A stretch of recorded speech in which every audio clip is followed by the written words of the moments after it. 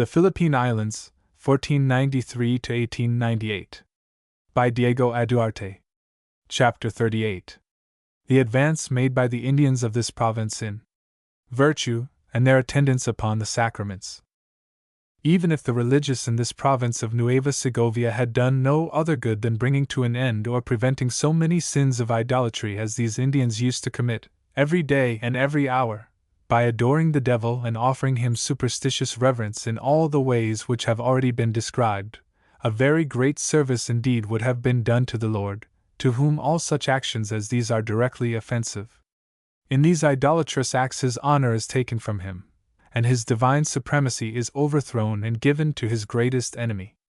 To prevent one of these offenses to God would be of much more merit than to prevent any homicide whatsoever, for that is a direct offense only against a man, while idolatry is directly against God, and takes from him his divine honor, which is much more valuable than the life of a man. If this be true, how high is the merit of having prevented the innumerable acts of idolatry which used to be committed daily by those Indians, and having brought to an end the multitude of sins which followed upon this one, constant wars, murders, robberies, drunkennesses which surpassed one another, lewd actions, and all the other vices which were committed, without the rulers of those people concerning themselves the least in them or punishing them, except when they personally were wronged.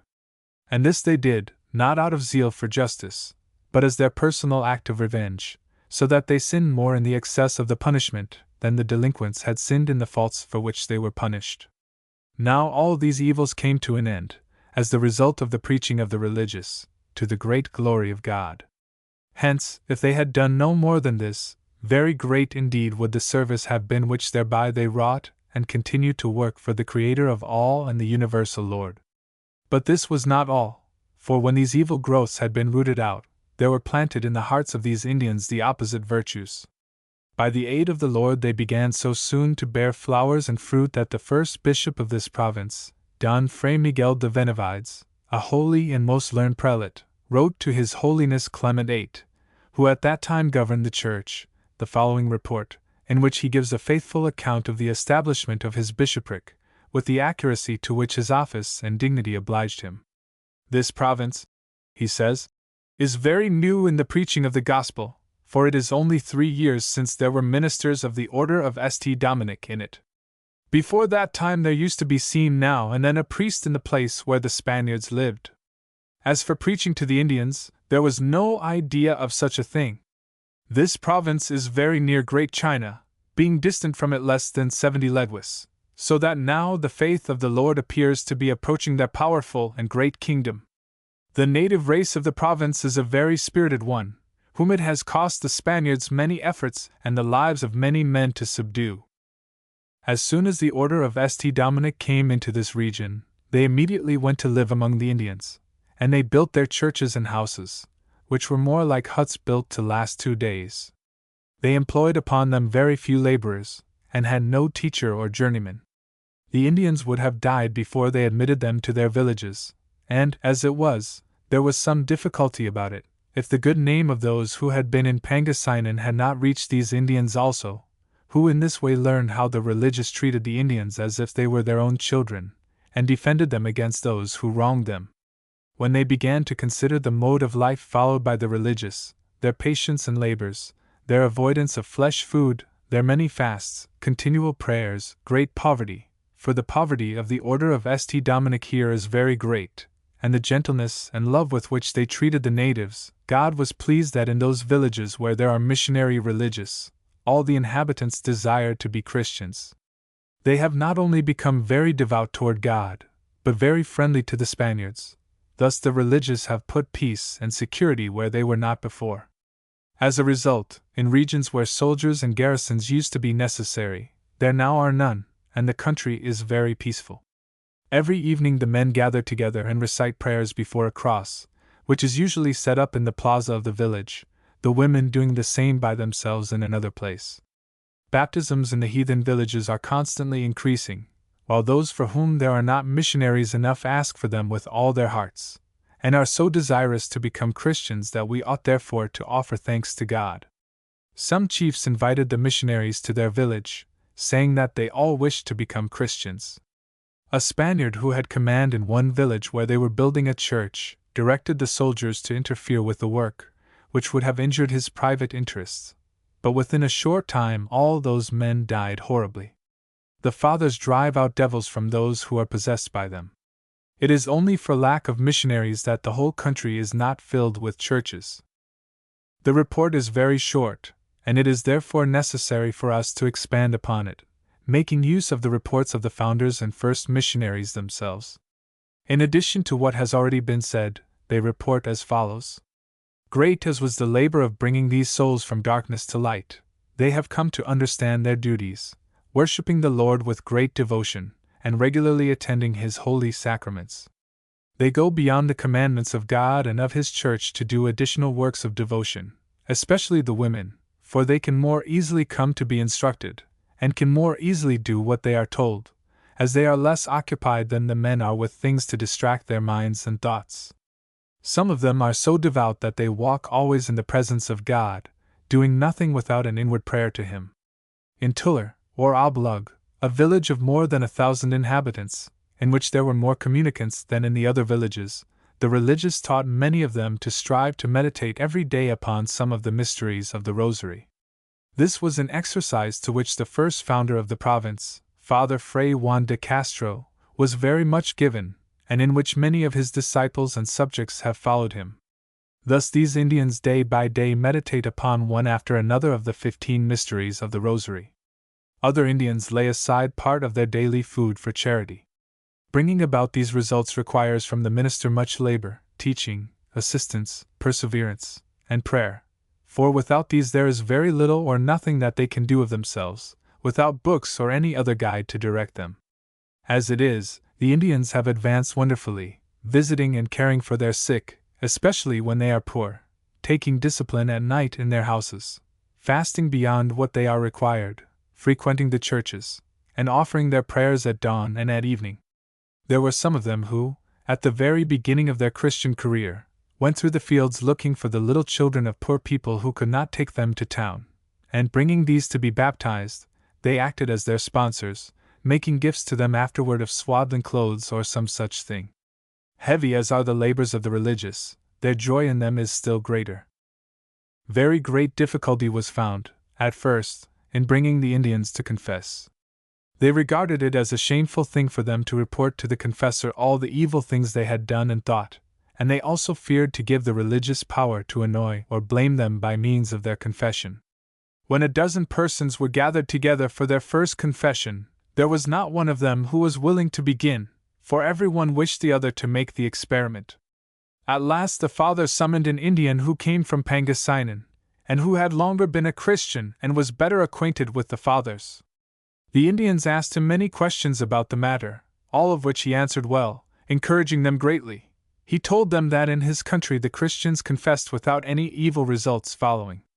At last one Indian woman, more courageous than the rest, ventured to go to make her confession where the father was patiently waiting in the church, commending the matter to God with all his heart, because it was very plain that the hesitation of the Indians was on account of the fear they felt. She confessed, went away very well satisfied, and returning to the rest, told them what had happened.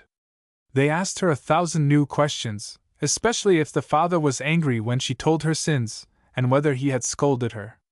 She answered no, and that, on the contrary, he had treated her very kindly and lovingly.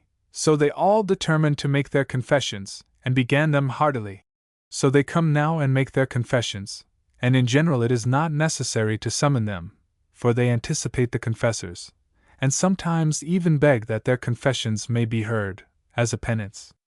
They showed the greatest faith and sincerity in their confessions, striving to be reconciled with all their enemies before making their confession.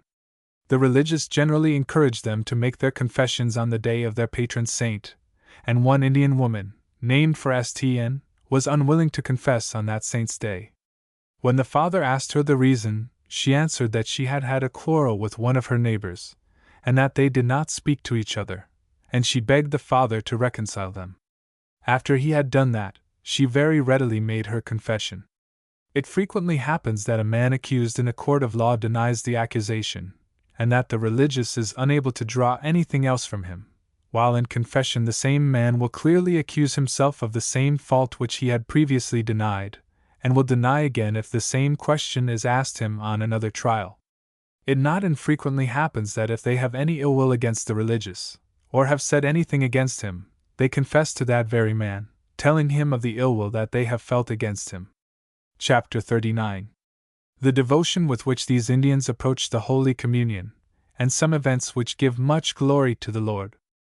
Since the most holy sacrament of the Eucharist is so high and difficult a thing to teach a people whose heathen state makes them opposed to ideas so lofty, the religious in this region spend a great deal of effort upon teaching the Indians this supreme mystery.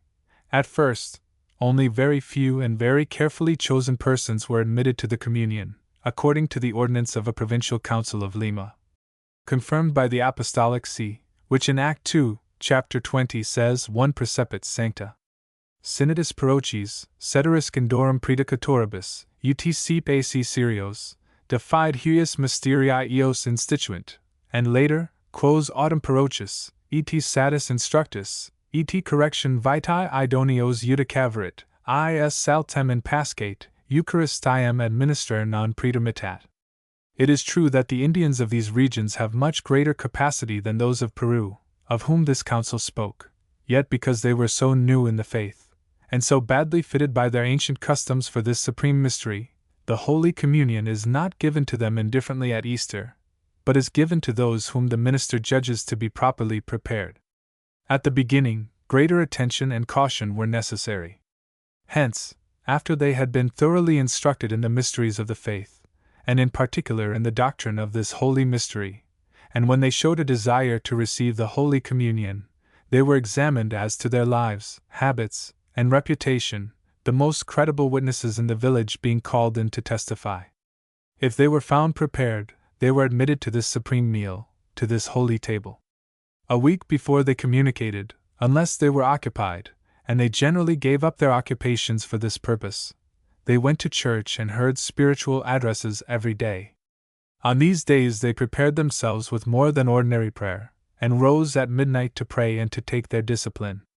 If they were married, they separated their beds at least on the eve and the day of the communion. Many of the men went to the convent, and followed the hours with the religious. On the day of receiving communion, they followed the same customs as did the members of our order, dedicating the whole day to God, and keeping in it the silence which we observe in our convents on the day when those religious who are not priests communicate. They were taught to say something after Mass in order to give thanks to the Lord, for since they cannot read, and have no books, the ministers have to teach them everything of this kind, especially at the beginning, for afterward there are many of them who teach the others. At the same time, they receive what the minister tells them with greater respect. Many extraordinary examples of piety have been exhibited by the communicants. In the village of Pata there was an Indian chief, a man of great valor, named Don Francisco Aringan, of whom mention has several times been made. He, being governor there, had as a guest in his house a Spaniard who was traveling that way. He treated him kindly and entertained him as well as he could. The guest, not being content with this, asked him to find an Indian woman, that he might sleep with her, and gave him some trinkets with which to gratify her. But the Indian refused to accept them and to do what the Spaniard asked him, saying that this was wicked and that no one ought to do such a thing, least of all a communicant. This was a reply with which the old Christian ought to have been put to confusion, and which should have made him correct his desires. But it was not so. On the contrary, he grew angry at the answer, and threatened to cane the Indian unless he did what he was told. The Indian turned his back and bending his head said, "Give me as much of a caning as you please, for I am not going to do what you ask." The Spaniard was so intemperate and discourteous that he vented his anger upon him and caned him, the Indian suffering with great patience, as if he had received from God not only faith in him, but the power of suffering because he refused to offend him. This is a grace which the Apostle praises, urging the Philippians to esteem it highly, and now it was found in a Philippine Indian. The Indian who suffered this was a man who could have employed lawyers against him who wronged him, though he was alone, and if he had shouted to his followers, they would have cut the Spaniard to pieces. But, as he was a communicant, he would neither be an accomplice in the sin of the Spaniard, nor would he avenge himself, nor would he even make use of a just defense, as was taught in the counsel of Paul quoted above, non vos defendentes carissimi, i.e., not defending yourselves, beloved. On another occasion, when a great insult was offered to this same Indian, a religious comforted him and encouraged him to patience. The Indian answered, "O Father, how good it would be if we all served God with truth! If it were so, that wrong which has been done to me would not have been done. If this thing had happened in the days of our heathendom, it would have sufficed to cause me and my followers to make war to the death against this town. But now that we are Christians, patience." He said nothing more and uttered not a word of indignation, but passed over his sufferings and endured the insult, although he felt it keenly and was ashamed, though in a very Christian manner. Thus he gave proof that his virtue was enduring, because such a blow could not overthrow it. There was one poor Indian slave woman whom a Spaniard, who had communicated a few days before in that village, tried to violate. She resisted him with spirit, and, as if horrified at the lack of respect which by his actions he showed to the Lord, whom he had received, she said to him, "How is it that, being a communicant, you dare to commit such a sin?" In this way may be seen how some of the new Christians surpass others who are old in the faith, going beyond them in virtue, devotion, and the fear of God. In the village of Massey, which is near to that of which we have been speaking, there was an Indian, a communicant, the fiscal of the church, who was of blameless life. His name was Sebastian Caillau. His sown rice had not sprouted on account of the drought, but, in response to his prayers, God sent rain so that his crop was saved. In Piloton there was an Indian woman, named Isabel Pato, a faithful Christian. When she was about to receive the viaticum, the priest found that the Lord had anticipated him. Other marvels and instances of virtue have been exhibited among these Indians. Some Indian women accused themselves of having eaten bios on fast days, but not on Fridays.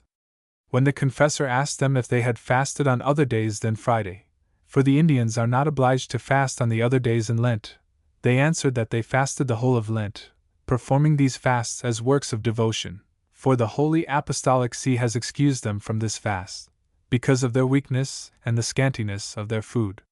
When the religious thought that this was excessive, and told them that they could not do so much, they answered that by the favor of God they could do so, as they had already fasted during the whole of Lent on previous occasions. The bio is an aromatic leaf, shaped like an ivy leaf, which the Indians are accustomed to chew with a sort of wild acorn and a little bit of lime. Even some of the Spaniards in this country very commonly use it, though they do not swallow it, so that only the juice reaches the stomach. It invigorates the stomach, and preserves the teeth. To carry some bios in their mouths, if there were not many of them, would not break their fast. But in spite of all this, these Indian women made a scruple of taking it in their fasts, out of pure devotion and in an entirely voluntary way.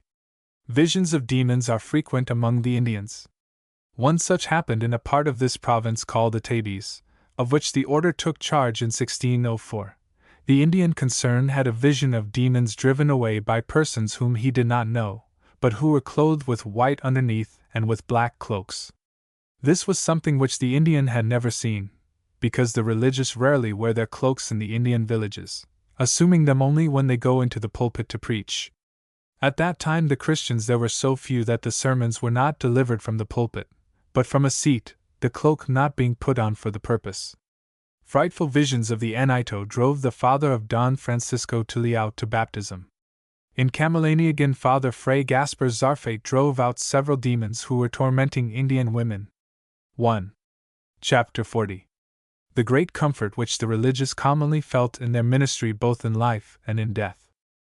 In spite of the sufferings of the religious in this region, the heat, the strangeness, the homesickness, the poverty of their life, they had great joy in their work. The Anitaras, or priestesses of the devil, who became Christians, often told them that as soon as they came to heathen villages the devil left the houses in which he was worshipped, which were wretched little hovels. They dreamed that they saw their Anitos in the form of carabaos, or buffaloes, and of black men, and that they likewise suffered greatly at such times, because the devil was so much their owner that he used to enter them visibly, one of them, who was the mistress of the others, saying that he entered her in the form of a shadow, and in that way gave his oracles. The Aniras were, as the Indians said, beside themselves and out of their minds at such times. Many miracles were wrought by the fathers, and they had great joy in the marvels which the Lord showed them in permitting them to save by holy baptism children and others who were at the point of death, from eternal damnation. The Bishop of Nueva Segovia, Don Fray Diego de Soria, writing to his great friend, Father Fray Bernardo de Sancta Catalina, or Navarro, on March 24, 1608, said that when they had come from the province of Ilocos, they had been detained in a port for 2 weeks by as heavy a storm as if they had been in Segovia itself, and that they had suffered much on the road. But that now they felt consoled by what they had found in the province, which was a perfect picture of Pangasinan. He reported that in the mountains of Fodol and Alamonag they had confirmed more than 600 Indians, and that even the little boys and girls knew the definition of the sacrament of confirmation. He reports that the religious of the province are very harmonious, especially those who came from the College of Alcala, to which they purpose sending a golden cup worth 1,000 pesos, hoping that the college may pay for it with missionaries, which will not be simony. He goes on to say that he had been 3 days in the village, and that they had already confirmed 8 or 9,000 Indians. The cup of gold was sent, but never reached its destination. His remarks with reference to the College of Alcala are due to the fact that several of the religious who came over on various expeditions had been supplied by that college. Among them were some of the most devoted of the missionaries, for instance, the bishop himself, Father Fray Bernardo de Sancta Catalina, and Father Fray Juan Cobo. The report of this father may well be followed by that of Father Fray Francisco de San Joseph, or Blancas, too, who wrote from this province of Nueva Segovia to the Father Provincial, Father Fray Miguel de San Jacinto. His letter is given in full by Duarte. The substance of it is as follows.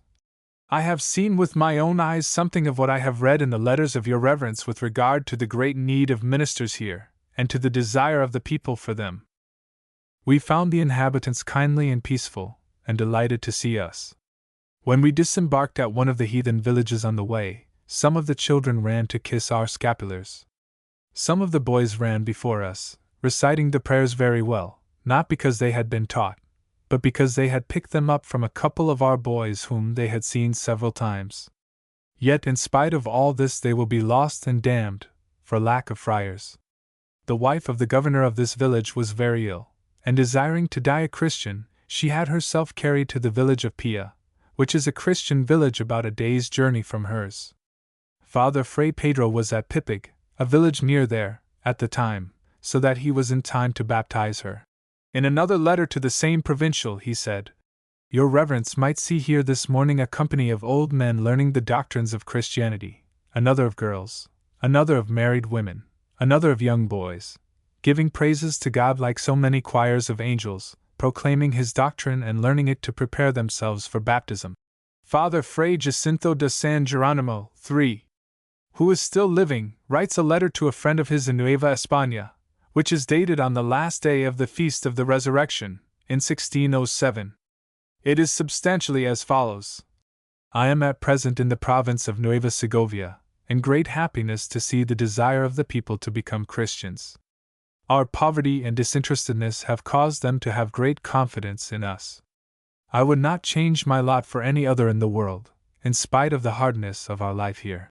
The same father wrote another letter to a friend in Manila, to the following effect. There are more than 4,000 souls in this village, not the 1/8 part of whom are Christians, though all desire to become so. On Holy Saturday 3 of us baptized 600 persons. The date of this letter was April 2, 1607. Although this father had been but a short time in the province, he had already learned enough of the language for such great results, and could rejoice in the fruit of his labors. From all this it is plain that the missionaries in this region who are busied with the ministry of souls have no need of España nor of anything Spanish for their comfort, except companions to help them in the work.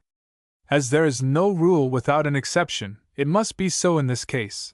But if any missionary is unhappy here, it is generally because he has failed in his obligations and become lukewarm in his devotions.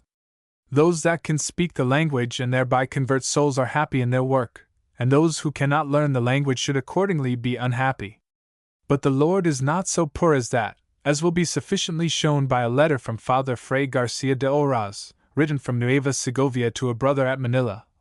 Though I have been told that I would be very unhappy and discouraged by the difficulty of learning the language, and though I find that it is very difficult to me because of my age and lack of memory, I am not disconsolate, because merely to be in company with a father who is a master of the language, and to act as his confessor, will greatly serve our Lord. This region is a pleasant one, and my health is good in it during the winter, which lasts from the beginning of October to March. It resembles the climate of Valencia during the same period, having cool and fresh nights. A great part of the country is very open, and the mountains are not high or rugged. Some of the convents are on the shore of the sea, others, on the bank of a copious river, which is navigated by canoes for a distance of 60 leguas up the river. No one has reached the head of it, or knows where the spring is. The happiness of the missionaries in their work will be plain from what has been said. As a result of having lived devoted lives, they died happy deaths, rejoicing in their firm hope that they were going to enjoy the Lord whom they had served, and for whom they had abandoned their parents, kinsmen, native lands, and the ease which they might have enjoyed in España. 3. Chapter 41.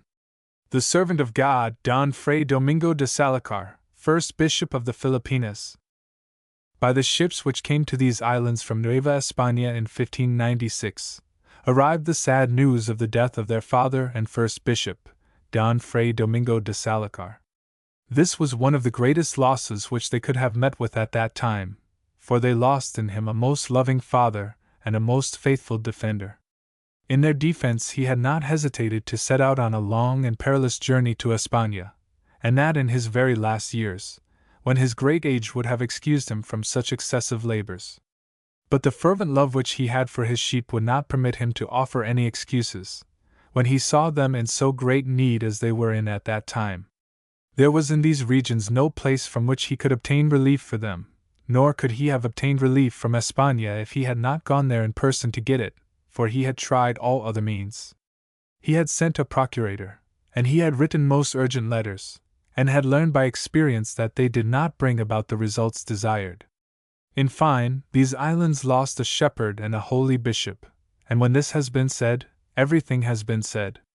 The order of St. Dominic, which had been so recently established in these islands, suffered the greatest loss in this general affliction, for it had in him a father and a brother who loved it most affectionately, and a continual benefactor, who, though he was poor in the extreme, seemed rich and generous in the benefits which he conferred upon the order.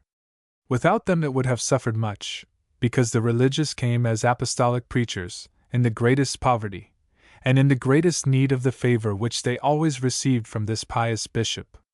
Don Fray Domingo de Salazar was born in La Rioja in Castilla, and had assumed the habit in the distinguished convent of San Esteban at Salamanca, where he was contemporary with some who afterward became famous professors of theology in this illustrious university, the Father Masters Fray Domingo Baines and Fray Bartolome de Medina. Fray Domingo de Salazar was not inferior to them in scholarship, but his heart was set more on sanctity than on learning, and hence he desired to go to the province of Santiago de Mexico, which seemed to have renewed the primitive austerity of the time of our Father St. Dominic. When he reached Mexico, though he wished to labor among the Indians, the orders of his superior kept him from doing so, and he became a teacher, and finally a master of theology, the highest degree of this kind which can be reached in the order. His virtue was such that during all the time while he was in Nueva España, namely, 40 years, he never broke any of our sacred constitutions in any point. As one of the popes has said, a religious who thus follows the constitutions of our order has done enough to be canonized. When the directions of his superiors at last permitted him to give the reins to his desire, he devoted himself to missionary work among the Indian tribes in the province of Vaxac. He suffered deeply from every wrong that the Spaniards did to the Indians, and his suffering was doubled because he could not remedy their wrongs. However, he did what he could for those that were under his charge by comforting them and encouraging them to patience, and it is no small consolation for the unfortunate to see that there is someone who pities them and sympathizes with their suffering. So desirous was Father Fray Domingo of laboring for the Lord that he joined the expedition to Florida, for accompanying the holy Fray Domingo de la Annunciación in the hardships which he endured, which he felt the more because he could not make the conversions which he hoped for among those Indians. Before beginning his journey, he asked the Superior to bless all the waters of the streams and rivers from which he should have to drink, that he might not break the constitution which directs us not to drink without permission and a blessing. The want of food from which they suffered was such that they were obliged to boil the leather straps of their helmets, and of the other parts of their armor that they might have something to keep them alive, or to delay death a little. When they had exhausted this supply they ate roots and the bark of wild trees. On this journey Our Lady of the Rosary showed her favor to Father Fray Domingo by assisting him in a remarkable way on several occasions.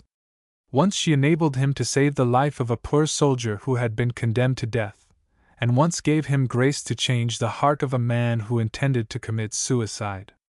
Although he desired to give himself to work among the Indians, he was obliged by the orders of his superiors and by his vow of obedience to assume several honorable posts in the province of Mexico, becoming prior and vicar provincial, and finally the chief consultor of the Holy Office. But he gave up these positions as soon as he could to devote himself to the work which he preferred among the natives. He spent 38 years in laboring for those poor people, teaching them, and protecting them against wrong. He was at one time sent to España by his superiors on matters of important business connected with the missions to the Indians. Here he met many difficulties, as vested interests and great wealth were arrayed against him, and on one occasion the nuncio of His Holiness, to whom he had complained, commanded him not to visit the palace. But though he did not attain the end for which he set out, he made a great impression upon His Majesty, who appointed him first Bishop of the Philippines. His Majesty felt a particular affection for these islands, because their conversion had begun in his time and as a result of his initiative. As they had received their name from his, he desired also to give them a bishop with his own hand. He chose a man whose learning, virtue, and deep zeal for the good and the protection of the Indians qualified him to be the father and first shepherd of regions so new and so remote from the presence of their king. In such regions it is very easy for the wrongs which the powerful do to the weak to be more and greater than in others. Hence they needed a valiant defender, and a strong pastor and master to contend with the great difficulties which are always met with in new conquests. At first Father Fray Domingo did not venture to accept the bishopric, and consulted learned and able religious. They all advised him to accept it, as being a very heavy charge, but one in which he could do great service to God and be of great advantage to the Indians. They suggested that, if he were the Bishop of the Indians, he could help them better in the great sufferings which it might be expected that they would have to endure, as all newly conquered people have endured them. These sufferings he saw and deplored when he went to his bishopric, and he strove to remedy them as completely as he could. He accepted the dignity for the labor and the banishment which it offered him, knowing well that there was no honor and profit to be expected from it. At this time he strove to bring with him religious of his own order, feeling that they would be more closely allied to him and under greater obligations to him, and that thus they would help him to carry his burden. His Majesty granted them to him, and they reached Mexico. But here there were so many who died or fell that he had left but one companion, Father Fray Cristobal de Salvatierra, who was a wonderfully helpful associate, and aided him greatly in the government of his bishopric, as well as in everything else which had to be done, and these additional duties were neither few nor pleasant. He went to the city of Manila and built in it his cathedral church, assigning prebends and arranging everything necessary for the service of the cathedral, although poorly, because he had no ecclesiastical income, and because the royal income in these islands was very small. He found his bishopric like sheep without a shepherd, and strove to gather them together and bring them to order. But, as they had learned to live without control, they took his efforts very ill. Some of them broke bounds entirely, one of them going so far that he dared to tell the bishop to his face that he would better moderate his enthusiasm, for that if he did not, the speaker could hit a mitre at 50 paces with his arquebus. But the good bishop in these and similar cases followed the commands of St. Paul to his disciple St. Timothy, argue, obsecra, increpa, in omni patientia et doctrina. 6. The good prelate put his shoulder and his breast to the wheel against all these difficulties, and with all his heart strove to reform the morals of the colony. By his example he animated the preachers and confessors to tell the truth with greater clearness and courage than before, and, that this might be the better and more effectively done, he called a conference, or quasi-synod, composed of the superiors from all the religious orders and of the learned men who were in the land, both theologians and jurists. This conference sat for a long time. In it there were also 6 captains who had had experience in that country, and in the conquests which had been made there. These officers were added to the conference that they might give information with regard to many matters of fact upon which the determination of justice and conscience in the case depended, and that the truth and righteousness of the proceedings of the conference might be more apparent. It was hoped that in this way the decisions of the conference would be better received. In this assembly the holy bishop showed his great capacity, his great knowledge and the clearness of his mind, and skillfully directed and disposed of a great variety of matters which were there very effectively decided. Many questions were there propounded and settled, and from the decrees of the conference there resulted a sort of general list or set of rules by which the confessors were to govern themselves in assigning penance to all sorts of people in that country. These rules affected the governor, the auditors, the royal officials, the alcaldes, the corregidors, those who had taken part in the conquest, the encomenderos, the collectors of tributes, and people of all ranks, in a word, all the inhabitants of the country. It had validity for what had been done as well as for what was to come. This was a very helpful matter, because it dealt with affairs which offered no precedents, did not regularly happen, and could not be understood by everyone because of their great difficulty. On this account those who understood them best, and desired to deal with them as truth and reason required, were not respected by those who were most concerned. The latter, in order that they might avoid their obligations, ordinarily tried to find confessors who would show leniency, to their own harm and to that of their penitents. But as soon as these decrees appeared, having been voted by so many learned and holy men, they were such that neither confessors nor penitents dared oppose them. This conference was accordingly a very important one, and in a few days it was possible to see the new light which had come to these islands and to perceive how thoughtful and careful, and how full of knowledge, was the new shepherd and spouse of this church. The holy bishop afforded much edification with his teaching, his addresses, and his sermons, for he was a learned theologian and an excellent preacher, but he did very much more by the example of his admirable life. The sermons which he preached in this way had great power over the souls of those who looked upon this noble example, and even hardened hearts could not resist them. He did not alter his habit, his bed, or his diet. His habit was of serge, as was customary in Nueva España. He wore a woolen shirt, and slept upon a bed which was even poorer than that of the poorest religious. His food was eggs and fish. His dwelling had no paintings or adornments in it. He rose at midnight to recite matins, and after this he offered his mental prayer. That he might not trouble anyone to give him a light, he always kept a tinder and flint, and struck and kindled his own light without having any servant to attend upon him, when he went to bed or when he rose. He was especially devoted to Our Lady of the Rosary, whose grace and favor he had many times experienced, and he desired to see this same devotion well established in all. When he spoke upon this matter, he seemed to surpass himself, and some believe that Our Lady spoke in him, because of the grandeur of the heavenly ideas which he uttered on this subject. When our religious reached this country, he entertained them in his dwelling, as has been said, and he kept and cherished them there for many days, gave them extraordinary alms, and bought a site for their convent. He helped very much in the building of the convent, without ever feeling poor for this or for similar objects, though he was really in extreme poverty on account of the smallness of the salary which he received, without having any other source of income. Although the salary was small, it never failed him when the poor required it, to whom belonged everything that he acquired. Thus he was always consuming his income, without ever lacking something to give. 4. 5. 6. Chapter 42. A more detailed account of the virtues of the servant of God, Don Fray Domingo de Salacar.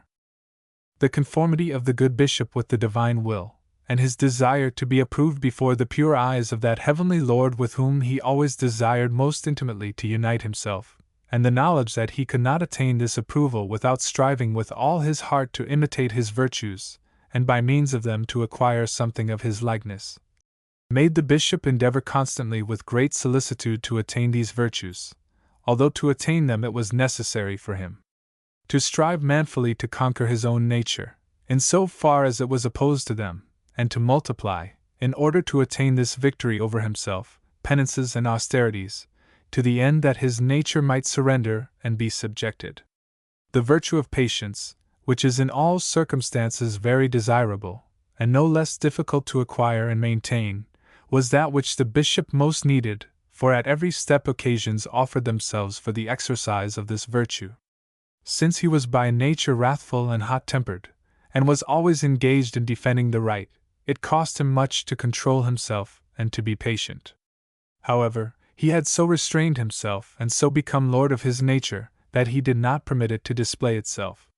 This was not only in cases where he had time for consideration and for preparation, but in those sudden and unexpected accidents in which those who are wronged are accustomed to lose control of themselves, if the virtue of patience is not well rooted within their souls or has not reached perfection. He was often obliged to hear many insulting words from soldiers who were angry because he had interfered with their excesses, but he kept silent, and walked on as if he had not heard them, attending to his business without taking any account of things which did not belong to it. Since the Indians suffered from the abuses which were inflicted upon them, he went in one day to speak on their behalf to the governor who was then in office. He was not permitted to proceed with his business without hearing many insulting words from the governor, who even put his hands upon his breast and gave him a push. The bishop did not change countenance, and following the counsel of St. Paul, who bids us give place to wrath, he left the hall that he might not more inflame the wrath of this man. After a while, when he thought it was time, he went in again, and with great serenity of countenance, and with gentleness of heart and words, he said to him, "Bend your knees, because my heart does not permit me to leave you under so heavy a condemnation." And he added, "By virtue of a brief of the Supreme Pontiff which I have for this purpose, I absolve you from the most dreadful excommunication which you have incurred." When he had done this, he went out again, and even commanded the cleric, who accompanied him, not to reveal to anyone what had happened, under penalty of excommunication. On another occasion, another ecclesiastic whom he rebuked said to him, very angrily, "How badly you treat me, though you know that I am better than you are." The bishop answered, with great calmness, that he was delighted to have in his bishopric so honorable a person. With this gentleness he suffered the blows of those who exercised his patience, leaving his cause to God, as God commands us.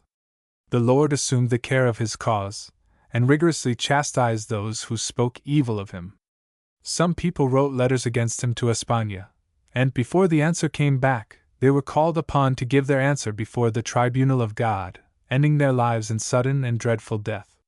He took great pains to preserve his chastity and the purity with which he was born, esteeming it highly like a precious jewel, and performing many penances to defend it from the assaults of the enemies who hated its beauty and ever strove to destroy it. 2 priests have borne witness that he was a virgin: Father Fray Diego de Soria, late Bishop of Nueva Segovia, to whom he made a general confession in his old age, at the time when he was about to embark on the last voyage which he made to España. The other priest was a clergyman to whom he had confessed more than 200 times, and who was well acquainted with the state of his conscience. This priest confirmed his testimony with an oath. In spite of this, the world is such that the chaste bishop found it necessary to defend himself against accusations in regard to this matter, and to bear testimony to the purity of his own conscience. At a public celebration of the holy sacrifice of the Mass, with the divine sacrament in his hands, he affirmed, because necessity required it, that he hoped this celestial food might be his eternal damnation if he was conscious of any fault of such a kind. If those who spoke against him in this matter had been only laymen, angry because they had been corrected and forcibly drawn from such vices, and mad with passion, for such persons will not forgive those who are most holy, if this accusation had proceeded from such as these, it would have been matter for sorrow, but would not have been intolerable. But there were even some ecclesiastics who saw that the bishop took great pains to seclude abandoned women, and who ventured to make themselves defenders of these persons of disorderly life. They declared that a man who gathered in so many of these women of evil life, some of them handsome, shut them up, and heard them at their trials, would be sure to put out his hand and select those who pleased him. This reached the ears of the bishop, and the vengeance which he took was to commend them to the Lord in prayer with all his heart, pitying them as being persons who were really worthy of compassion, since, without comparison, the harm that one who speaks evil does to himself is greater than the harm done to him who is wronged. The Lord heard these pious prayers, and touched their hearts. They acknowledged the evil that they had spoken, and very repentantly came to beg his pardon, at the episcopal residence, in the presence of those who lived there. The bishop received them with open arms and with abundance of tears, and had them that day as companions at his table. The vengeance which the saints desire to take upon their enemies is, to have them repent for their faults when they become conscious of their errors. He was very compassionate, and felt the utmost pity for the sufferings of his neighbor. Of this a marked example was given on the voyage from Nueva España to Manila. There were in the same ship more than 20 Augustinian religious, and while they were at sea, their water gave out. This is one of the greatest hardships which may be suffered on a voyage. The bishop took pity upon them, and although he had not enough to supply the necessity of so many, he preferred suffering with the others to seeing them suffer while he was comfortable.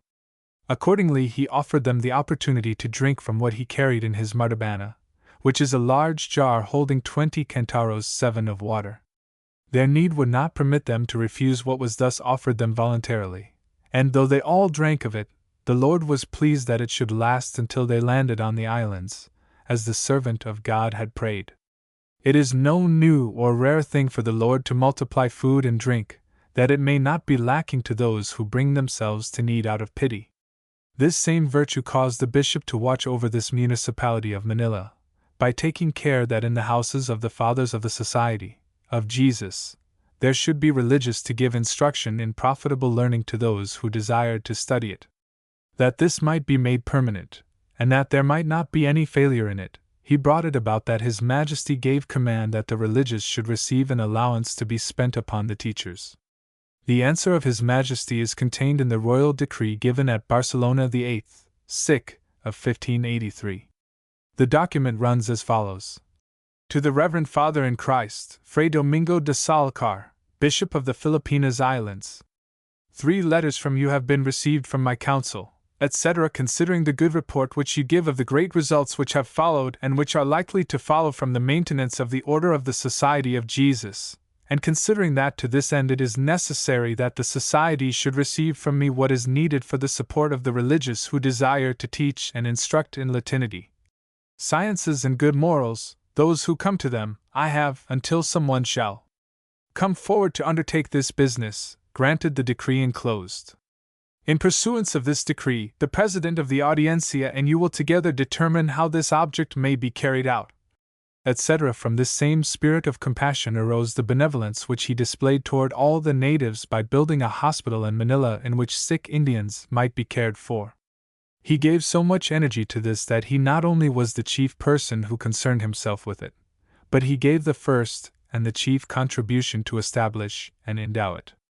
At the very beginning of the hospital he did something worthy of his virtue and prudence. The sick in this hospital were cared for by religious of the order of the Seraphic Father St. Francis, and particularly by a brother named Fray Juan Clemente. The infirmity for which they were ordinarily treated was buboes, which are very frequent on these poor Indians because they ordinarily have to walk in the water in their grain fields. 8. The brother had much to suffer with the Indian men, and still more with the Indian women, the care of whom was in general not very consonant with decency. On this account, the religious determined to give up this duty, and actually asked the bishop for permission to leave the hospital. The bishop, who was well acquainted with the conscience of Fray Juan, and who saw the reason for his unhappiness, encouraged and consoled him, and exhorted him not to give up, on account of these temptations, the good work and the service which he had begun there. He gave the brother holy and devout reasons for this, and finally said, My son Fray Juan, fast for 3 days in the week, give yourself a discipline, and keep your hour of prayer. As for the rest, I will charge myself with it, and will take the responsibility upon myself." The result was marvelous, for, because of the good advice which had been given him and the prayer which the bishop made for him, Fray Juan found himself so much consoled and changed that he no longer felt the least difficulty or disquiet in the world, and, as if he had cast all these difficulties upon another person, he no longer perceived them in himself. Yet before this he had found himself so much oppressed by them that, in order not to fall, he had desired to flee. In a case of this kind, to take flight is to conquer, but not so nobly as when the Lord puts forth his hand that his servants may handle such serpents as these without being harmed by them, which happened in this case as the result of the prayer of his servant the bishop. 7. 8. The many virtues which this servant of God possessed were higher in degree as a result of the fire of charity which dwelt in his breast, which, as a queen of all the rest, held the highest place in his soul and governed all. He could not eat or drink in comfort without dividing with the poor, and therefore every day he set aside a part of his food, and placing it on the corner of the table, said, "You know for whom this is," namely, the poor, as his servants understood. This was given to them, and not only this, but other alms. That the matter might be the better attended to, they kept, by order of the bishop, a memorandum of the poor and needy of the city. He directed his servants that whenever the poor women who asked alms were Spaniards, they should indicate the fact by saying, "Here is a lady that asks alms." If they were Indians or mestizas, they should say, "Here is a woman." In this way, without seeing them, he would be able to tell their station, and to aid them conformably thereto. Still, when he was told about some such matter, he often went down with the servant, and if it was the first time that she came, he used to say to her, "Come, good friend, what is the matter now? Beware not to offend God, nor to be tricked by the devil into doing any base act for need or for selfish interest. Trust in God, who will aid you, and I for my part will assist with all my heart." In order that she might see that these were not merely good words, he used to give her some assistance, and to write her name with the rest, so that he might aid her with the care required by her need, and by that of her children, if she had any. Every week he visited the prisons and the hospitals, generally assigning Fridays for that purpose. He encouraged and consoled the prisoners and the sick with kindly words and with alms, according to the need of each one. The money which he could get together from restitutions and confirmations he kept with the greatest care, that not a real might be lost, and, as if he were the most miserly man in the world, he took care of it for the poor alone, without permitting the members of his household or anyone else to take anything from the confirmations, as is customary. He used to say that this belonged to the poor, and that it was not proper that one who was not poor should share with them. From some of these alms, and from what he could add from his own poor income, he bought some lots near the Franciscan convent, and some cattle, with which he established a stock farm, and gave it for the establishment of a hospital for the care of the natives. The hospital was built, and still exists, having been very greatly increased by the care of the Franciscan fathers, who attend to it with the greatest charity. To exalt the hospital still more, the bishop obtained for it a liberal concession of plenary indulgence for the Sunday of Lazarus, 9 as he did for the hospital of the Spaniards on Palm Sunday. So great was his charity and his desire to do good to the poor that once, when he was without money to give them, he sold his pectoral cross, which was worth 1,800 pesos, and gave it to them in alms. In the same way went his table silver, and his silver pontifical ornaments were almost always in pawn. His steward used to try to excuse himself when he was told to give alms, saying that he had not the means. The bishop, calling him to one side, would say to him, "Tell me the truth, how much money have you?" He commonly said that there was not in the house more than 8 reals for the daily expense, and sometimes only 4. The bishop then made him give half of what he had, saying that it was sufficient good fortune to have some money in the house all the time, so long as the Lord would provide more, and the Lord to whom he gave took care that he should never lack, sending him what he needed for himself and for his poor from some source from which he had never expected it. When he got it, he would show it to the steward, or give it to him, and say, "Trust in God, Father, and know that even if you had given me all that you had, the Lord would have sent us more." It was a common saying among the people of his household that the father of the poor provided money miraculously, in order that the bishop might give them alms. A person of rank was once obliged by necessity to ask alms from him. The bishop was much grieved, as this person seemed to be an honorable one, and he directed the steward to give him all the money there was in the house. As he found no more than 8 reals, the bishop gave this to him, and asked the man to pardon him, saying that there was no more at that time, but that, as soon as he had any, he would be sure to come to his aid. The Lord did not delay assisting him who had not only given alms from his superfluity, but had given all that he had for the maintenance of himself and his household. For on that very night he touched the heart of a man who had laid upon him for 10 years the duty of the restitution of 400 pesos, and caused him, without waiting till morning, to embark at night and to come from Cavite to Manila, and in the morning he gave the money to the bishop without the bishop's ever having spoken to him. The bishop had desired that his penniless condition should be cared for wholly by the Lord, who was called upon to relieve the urgent need of him who was in such need as a result of aiding the poor. When the bishop saw himself suddenly enriched with 400 pesos, he gave thanks to the Lord, from whose hand he had received them rather than from the hand of him who had brought them hither.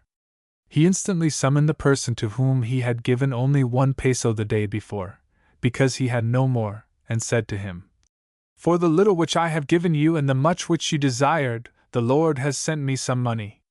Take these 50 pesos and give me that one which I gave you yesterday, for it is that which attracted all this.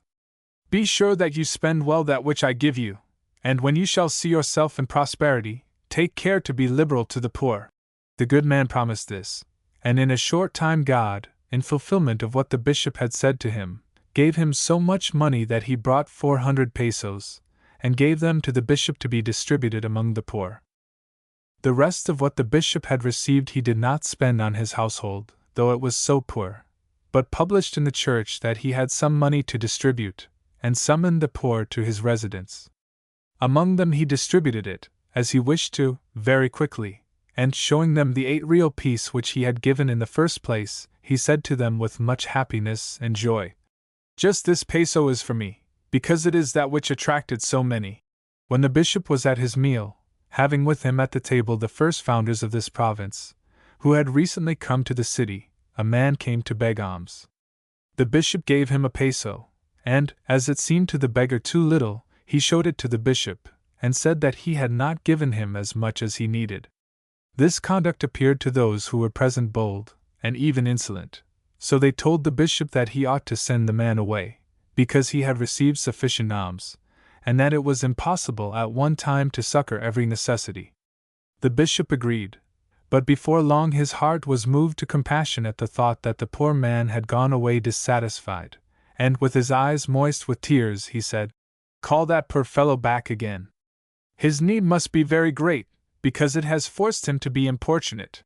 The beggar came back, and the bishop, augmenting the alms so that the beggar should be contented, was contented himself, and sent him away with his blessing. Once it happened that he went to bed with 15 pesos, which, though for persons of his dignity it was a mere nothing, for him who gave everything to the poor it was great riches, and in the morning before 9 o'clock he had not a penny, because the poor had taken it all. He used to say, "The riches of bishops are in caring for the poor, who are their proper purses, and so long as my money is not in them, they will suppose that I have appropriated it." This did not appear only in his words, but he was so certain of the truth of it that he carried it out in practice, and it often resulted that he did not have money for the ordinary expenses of his household. He was obliged to set sail from Manila to España on important business, and one of the chief supplies which he ordered to be laid in was a provision of chickens and of conserves, things which he never tasted, and which were so foreign to his way of living that he ate nothing but fish, as if he had been in the refectory of an extremely austere convent. They got together 300 chickens for him, but before he had left port 200 of them were gone, while with the conserves and other things that he took he was all the time feasting and making presents to the poor and needy, so that nobody could even induce him to taste a chicken.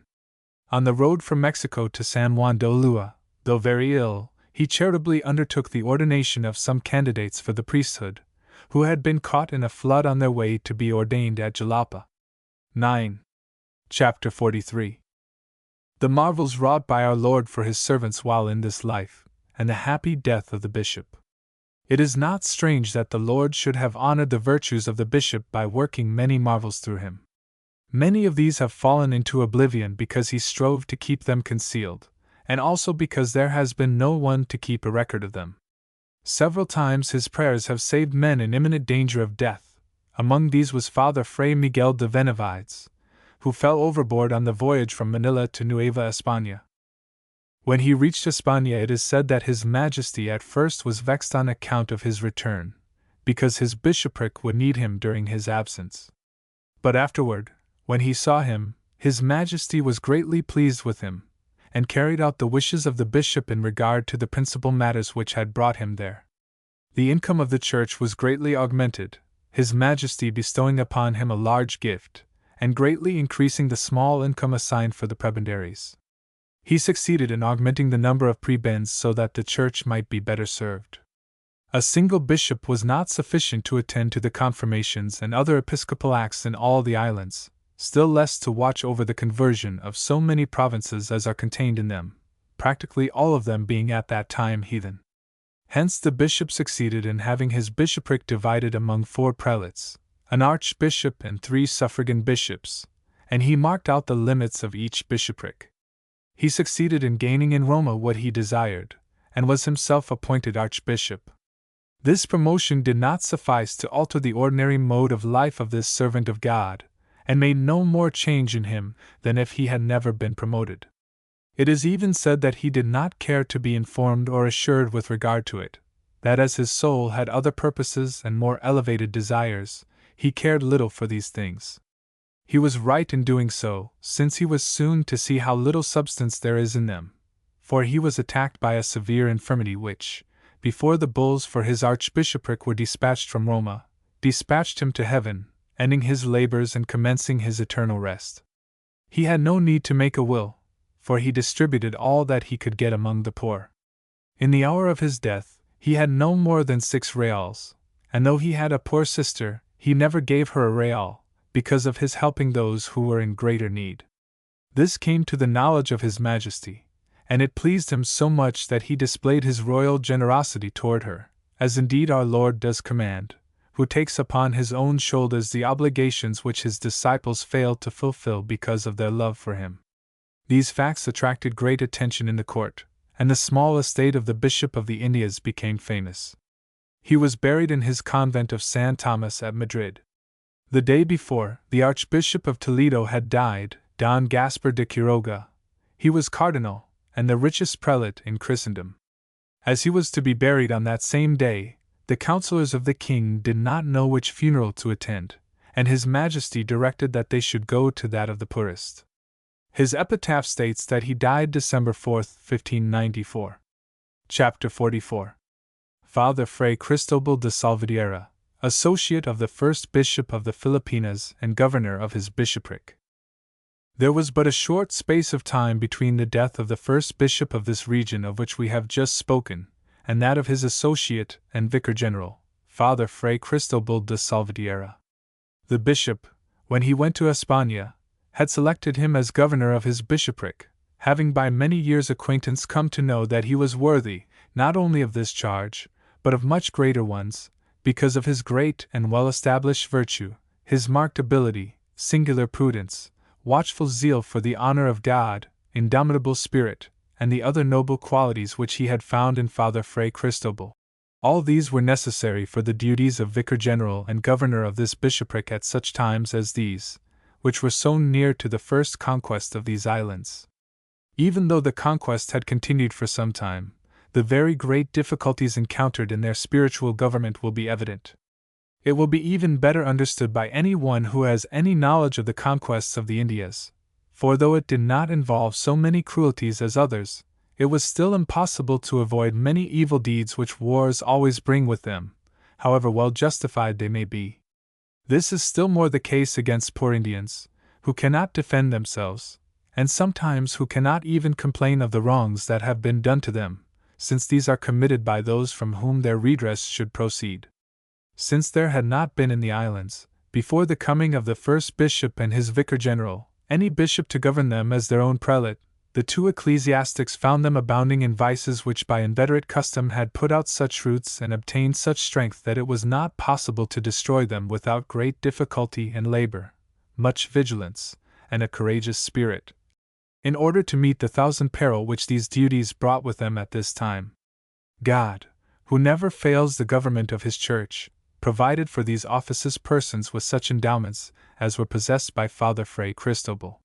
He was a son of the distinguished convent of San Esteban at Salamanca, and showed that he was so, not only by words, which often perish on the wind, but by works, and by noble works, which he had learned in that so prominent school of virtue and letters.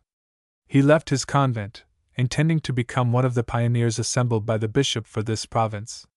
The number of these, as has been stated, was 30. When they reached Nueva España, many died and others fell sick. The rest of them, daunted by the voyage which they had already taken, and attracted by the agreeable climate of Mexico, remained there. The good bishop was unable to persuade any of them to come to these regions except Father Fray Cristobal, who, like an immovable column, was always firm in his opposition to these temptations, never abandoned the company of the bishop, and remained constantly at his side, not only in this tempest, in which all the others fell away, but in all the other and greater tempests which afterwards fell upon them. He was greatly aided in this by the conformity that there was in the natures of the two men. They were both grave and prudent, intrepid of soul in the performance of the right, and fearful of everything that not only might be evil, but might even seem so. Above all, they were of one mind in their efforts to attain virtue, devout, chaste, charitable, religious, zealous for the honor of God, in themselves and in others, and ready for this cause to undergo hardships or dangers of any kind. Hence, though the dangers through which they had gone had conquered all the others and discouraged them, Father Fray Cristobal was always firm and faithful to his promise, and he accomplished it by persevering with constancy in that which he had begun, even until death. This he did to his own great good and to that of his neighbors, serving the Lord not only as one good religious, but as if he had been many. He was like another Aod, i.e. Ehud, working with both hands, and having spirit, courage, and industry for every undertaking of importance that offered itself. He carried on together the offices of vicar general and of missionary to Bataan, at a day's journey from Manila, where he was obliged to reside.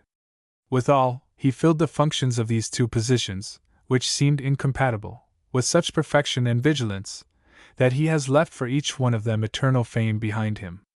As if this was but little in itself, whenever any military expedition was undertaken he accompanied the soldiers, in the capacity of chaplain, as if he had been the most unoccupied person in the province. He gave his greatest energies to the office of vicar general, which he filled with the greatest justice and watchfulness, and in which he offered a very edifying example. He was greatly loved by the good and feared by the bad, for his only purposes were to do good to all, to adjust their disputes, and to make friendships, or to unmake them when they were bad. He defended and protected the Indians, as being a race in the greatest need of defense and protection. When it was necessary, he chastised them, but like a loving father. Hence he was much loved by them, and was feared both by them and the Spaniards, even by the Spaniards in official positions, because, when there was a question as to making restitution for the honor of God, he pardoned no one. The zeal which he displayed in rooting out vices and scandalous sins was extraordinary. He never hesitated at any labor in this cause, however great it might be. He never feared any danger which appeared in the prosecution of his holy purpose, not even the danger of death. He was at one time threatened with death itself, for a desperate man entered his very room with the purpose of taking his life, at a time when he was careless and not expecting any such evil intention. But the Lord, to whom he left his defense, protected him, and the malevolent man was unable to carry out his purpose and to conquer the constancy of Fray Cristobal. The latter knew that whatsoever hardship or death befell him in this way would surely be for his own greater glory, and hence, certain that no evil could happen to him that was really an evil, he did his duty with courage in opposing all the wicked, fearing no one, but feared by all. This was the case not only when he was present in the city or village where people were living scandalously, but even when he was at a distance from them, because without any warning he would appear, like a ray of light, in any place where he was needed. He would be at night in the city, and in the morning 10 or 12 leguas away, following the track of those who were living in concubinage. When they seemed to themselves to be most safe, he caught them in flagranti delicto. He used to take out wicked women from any house, no matter how prominent it was, and no matter to what insults he might be exposed. Nothing of this kind daunted him, or held him back, or harmed him. Nay, it did him much good, for, armed with patience for any wrong to himself, he was able to overcome any opposition to his holy zeal, and came out always victorious, and with the upper hand. He knew the women of evil life so well that they were not able to escape him, or to conceal themselves from him. The punishment which he gave them was very appropriate, because he shut them up in a secure place and forced them to work to earn their living, and this, on account of their licentiousness and idleness, was the worst punishment that could be inflicted upon them, while for the holy purposes of Fray Cristobal, it was the most efficacious remedy which could be applied. By being shut up they were kept from the sins which were caused by their being at large, while by their bodily labor they paid for something of what they wasted in their idleness. Hence in the time of this father this wretched class of people fled to the mountains, without daring to appear in the city. The Spaniards feared and hesitated to do many things which after his days began to be very common. All of these actions of the father were accompanied by such prudence, purity of life and manners, and by such love and such good works for the people, that although at the time those who were blinded and carried away by their passions suffered greatly, and were very angry with the man who interfered with their vices, still afterwards, when their minds became calmed, they could not fail to recognize the goodness of Father Fray Cristobal. He even gained the hearts of these people, and forced them to love and esteem them. Wherever he went, he received information from the most honorable people of what needed a remedy, and being sure that they were persons who would not deceive him, he immediately applied the remedy, with the least possible cost to the delinquents. He knew them all very well, and knew how to treat them. Hence with some he used no more rigorous means than looking at them, and letting them know that he was acquainted with their faults, and this was enough to bring about their improvement, which was what he purposed and desired. But when more severe measures were requisite, he was not slow or hesitating in employing them. Accordingly, he was very useful to God in his office by attacking many sins and scandals, and by preventing others, which is an act of higher prudence. For the juridical acts which he performed as an ecclesiastical judge he accepted no fees, and he moderated as much as possible the fees of the officials of his jurisdiction. Since he understood the language of the Indians, he had no need of an interpreter, a matter of great importance, and the means of avoiding much injury, deceit, and expense in the suits of the Indians. Since their means are very small, it is very easy to distort justice by bribing them, unless the activity of the judges prevents this evil. Even when this does not happen, the expenses of suitors are always very large. The Vicar General was desirous of avoiding these expenses, and therefore employed no interpreter, as in everything he took care that all might plead and gain their rights at small expense.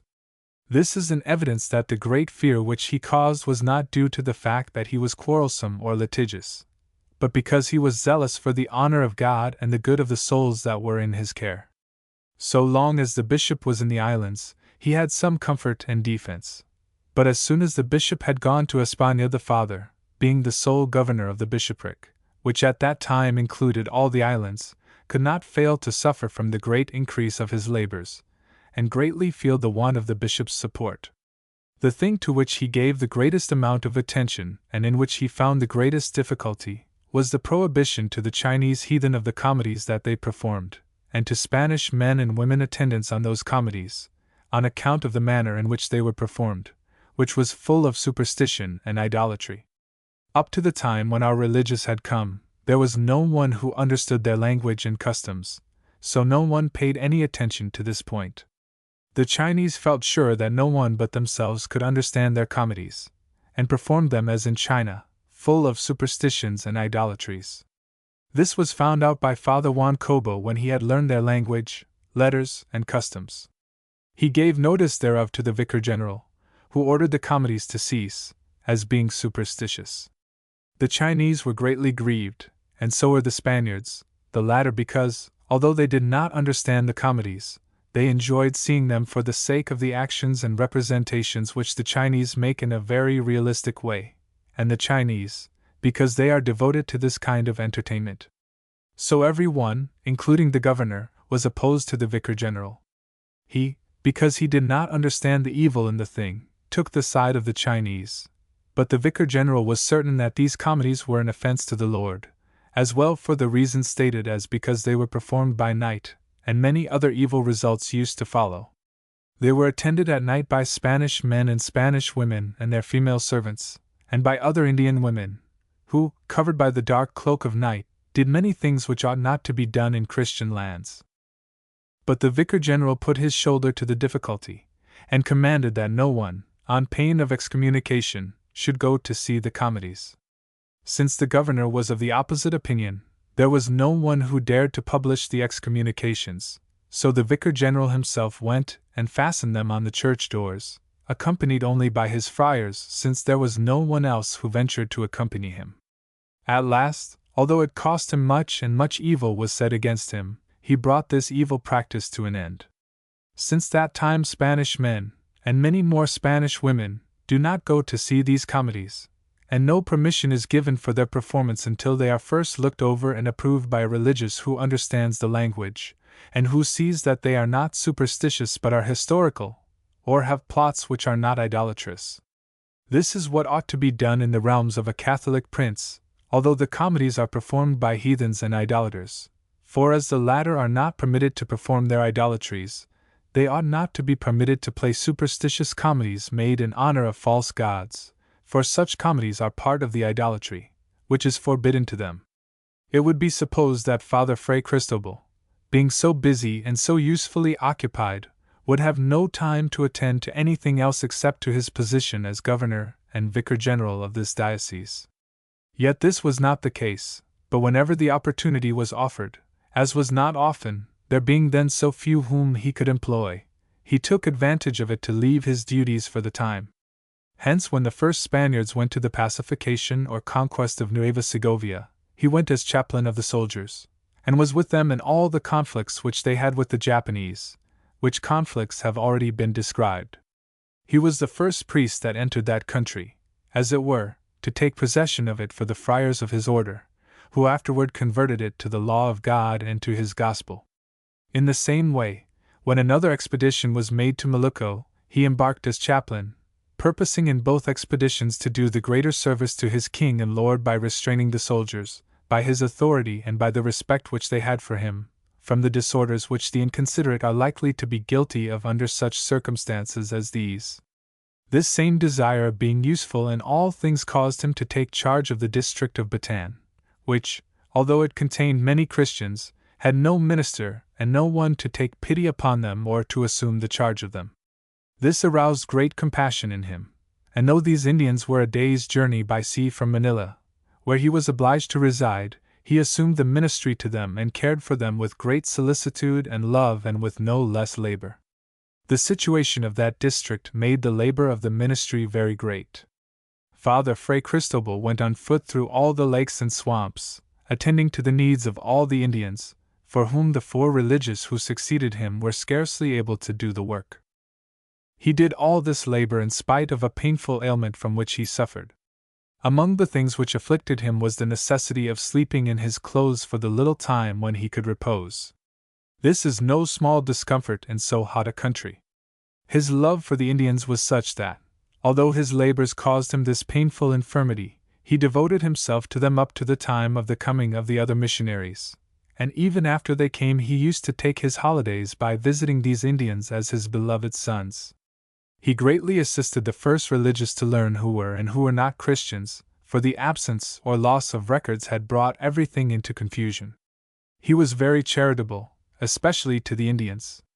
To the Spaniards he was a father and a master, assisting them in all their necessities in peace and in war. He showed his zeal for the honor of God and for the rooting out of vice in the very last hours of his life, by writing to the governor, Don Luis Perez das Morenas, the request that he would have a bad woman taken from a captain's house which he indicated, and that he would send 3 soldiers to arrest a cleric of whom the report was spread that he was leading an evil life. The asthma from which he had so long suffered finally brought his life to an end. He died in the hospital of the Sanglis, in the midst of the brethren of his order. He was mourned by the whole country, and especially by the religious of all the orders who were in it. All declared that there would never again come to this region such a friar, such a governor of the diocese, such a father of the poor, such a zealot for the honor of God, a man of such gifts for everything. When he died, the need of him was exhibited by the public way in which those vices which, so long as he lived, dared not appear or lift up their heads, began to prevail in the country. He received a solemn interment, attended by the ecclesiastical chapter and by all the religious orders, to all of whom he had done many friendly acts, and by all of whom he was therefore heartily beloved. At this very day his fame is as much alive as if he had died but yesterday. He appointed to be governors of the diocese, by the authority which he had received therefore from the bishop, whose death was not yet known, Father Fray Alonso Jimenez, provincial of this province, and Father Fray Juan de San Pedro Martyr, or Maldonado. The ecclesiastical chapter resisted, and although the nominees plainly had right on their side, and the governor, Don Luis Perez das Marinas, offered to put them in possession, they were unwilling to obtain the control of the bishopric by lawsuits. They renounced or did not accept the appointment, and left the government to the chapter, as something which should not be sought or even received except as the result of compulsion or sheer necessity, not for one's own advantage, but for the common weal, which very seldom is attained when the entry upon such offices is obtained by lawsuits. Chapter 45. Father Fray Juan de Castro, one of the first founders of this province. When Father Fray Juan de Crisostomo went to Rome to get the documents necessary for founding the new province, he carefully looked in every one of the convents that he visited for men of the devotion, prudence, and holiness which he regarded as necessary for a firm establishment of the new province. In it the rule and the constitutions were to be punctually observed, and the religious were not to be contented with observing them as others do, for we all profess to observe them as they were written. He purposed to make this province one of such virtue that it should be not only holy in itself, but should have power by the aid of the Lord to fix holiness and virtue in the souls of persons so alienated from them as were these Indians, who had always been in the service of the devil. Among those upon whom Father Fray Juan Crisostomo turned his eyes was Father Juan de Castro, of the convent of Sancta Catalina in Barcelona. He was from the city of Burgos, and was the nephew of the other Father, Fray Juan de Castro, the provincial of this province. God always shows his power in his saints, but to be superior among many saints, to shine with special glory among shining stars, is a much more marvelous effect of the divine grace. Such was Father Fray Juan de Castro in this convent, which of itself has the name of being a very religious one, and Father Fray Juan Crisostomo selected him for the high end which he designed. Christ our Lord did not need to seek for holy men. His divine power was such that he could make apostles of great sinners, like St. Matthew or St. Paul, but Father Juan Crisostomo, being a man, was obliged to choose, for the foundation of the province upon which he had begun, persons whose holiness was already formed. In order to obtain Father Fray Juan de Castro, he caused the general of the order to assign him by name to the new enterprise. In this way the convent of Barcelona, much as they regretted losing Father Juan de Castro, were obliged to let him go to the Philippines. His uncle, having been appointed to the leadership of this company, sent his nephew to the most laborious, but most meritorious part of the work, namely, to the province of Pangasinan. Father Fray Juan, to save the other fathers from hardship, carried water from the river, brought and split the wood, kindled and stirred the fire, and was, in a word, the servant of the rest. He anticipated all the others in these works and labors so that the rest of the religious might not be wearied out, and that the Indians might not be annoyed, or feel ill will toward the preachers of the gospel, by being forced, against their declared intention, to bring what was necessary for the services of the church and of the poor convent. He suffered the lack of food with special content and joy. He took great care of the neatness and cleanliness of the church and the altar. In spiritual things he distinguished himself as he did in these material labors, Yet his uncle did not appoint him to any place as superior, but gave him that which he most delighted in, the position of the greatest labor and the lowest honor.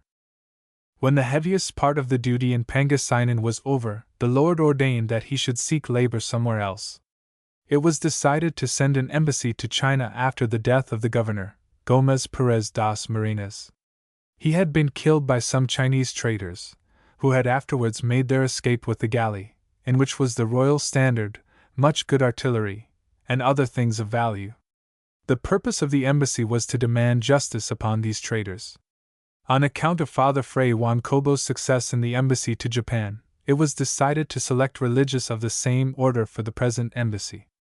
Father Fray Luis Gandelo was accordingly chosen, and named as his associate Father Fray Juan de Castro.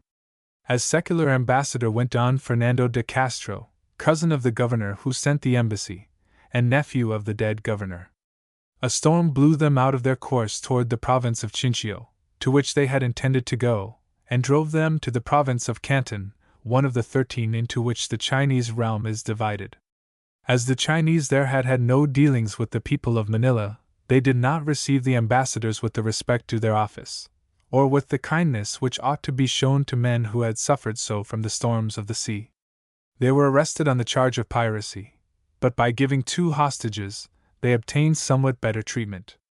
They were finally permitted to go to Macon, and afterward proceeded to Chinchillo, but could not find a trace of the galley which they were looking for. The traders had not gone back to their own country, but to a neighboring kingdom which was less civilized and had less justice. Some of them, not expecting to be recognized, afterward ventured to go to Malacca, and paid for their crime with death.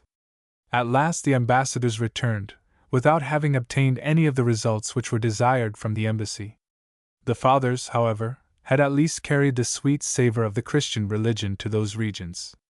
On the return journey, they met with such a storm that the vessel was lost, and the people aboard her had to save themselves by swimming. Father Fray Juan de Castro was carried by a plank to the coast of Pangasinan, a day's journey from the coast of Balanao, where the wreck occurred. The exposure brought on a severe illness.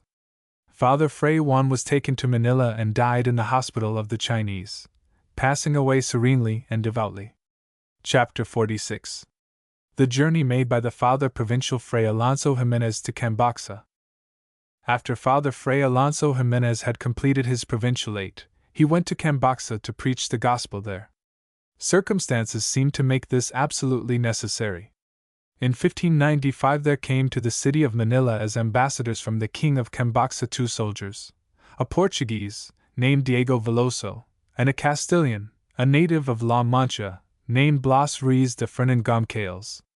The kingdom of Cambaxa is on the mainland, like China and like Spain. The king asked the governor of Manila for soldiers to assist in the defense of his kingdom against the king of Siam, his neighbor, and also for Dominican friars, to preach the law of God in his kingdom. The people of Cambodia have special knowledge of our order because of some religious, from the India of Portugal, who lived there a long time. One of them, named Fray Silvestre, was so highly esteemed by the king that he had him about his person continually. The Portuguese, however, were unwilling to attempt the conversion of this region, because they thought, and quite properly, that they could not carry it on to advantage from India. The governor, in spite of the small force of soldiers which he had, and the religious order, although likewise they had but few laborers, decided to do what they could to fulfill the wishes of the king.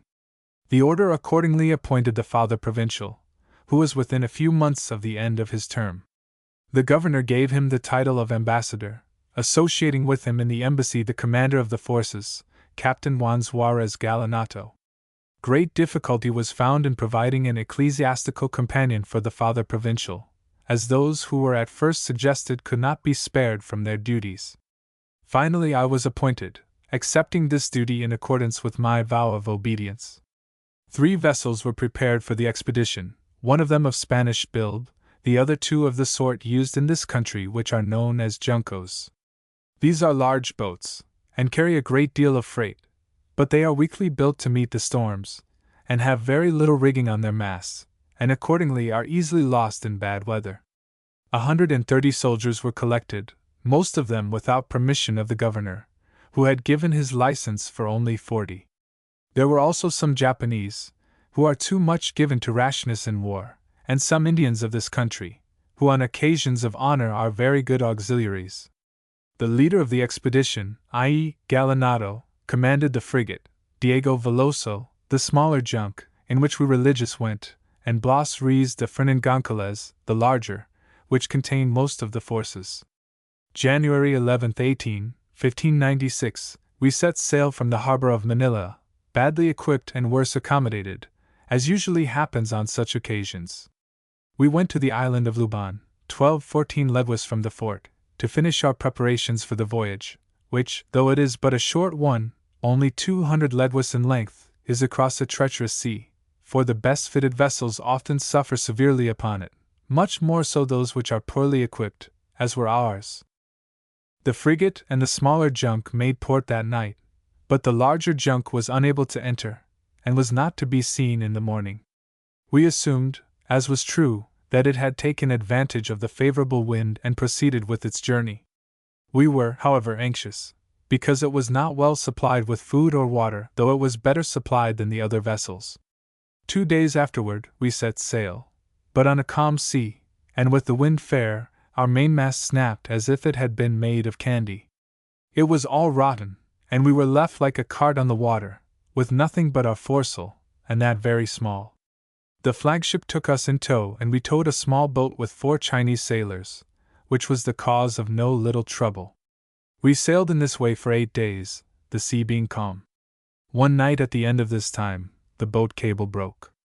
The sailors that were in the boat called out for us to wait for them, and the flagship hove to, and began to sound while we were waiting for the boat. Finding bottom in 40 brazos, they perceived that we were near the country of Cambodia. In order to reach port early on the following day, they left us, thinking that in spite of the smallness of our sail we could reach there on the same day.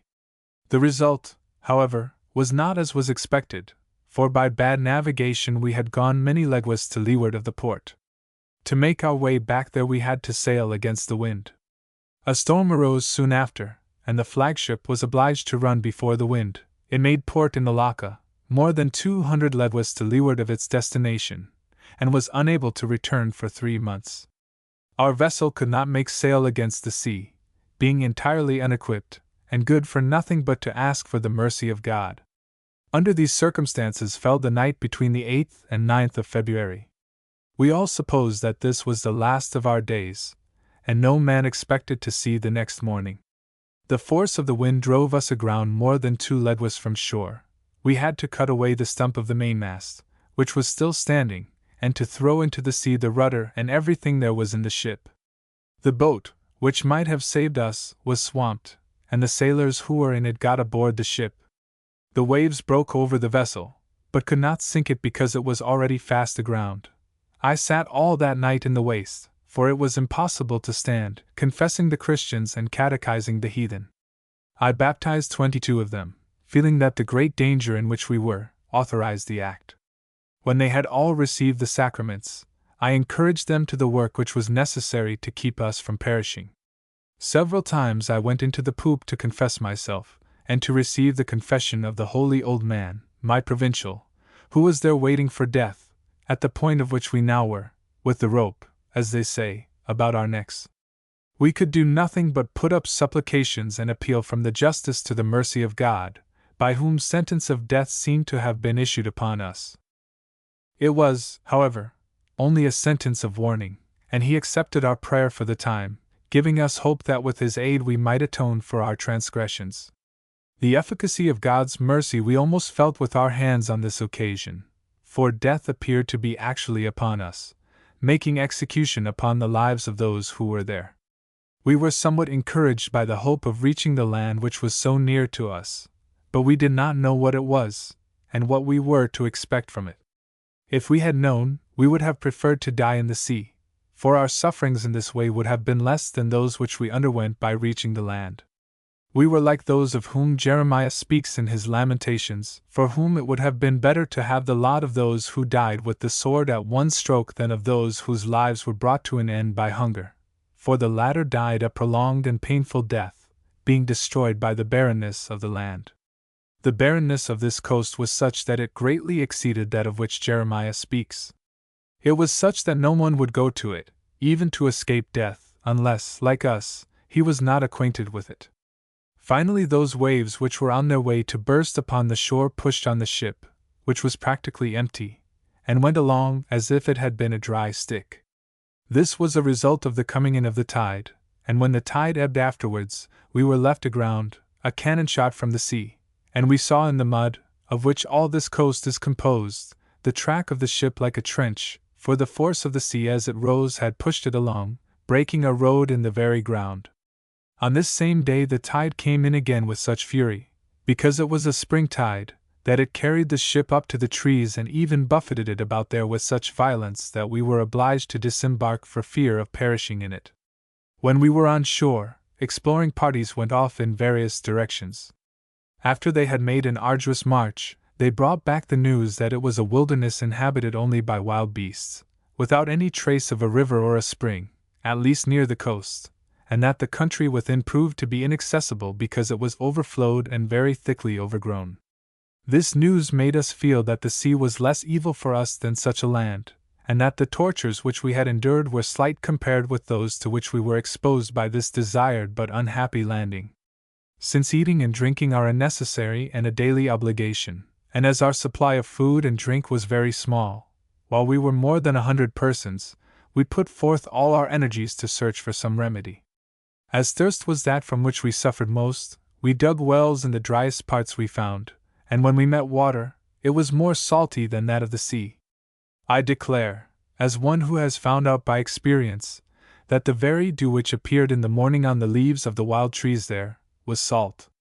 Hence, since the land denied us the sustenance which we required, we determined to return to the sea, which had at least granted us our lives, and which now gave us greater hopes than the land of being able to preserve them. For this it was necessary to help ourselves by means of the unlucky ship which was stranded on the shore, for it had remained there after the spring tide was over. It had no masts, or sails, or rudder, or anything that could be used, because between losing them and perishing there had been no choice. To supply these, it was necessary to put our hands to the work, until it was finished. The most necessary thing to be done to the ship was to cut it down, and fit it so that it would draw but little water, and might be rowed along the coast.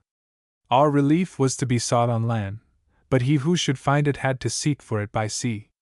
We were not now planning for conquests or embassies, but for getting water, for which we would have given all that has been yielded by the hill of Potosi, if it had been ours. We spent 10 days in getting the ship ready. We cast overboard all the upper works and a good part of the under works. We fitted to it 12 oars. In this way it was like a badly made galliot, rudder, masts, and sails we replaced by rowing. While some of us were at this work, others went to explore the country, doing their utmost in the search for water. Some of these came back very joyful, with good news, saying that about 4 leguas up the coast from there a great river ran up into the land, that where it flowed into the sea the water was salt, but that it must be fresh above. They also said that they had seen the footprints of men on the shore. The work was hurried on in the hope of satisfying our thirst, which was increased by it, and still more by the heat of that region, for we were in the most torrid part of the torrid zone, and had practically no defense or covering against the heat. The vessel, being of so light a draught, was easily launched, and embarking in it all that we had left of provisions and clothes, which was very little, we put forth one evening and entered the bight of the river of which we have spoken, reaching its mouth in the morning by hard rowing. We entered it with great delight, which was increased by the sight of a hut on the bank not far from the ocean. Though there was no one in it, we promised ourselves large towns when we saw it, and even assured ourselves of certain news of our companions, of whom as yet we knew nothing, nor they of us. But within a few days we found out the deceit and lost our joy in it. After going for 3 days up the river, we constantly found the water salt like that of the sea, whose arm it was, and not a river. Upon its banks on either side there was nothing but impassable undergrowth. At last we reached a point from which we could not go further up, because the seeming river divided into so many little creeks that the ship had not room in any of them.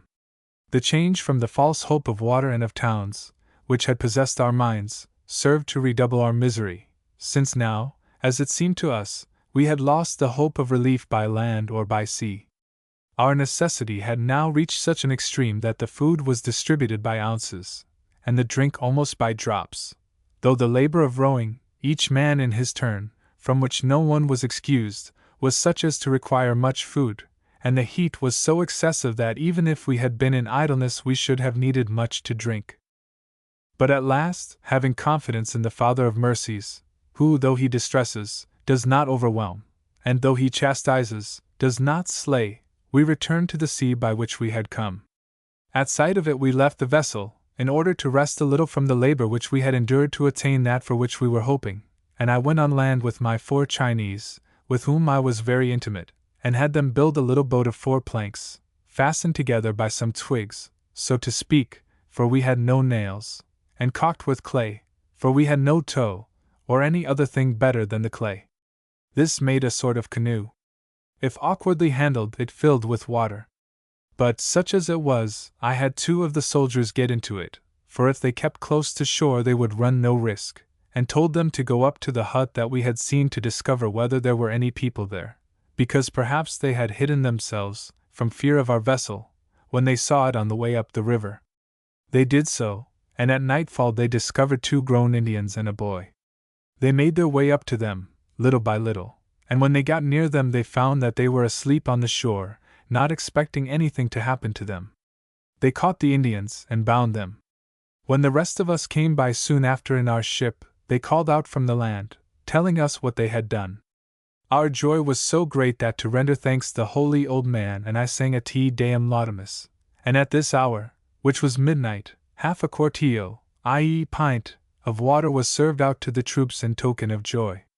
The soldiers came on board with their captives, treating them gently, and showing them all sorts of kindness. It seemed to us that God had sent them to us as angels to guide us, as he sent St. Raphael to Tobias. We began to put questions to them by an interpreter, asking what country this was, what population it had, and where they had come from, and where they ate and drank. They answered that they were from Cambaxa, and that the country along this coast, and inland for many leguas, was uninhabited, and that to go to the towns we should have to enter a large river and to sail up for 80 leguas. They said that large vessels went up the river, and that it was many leguas to windward of this place. They declared that they were natives of that country, slaves of one of its chief lords, and that, because of the ill treatment which they had received, they had fled from him, and had come hither where no man had ever landed.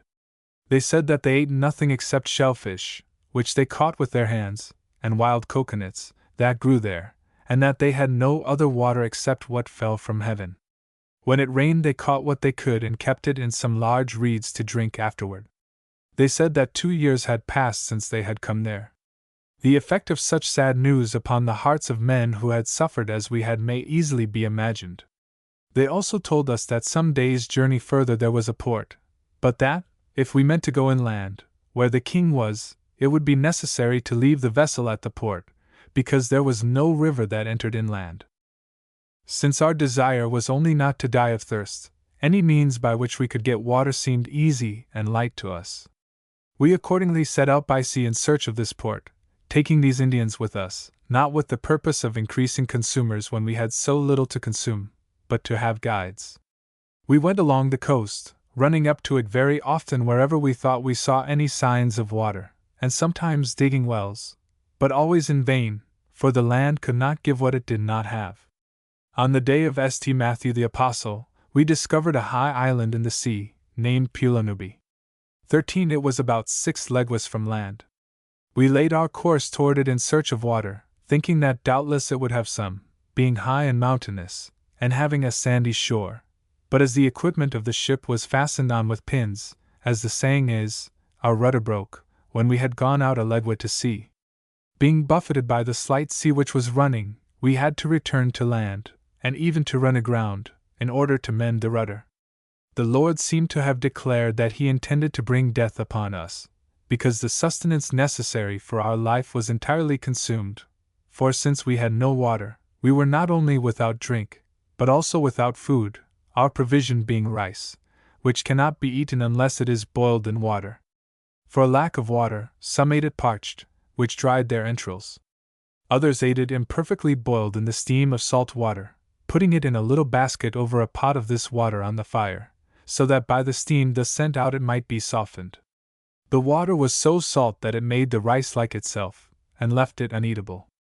There were some who, even after this fine example of cookery, drank sea water, which increased the thirst they were so impatiently desiring to remedy. Others distilled it over the fire and got some fresh water, but very little, at the expense of much wood and with the necessity of keeping up fire day and night, which dried them more than the water that they got moistened them. All this taught us the great need in which we live, with our life on a thread, and the Lord many times threatening to cut it short. When we had mended the rudder as well as we could at the time, we went on up the coast, being disillusioned, so that we would not have thought of going out to sea even if the ocean had been as smooth as milk. 3 days later, the 27th of February, which was Shrove Tuesday, we took our hands from the oars and placed ourselves in those of God, despairing of life. The remedy came to us as from God's own hand without our expecting it, when we were overcome by labor, and dying of hunger and thirst, and had given up ourselves to death. Thus it is most certain that the Lord comes to the aid of him who calls upon him when all things created fail him. Blessed be God's holy name. We had reached such an extremity that of that sorry ration of water which we had now had about a month, and which was less than half a quartillo daily for each person, there was only enough for 2 days. We were not now thinking of making any effort to find any, but had our minds wholly turned to preparing ourselves for death, when the Lord of life ordained that the waves of the sea should drive us into a little inlet which the land formed there, where we went on shore with the intention of never leaving the place, but of ending in it our voyage and our lives. It happened that one of the Indians in the ship went to bathe in the water, to relieve the great heat from which he suffered, and somewhat to moderate the thirst which was destroying us. He swam to land, and there right on the shore, which was muddy, like all of that along which we had coasted, his feet sank in at the foot of a wild palm tree. Feeling that they had gone into water, he drew them out, applied his lips to the hole which he had made, and found that the water was fresh. The thirst from which he suffered not permitting him to wait until it settled, he drank mud and water until he was satisfied. He shouted to us to tell us what he had discovered, but no one believed him. At last, the Indian persisting in his affirmation, all hurried to the water to look upon this marvel, which might be compared to that which God performed in drawing water from a rock that his people might drink in the desert, for no less miraculous appeared to us this fresh water in a marsh so near the ocean. We gave God 1,000 thanks, and rejoicing in the feast, we forgot the labor and the fasting which we had undergone in the long vigil. We easily dug a well, for the whole soil was muddy, and on the next morning we filled all our casks with the water, which had now settled. We set sail to look for food, and even aspired to greater things. In a few days we reached the port, where there was a garrison of Indians against their neighbors, the Siamese. All the news which we obtained about our comrades, and about the country to which we had come, was bad. The flagship had not been heard of, and the other ship was at Churtamuco, which is a large town 8 leguas from the port, and 80 from the sea. 14 we were told that the king who had sent for us from Manila, and whose name was Langara, was not in the country, but that his place in the kingdom had been taken by his chief vassal, because of the following circumstances. The king of Siam had made war against the king of Cambodia, with 800,000 men. This number should not astonish anyone, because the kings could make war almost at no expense, their vassals providing their own arms and food. The king of Cambodia did not dare to wait for so great a multitude of enemies, and retreated up the river to another kingdom known as that of the Laos. The king of Siam made himself master of the country, and after burning it all returned to his own country, being harassed by hunger, which made more war upon him than did the king his enemy. The army being in disorder, one of the chiefs of Cambodia, with those who had retreated to the mountains, about 30,000 men, attacked his rearguard, thus obliging him to hasten his retreat. This chief, having conquered him who had conquered his king, took possession of the kingdom. The new king regarded those who had come at the request of the previous king as allies of his enemy, and therefore as his own enemies. This news alarmed us greatly, as we were without our comrades, our commander-in-chief, and our ships. However, being obliged to disembark, and to put ourselves into the hands of the rulers of the country, we made an honest man of the thief, as the proverb goes, and decided to send a soldier to him as an ambassador, offering to him our aid and service, on the ground that we had come to help the king of this country, and found no other king in it but him. The king received him kindly, saying that he only held the kingdom as a regent, and that he was ready to restore it to the lawful king when he should return. He sent an order to the mandarin of the coast where we were, to provide us with boats and carts. The soldier on his return met the Spaniards of the other ship, and learned from them that all that the king had said was false, and that his purpose was to kill us at his ease. They advised us to join them in their ship, dissimulating in regard to our affairs, and keeping on our guard. The Father Provincial sent me ahead to confess those in the ship, because it was Lent, and they had sent to him to ask for a confessor. I was on foot and suffered much, although some things that I saw on the journey afforded me some alleviation of these hardships. I one day reached a village where there was a monastery of religious of their sort, of whom there are many in this kingdom. I went to it and talked to a venerable old man, who was as it were the superior of it. He was seated on a little platform about a palm's breadth in height, with a small mat on it, and the others sat on the ground.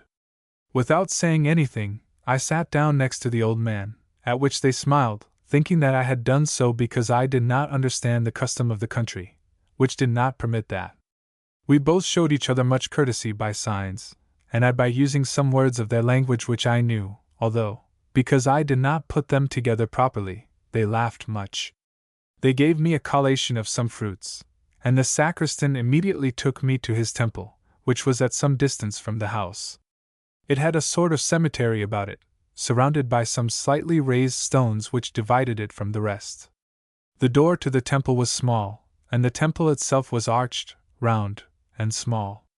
Here follows a full account of the appearance of the temple. Some description of their prayers and of their religious customs is also given. Duarte states, upon the authority of the Portuguese religious, that these native monks are vicious and licentious in the extreme. I finally reached the ship of our people, and on both sides we told each other what had happened. 10, 11, 12, 13, 14. Chapter 47. The wars which followed in the prosecution of this embassy. By the sufferings and danger which we had passed through, the Lord had prepared us to endure those which were to follow. To protect the ship, some of the men had encamped on a little sand island in the middle of the river. On one bank was the town, i.e., Cortamuco, of the natives, near which there were about 2,000 Chinese, some settled here, others who had recently come from China as traders, with their merchandise, in 5 large vessels, which they kept in the river near the town. They had controlled the natives, and resented the coming of the Spaniards, thinking that the latter had come to disturb or take away the superiority which they had. So they sought for an opportunity to quarrel with them, seeing that the Spaniards were few and that they were many. Whenever the men on the ship went to buy food on land, the Chinese tried their patience by annoying them without any reason. By orders of the captain, Blas Ruiz de Fernangoncoles, they endured this annoyance, though sorely against their will. The captain sent a message to the king asking him to bring the Chinese to order. The king spoke fair words but did nothing. Finally, the anger of our men got beyond their control. On the Sunday after Easter, when all had received communion, 3 or 4 were in the town with the captain's permission. One of them came back with his sword drawn, saying that the Chinese had chased and abused them, and that they had not dared to violate the captain's orders. The troops armed themselves, and breaking away from all restraints, went to take vengeance on the Chinese. I went along to calm the Chinese if I could, by speaking to them in their language, which I understood.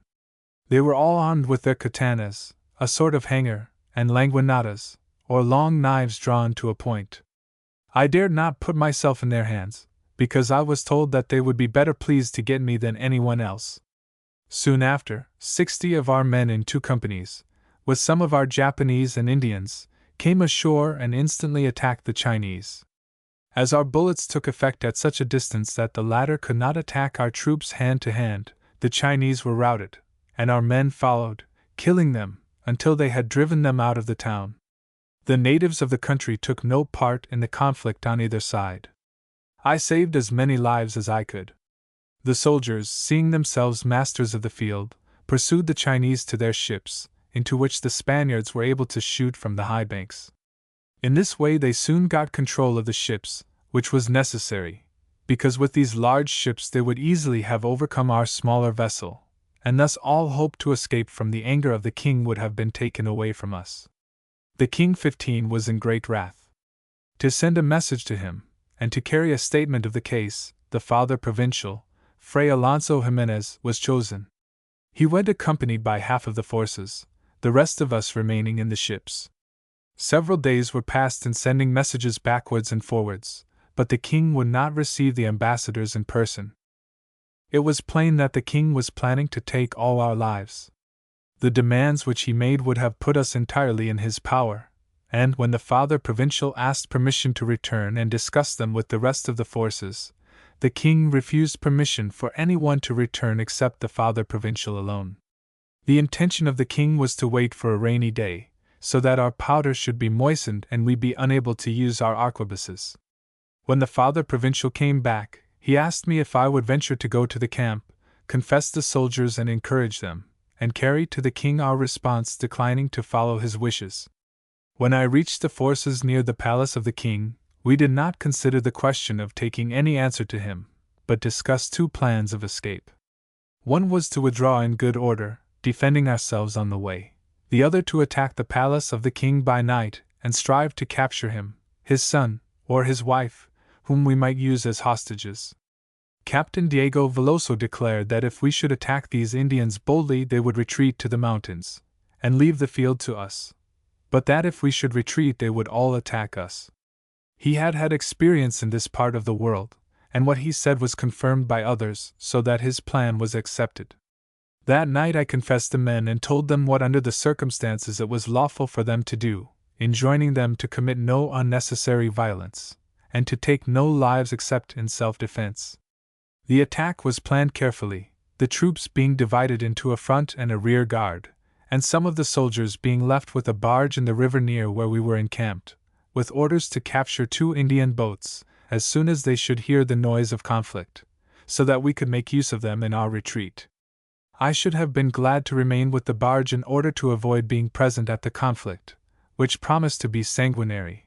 However, it seemed necessary for me to accompany the rest, and armed as they were, and wearing no part of my habit except my scapular, I accompanied the troops who advanced against the palace. We were immediately detected, but succeeded in reaching the royal dwelling, which was built of wood, like the other houses in the town, but was very large. We broke in the doors, but the people all escaped through other doors, and thus, though we gained control of the palace, it was empty and we had failed in our purpose. I restrained the troops from burning the palace, but we lighted some bonfires, so that we might see each other.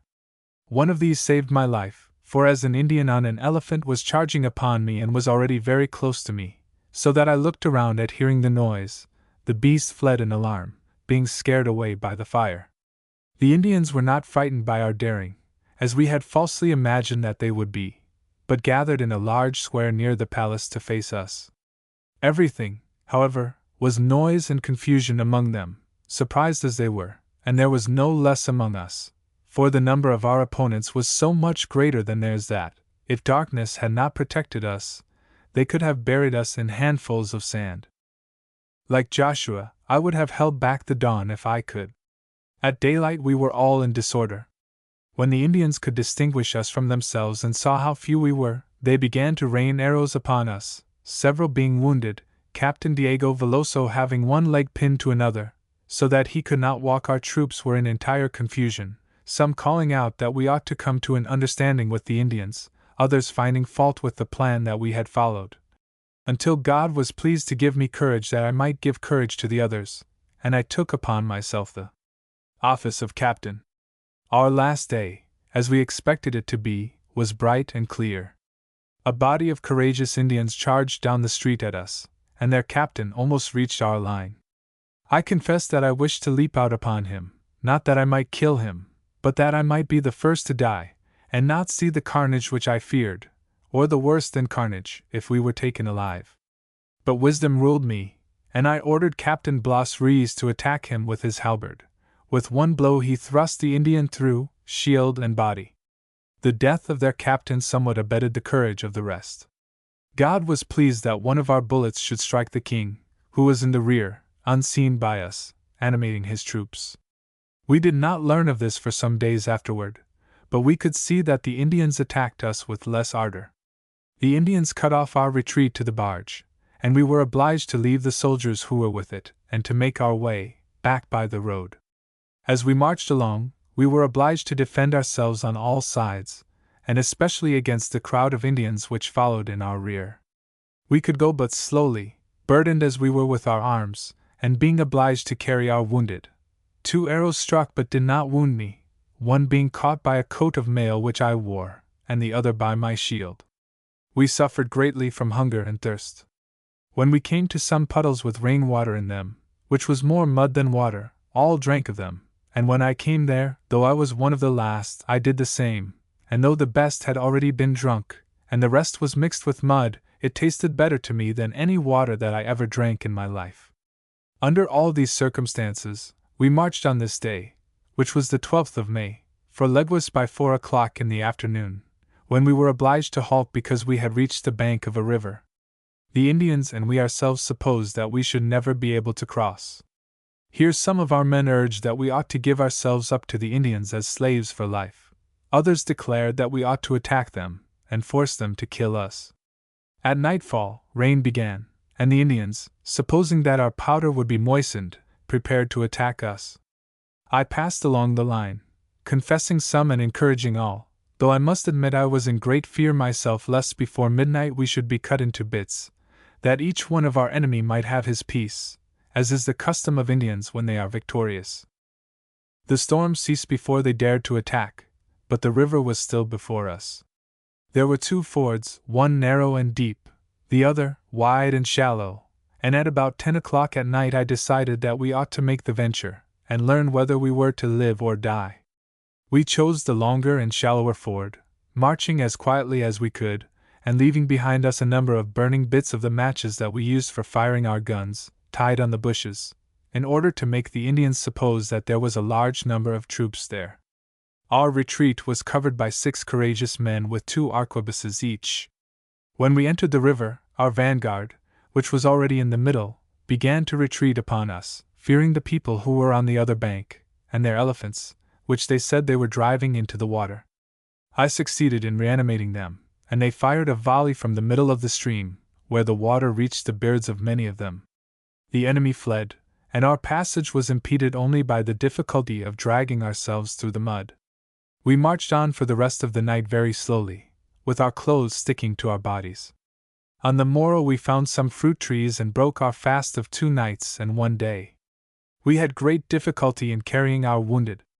One of the men being left behind by all, I had to carry him myself with his arms over my shoulders, for he was taller than I, until, after his wound began to grow feverish, he was able to walk a little himself.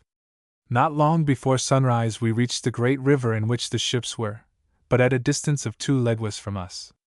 We put 3 of the wounded who were the hardest to carry into a little boat there, and ordered them to row down the river and carry the news of what had happened, and to direct the others to bring the ship near the bank where we were.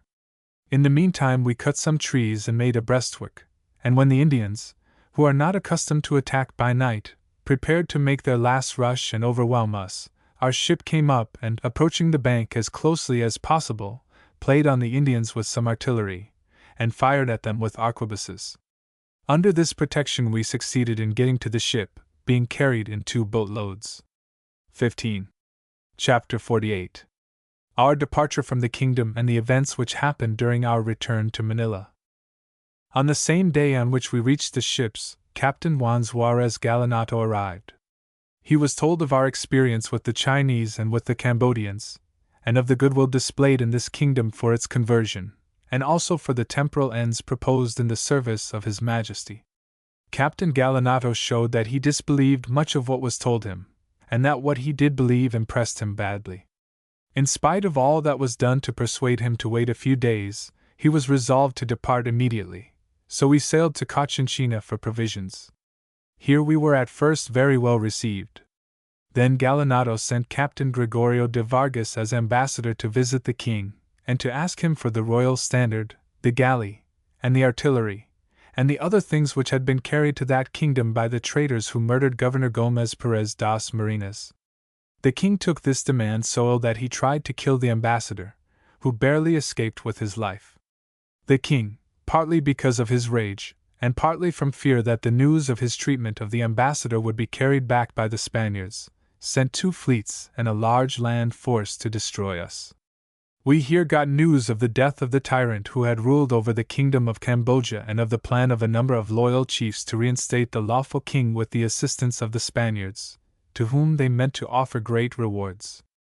The Spanish ships were just putting out to sea when the Indians reached the shore with the purpose of giving them this invitation. It was known that the kingdom of the Laos, to which the king of Cambodia had withdrawn, was very near that of Cochinchina, and Captains Blas Ruiz and Diego Veloso asked permission to go by land and find the king. Gallinado permitted them to do so, and I accompanied them to the city of Sinoa, where a son of the king acted as viceroy. Some Augustinian friars who were in that country begged Father Fray Alonso Jimenez to go with them and celebrate the feast of St. Augustine. During his absence, the rumor that the Indians intended to murder us treacherously kept increasing, so that we all went aboard, in order to be able to defend ourselves better. The time for sailing to Manila had come, of which we had to take advantage without waiting for either Father Fray Alonso or the captain, because we should otherwise have been obliged to winter there. On the 3rd of September, a multitude of people suddenly appeared on the hills, and a fleet came sailing up into the cove where we were. There were many galleys and small boats, and among them there were 15 larger 2-masted vessels, fastened together 3 by 3, with no one on them but a steersman. These were loaded with wood and faggots, to set fire to us, while, if we took refuge in the water, the people in the small boats were ready to receive us. The men on the hills began to shoot at us with their arquebuses, which they used skillfully, aiming well, though they were slow in taking aim. The bullets, however, fell short. Our 2 smaller vessels set sail, and by the aid of a light breeze moved out into the middle of the bay. The ship in which I was larger, and though we tried to do as the other boats did, the wind was too light for us, and the fireboats came upon us and gave us a great deal of trouble. They came so near that from the top of our poop we could see the steersmen, some of whom our men shot, while others took refuge in some little boats, which they towed. When the fireboats were left without anyone to steer them, they followed the current of the water, and left us in peace. At this point Father Fray Alonso Jimenez reached the shore. They took off his habit and dragged him, with nothing on but his breeches, before the viceroy, who had come as general of this enterprise. He told him to put on his habit again, and talked of his ransom, but our captain was so angry at their treachery that he sent back a very wrathful answer. Thus Father Fray Alonso Jimenez was left a prisoner, but was not ill-treated. He received permission to live with the Augustinian fathers, and at last was permitted to go to Macon without being obliged to pay a ransom. From there he came back to this country at the end of a year and a half. On the next day we set sail for Manila. There are shoals in the midst of this gulf running for 80 leguas directly across the straight course for Manila, and to pass these shoals it was necessary to round one of the 2 ends of the chain, one in latitude 9, the other in latitude 17. The latter being nearer the direct line, we governed our course by it, and the flagship, sailing well against the wind, rounded it. The vessel in which I was, being a poor sailor, went by the other end, but got out of its course. We were becalmed one night, so near the coast of the Filipinas that the people were already beginning to prepare their clothes for going on shore. In the morning we found ourselves in the midst of reefs which were not on the charts. To make our way out from them, we were obliged to sail back on our course, and after we had made our way out the wind was against us, and we were obliged to sail toward the country which we had left. We decided to land at Malacca, that we might at least escape with our persons, for we cared little for anything else. We reached an island named Pilataman, 16, which is 40 leguas from Malacca. The Indians here told us that there were some pirates in that sea, that they were anchored about 5 leguas off, and that we should have to pass them. This news greatly disquieted us, because our vessel did not sail well or answer the helm well, which is the worst thing that can be in a sea fight. But it was not possible to escape this danger, because there was greater danger in every other direction where we wished to go. So we continued our voyage and met with the pirates, as they had told us. They had 5 ships, 4 of them small, and 1 of them large, strong, and well equipped, and provided with nettings. On these boats there were many little flags, which, we were told, were tokens of the prizes that they had taken. They were of a tribe called China Patan, descendants of Chinese who have colonized the kingdom of Patan. They had learned this business of piracy, because it is easier than others, and they had now sailed out to practice it. That we might not show fear, but might excite fear in them, we passed close to their ships, with our flag flying and our drum beating. They failed to see that our invitation was feigned, accepted it, and weighing their anchors, followed us all night, giving us chase till morning. The small vessels surrounded us, and with the large one attacked us. Their arms at close quarters were pikes and javelins with points hardened in the fire, tostadas.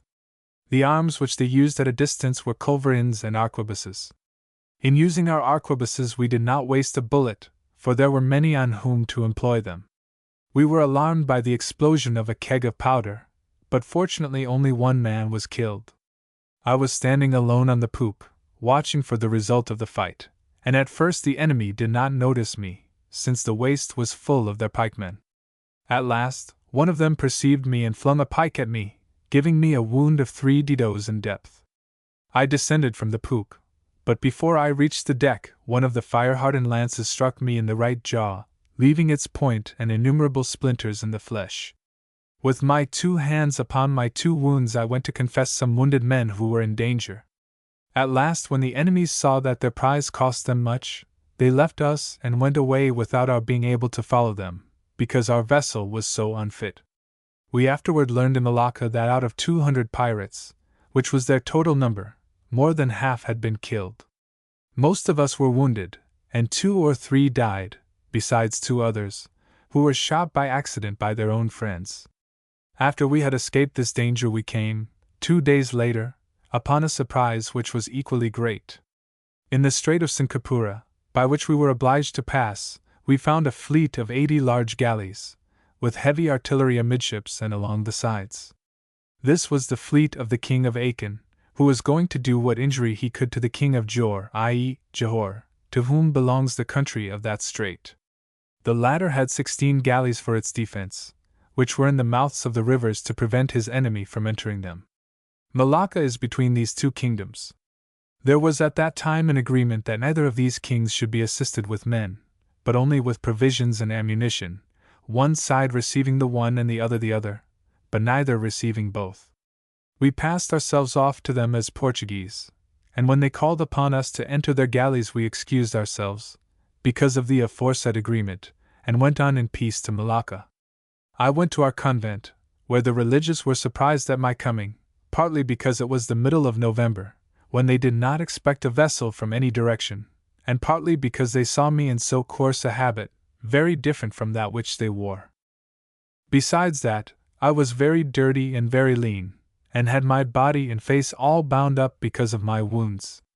Although my appearance was so strange, they were so discreet, or I had better say so charitable, that, without asking any questions they arranged to take care of me, called in the surgeon, and brought me underwear and a habit after their fashion.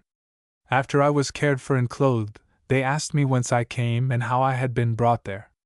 I was charmed with the kindness which they had shown me, and told of my wanderings and of the sufferings which I had endured, by which they were greatly astonished. I remained there for 6 months. My cure took 3 months, and from the wound in my face every day 2 or 3 splinters were discharged, some larger and others smaller, until at least 100 had come out. Though the wound closed, 2 remained within, which came out 2 years later, 2 didos below the wound. I was much inconvenienced during those 3 months, because I could only open my mouth a little way, and hence it was very painful for me to eat until, by exercise, my jaw came back to its former usefulness. Of the soldiers who came with me, some went to India and 12 to Cambaxa, supposing that the rightful king was now probably there. They found on the throne his son, who with a great army given him by the king of the Laos, and with the captains of whom I have spoken, had returned to his kingdom of Camboxa and pacified it. Here they remained for a considerable time, though they were disappointed in everything. I and the others returned to Manila. The voyage is one of 500 leguas, and it took us 50 days because of the many calms.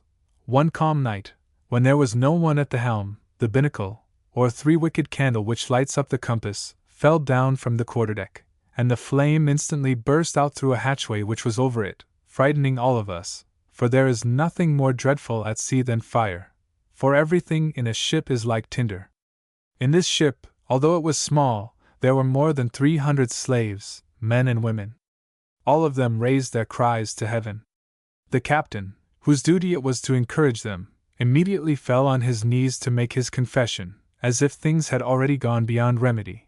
But I pushed him away a pace and a half, saying that it was not time for that yet, and that he ought to look out for the fire first.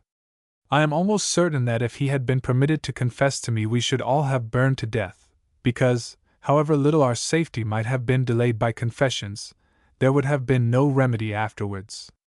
We put all the clothes there were there into the water, to soak them, and then threw them down the hatchway, one on top of another. In this way God was pleased that the fire should be put out, and we were left as much amazed by this sudden and dangerous accident as people are who are waked out of their sleep by a beam of light falling on them. We at last reached Manila by St. John's Day at the end of a year and a half of this tedious and painful journeying. Soon after, Father Fray Alonso Jimenez arrived by way of Macon from Cochinchina, where he had remained a prisoner. After all our hardships, afflictions, dangers, and wounds, we brought back no other fruit but that of having suffered for the gospel. Our only intention was to go to preach in that kingdom, having been invited by its king, and influenced by his promises to that end. These were great, though he was unable to fulfill them, since he had been despoiled of his kingdom when we reached it, as has been said. 16. Chapter 49.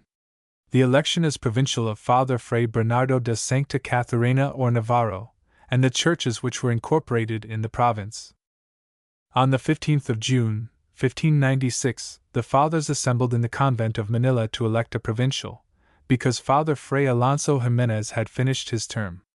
The definitors, who, as they afterward were to confirm the provincial, were elected first, were Father Fray Diego de Soria, second time prior of the said convent, Father Fray Bartholome de Neva, a religious of very superior virtue, as will be narrated in due time, Father Fray Juan de Sancto Thomas, or Ormica, and Father Fray Juan Garcia, all persons of conspicuous devotion to their religious duties, and of noble example. Several times they cast votes for the provincial without result. Because there were many who deserved the office, and because the votes were divided among them, no one had the number necessary for election. Those who had the largest number of votes were Father Fray Diego de Soria and Father Fray Juan de Sancto Thomas. These same persons endeavored to persuade everyone to vote for Father Fray Bernardo de Sancta Catarina, who was accordingly elected. The election was a very satisfactory one, for, in addition to being a very holy man, he was very wise and learned, and most devoted to the ministry and preaching of the Holy Gospel, in which, and in patience, and in the endurance of the most severe hardships which befell him for this cause, no one ever surpassed him, and he surpassed many. During his time he had seen the province greatly favored by the Lord, by a very great spread of the Christian faith among the Indians who were under his care. Many of them in the villages where there were religious were baptized, and where there were no religious, they were desirous and eager to receive baptism. Accordingly, at this chapter not only were new churches admitted which had been built in the towns where there were already religious, as, among the Chinese, the church of San Gabriel at Mindanao, and in Bataan, the church in the village of Samo, besides others, but it also seemed good to admit heathen villages, although they had no religious, and there were none in the province so that teachers could be provided for them. Yet, in this way they strove to comfort those who asked and desired them, and raised in them the hope that in this way they would receive religious when they came from España. Thus were received the church of San Vicente of the village of Bugway, afterward called Sancta Ana, Sancta Catarina of Nazaping, afterward called San Miguel, and others like them, to which, In the course of time, religious were sent when they came to the islands.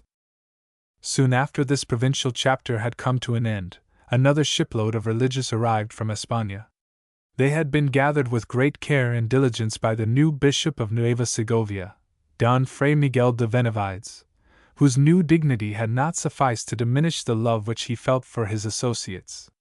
He gave to this matter more than ordinary attention, because he knew how greatly needed were good workmen to aid in the great harvest which the Lord had placed in their hands, ready to be gathered by the means of baptism into this church militant, that the faithful might pass from it to the church triumphant. The Indians themselves asked to have preachers sent to their villages, and were grieved that these could not be given to them. This not a little afflicted the religious, who desired to satisfy them by the fulfillment of their just desires, but were unable to do so on account of their own small number, too small even for that which they had undertaken, and much more to go to the aid of new regions. Besides this, the careful bishop was influenced by the need of his own sheep, for nearly everything to which we ministered fell within the bishopric of Nueva Segovia, which was under his direction. Accordingly, taking advantage of his authority as a bishop, and of the reputation which he had as a learned and holy religious, he gathered the second shipload, and afterward the third, with which he came. Father Fray Pedro de Ledesma 17 happened to be in Castilla when the shipload which the good bishop sent was about to sail. His presence was very convenient for his superior, because he was an old and venerable father who had been many years in the Indias in the very religious province of Guatemala, and who therefore knew what was needed for the voyage. He was also of a very gentle disposition, which is of great importance for such purposes as his. The bishop laid upon this father the charge of conducting the religious who had been gathered for this province, and he, being inclined to all good, readily accepted the office, although he knew that it was a very troublesome one. It not only required him to go on business to the office of accounts, and to him who knows what that is, it is not necessary to say anything more, but he had also to keep in contentment many religious who, as it was the first time when they were at sea, were seasick, miserable, and very much in need of someone to comfort them, bear with them, and encourage them. For all this Father Fray Pedro was very well suited, and conducted them as comfortably as possible through the 2 long voyages which have to be made on the way from España here. He did not shrink from the great labor which this duty brought with it, that he might serve the Lord, and aid in the preaching of his gospel and in the conversion of these heathen. They arrived in the month of July in this year of 1596, and were received with great joy, and with them those missions which were in need of religious were strengthened. 17. Captains Blas Ruiz de Fernan Gonzalez and Diego Veloso, who, as has been stated in the preceding chapter, went from Cochinchina to the kingdom of the Laos to look for the king of Cambodia, met with success. They found his son, for the king was already dead, and told him all that the Spaniards had already done to help him, and how they had slain the tyrant who had undertaken to establish himself in the kingdom and had usurped it. They told him that they had come to seek him that they might put him in quiet possession of his kingdom, and other things of this kind, and roused his courage so that he put himself in their hands.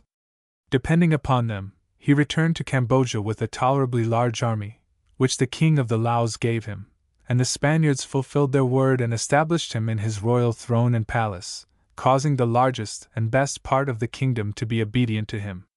The king, in reward of services so faithful and useful, gave them lands and vassals in his kingdom. To Blas Ruiz he gave the province of Tran, to Diego Veloso that of Bapano, with titles very honorable in this kingdom. The 2 captains in their new favor did not forget God, to whom they had so especial reasons to be thankful, or their natural king and lord, from whom also they had received rewards. They informed the king of Cambodia of the great good that it would be to his kingdom to know and reverence God by entering into his service through holy baptism, and to have the king of España for his friend. For the first purpose, Father Fray Alonso Jimenez and myself were proposed. They urged the great devotion, virtue, and prudence of the holy old man, and the many sufferings which we had both undergone from favoring the king's own cause, and they said that, if he sent to call us back, we would very readily come to preach the holy gospel. As for the second purpose, they said that he ought to send an embassy to the governor of Manila, and, as a sign of the beginning of this friendship, that he ought to ask for some soldiers, by whose aid he might easily complete the pacification of his country. The king assented to all this, and sent his embassy with letters to the governor, telling him that his principal reason for asking for soldiers was that his vassals might be baptized with greater certainty and less difficulty. To Father Fray Alonso Jimenez he wrote another letter, in the language and characters which those people use, and sealed with his royal seal, of a red color. In the Castilian language its tenor was as follows: Prankar, King of Cambodia, to Father Fray Alonso Jimenez of the Order of St. Dominic, greeting. From what I have heard from the Captain Chofa don Blas Ruiz of Castilla, and from the Captain Chofa don Diego of Portugal, with regard to the conduct of Father Fray Alonso Jimenez when the Spaniards slew Anacaparan, I have conceived a great affection for Father Fray Alonso Jimenez. Now that I am in my kingdom, I beg Father Fray Alonso Jimenez to come to it, and to bring with him Father Fray Diego.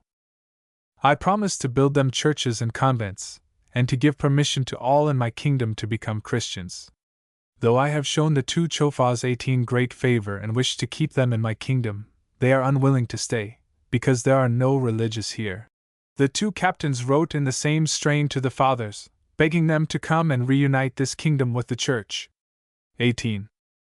The governor of Manila saw how much could be done for the service of the king by sending the soldiers for whom the king of Cambodia asked, but they were in such need of men and money that they could not well meet his desires.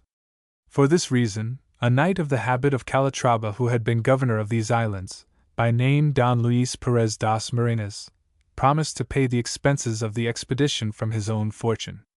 The enterprise thus being made possible, we two religious of the order for whom the king of Cambodia asked were obliged to go, and with us some religious of the order of St. Francis, who were much beloved by Don Luis. There were equipped for the expedition 2 vessels of Spanish build, of moderate tonnage, and a galliot. The preparations were made, as preparations usually are made by the hand of servants of the king, slowly and faultily, as was seen by the results. We did not set out for some months, and our ships were so badly equipped and so weak that they began to leak as soon as the voyage began, a forewarning of the evils that we afterwards suffered, in which the poor knight Don Luis was disappointed, while all of us who accompanied him paid for the inadequacy of the preparation. 19. Since we were so late, the pilots decided to follow the course by the Gulf of Hainaut to go round the shoals by the end in latitude 17, because in that way the wind would be favorable, while if they rounded the end in latitude 9, which was the regular course, the wind would be adverse. They left Manila September 17, 1598, with 150 soldiers and sailors. In the flagship Don Luis, who went as commander, took with him Father Fray Alonso Jimenez and the 2 Franciscan fathers. He directed me to go in the ship of the second in command, 20, giving that officer orders to govern himself by my advice.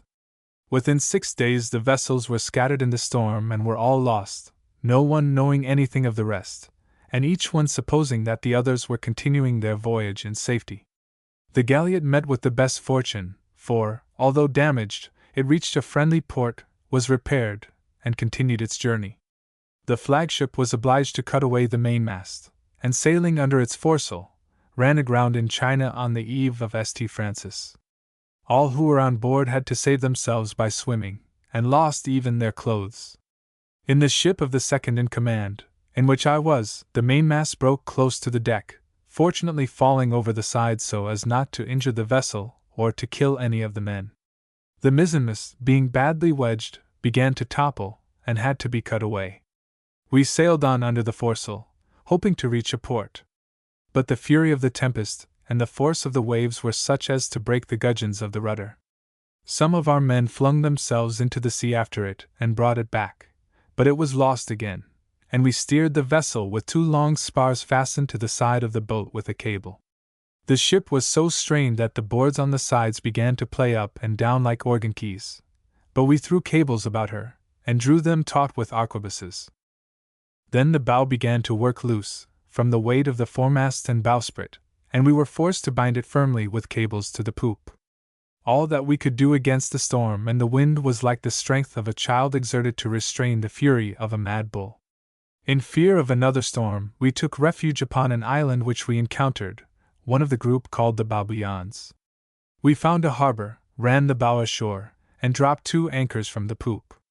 We put the ammunition and the provisions that we had on shore, and had hardly begun to dry our clothes, on the eve of St. Francis, when the storm broke upon us with such violence that it seemed to me to try to swallow us.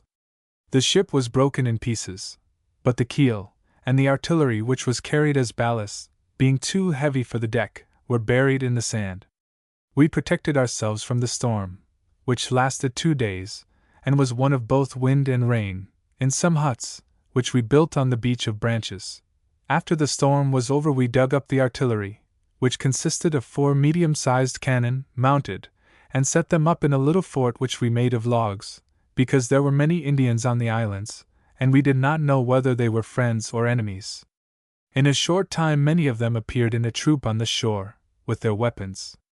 These consisted of 2 lances, one for hurling, and the other large like a pike, with iron points. Both were made of ebony, of which there is much here. For defensive armor they had sheets of the bark of trees, resembling cork. We sent to them a man as a hostage and mark of peace, and they made signs to him from a distance to put down his arms. He laid them at one side and went to the Indians, and then they sent to us one of their own number, whom we treated kindly, and after giving him some trinkets, sent him back to his comrades, agreeing with him that they should bring us provisions at a just price.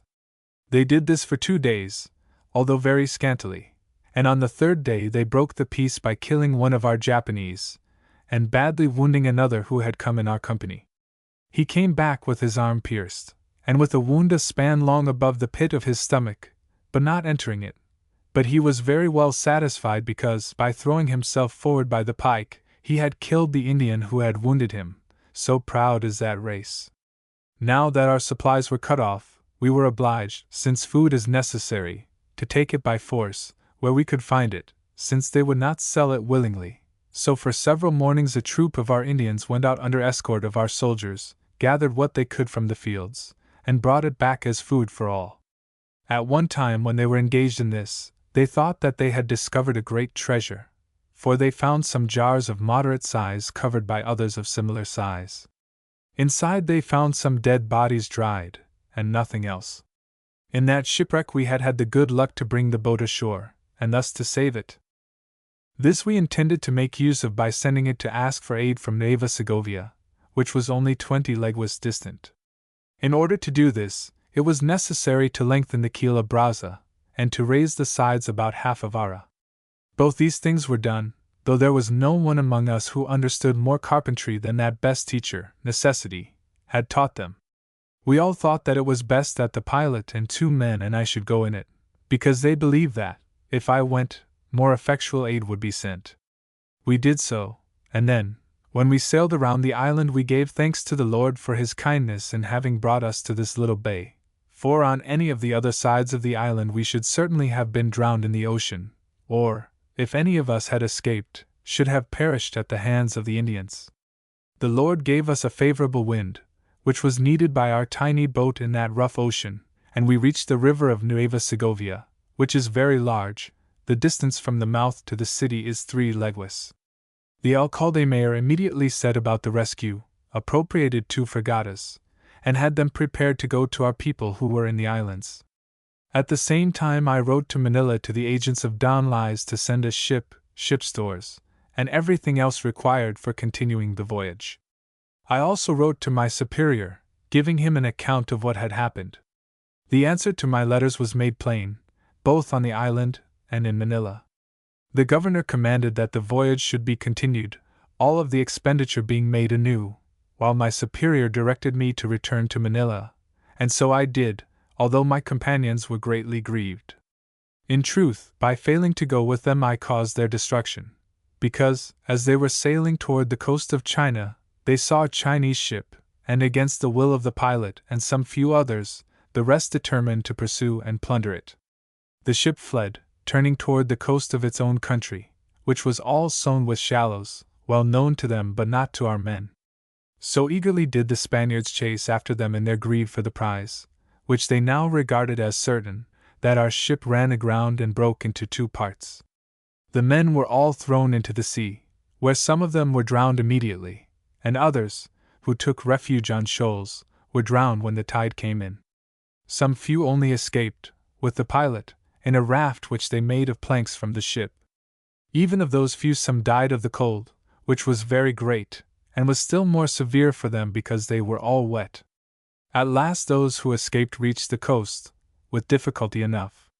They were seized by the Chinese, and carried about for many leguas from one judge to another.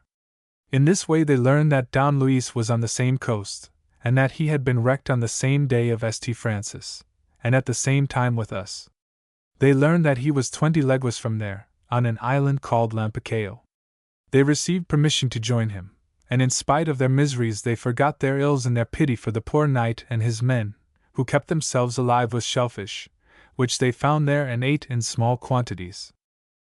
They all suffered patiently, because of the example of their commander, who, that he might not offend the people of the land, never allowed his men to ask for anything, even what necessity almost compelled them to request.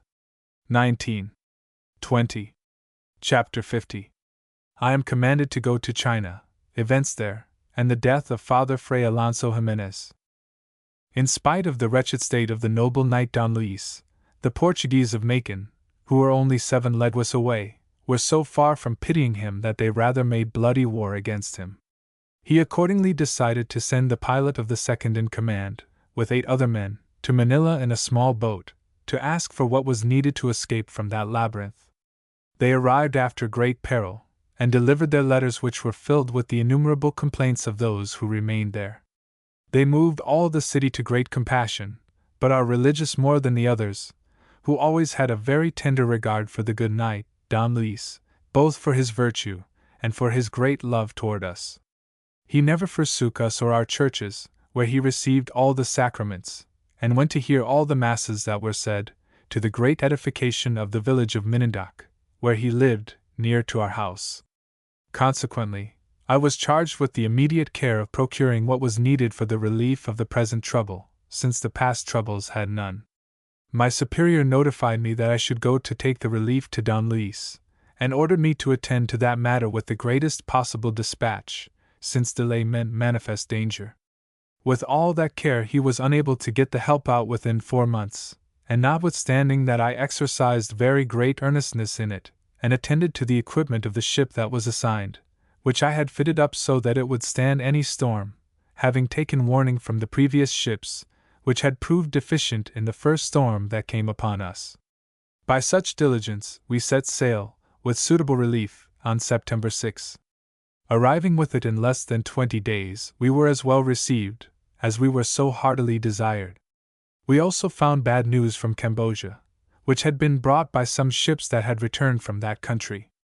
That news was that all the Spaniards there, both those of our galliot, and all the others, had perished at the hands of the Indians themselves, because of quarrelsome persons among them, who were intolerable to the natives.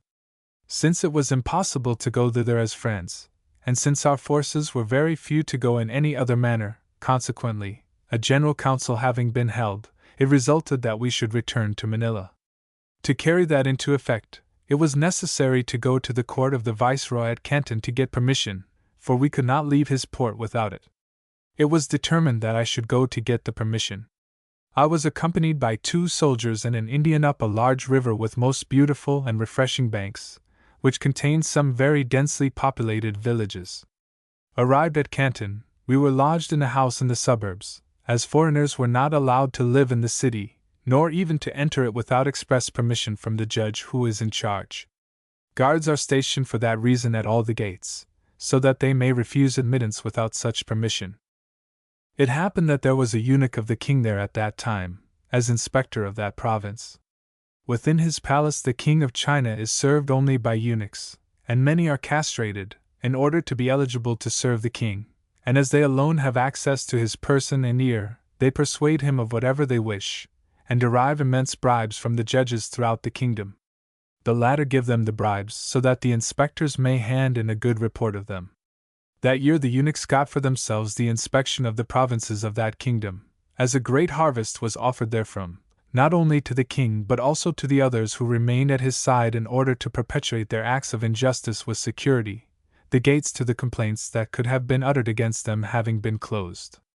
Then was it my unhappy lot that I should fall into the hands of one of them, called Liculifu, who had charge of the visit to Canton, and who, under pretext of the visit, was making haste to impoverish the country and the inhabitants, for his charge there also comprehended the inspection of a pro-fishery for the king in the Gulf of Haineo, which was situated about 100 leagues farther along the coast.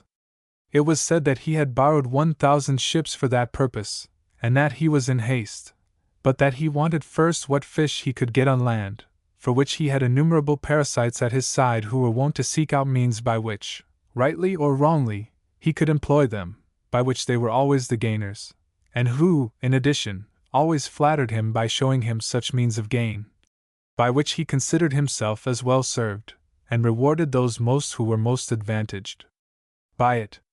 Certain of those creatures, ferreting us out, immediately went to denounce us, not as evildoers, but as men absolutely rolling in silver, for that is their opinion of the Spaniards, even though they see them going naked. Therefore, it suited him to employ his greed on us, although asking silver from us was equivalent to asking pears from the elm tree. The inspector, believing that we had maliciously concealed the silver, tried to get it by force, but instead of silver he drew blood. Acting upon that information, he had us summoned before him, a day or two after our arrival. We entered the gate used by foreigners, and there is only one such gate. The guards registered us there, so carefully do they watch and guard their city, although so rare are the foreigners who enter it. We approached the inspector's court, but before we entered it I had the inspector notified by an interpreter whom I had with me, that I would not kneel before him, as such was not the custom of Castilians, whether religious or captains, even were it before the kings of that land. He had me told that I should do so, but I answered to the contrary twice more. However, finally paying greater heed to the advantage that he expected to derive, than to his honor and courtesy which he claimed, he had me told that the soldiers should kneel and that I should make him the bow and reverence that I was wont to make to my king. Thereupon we entered, and found him seated in great state at his desk, on which were the instruments used in writing, according to their usage. Many servants stood near him, in a chapel-like place that faced a large open court, whence those having business entered as he summoned them.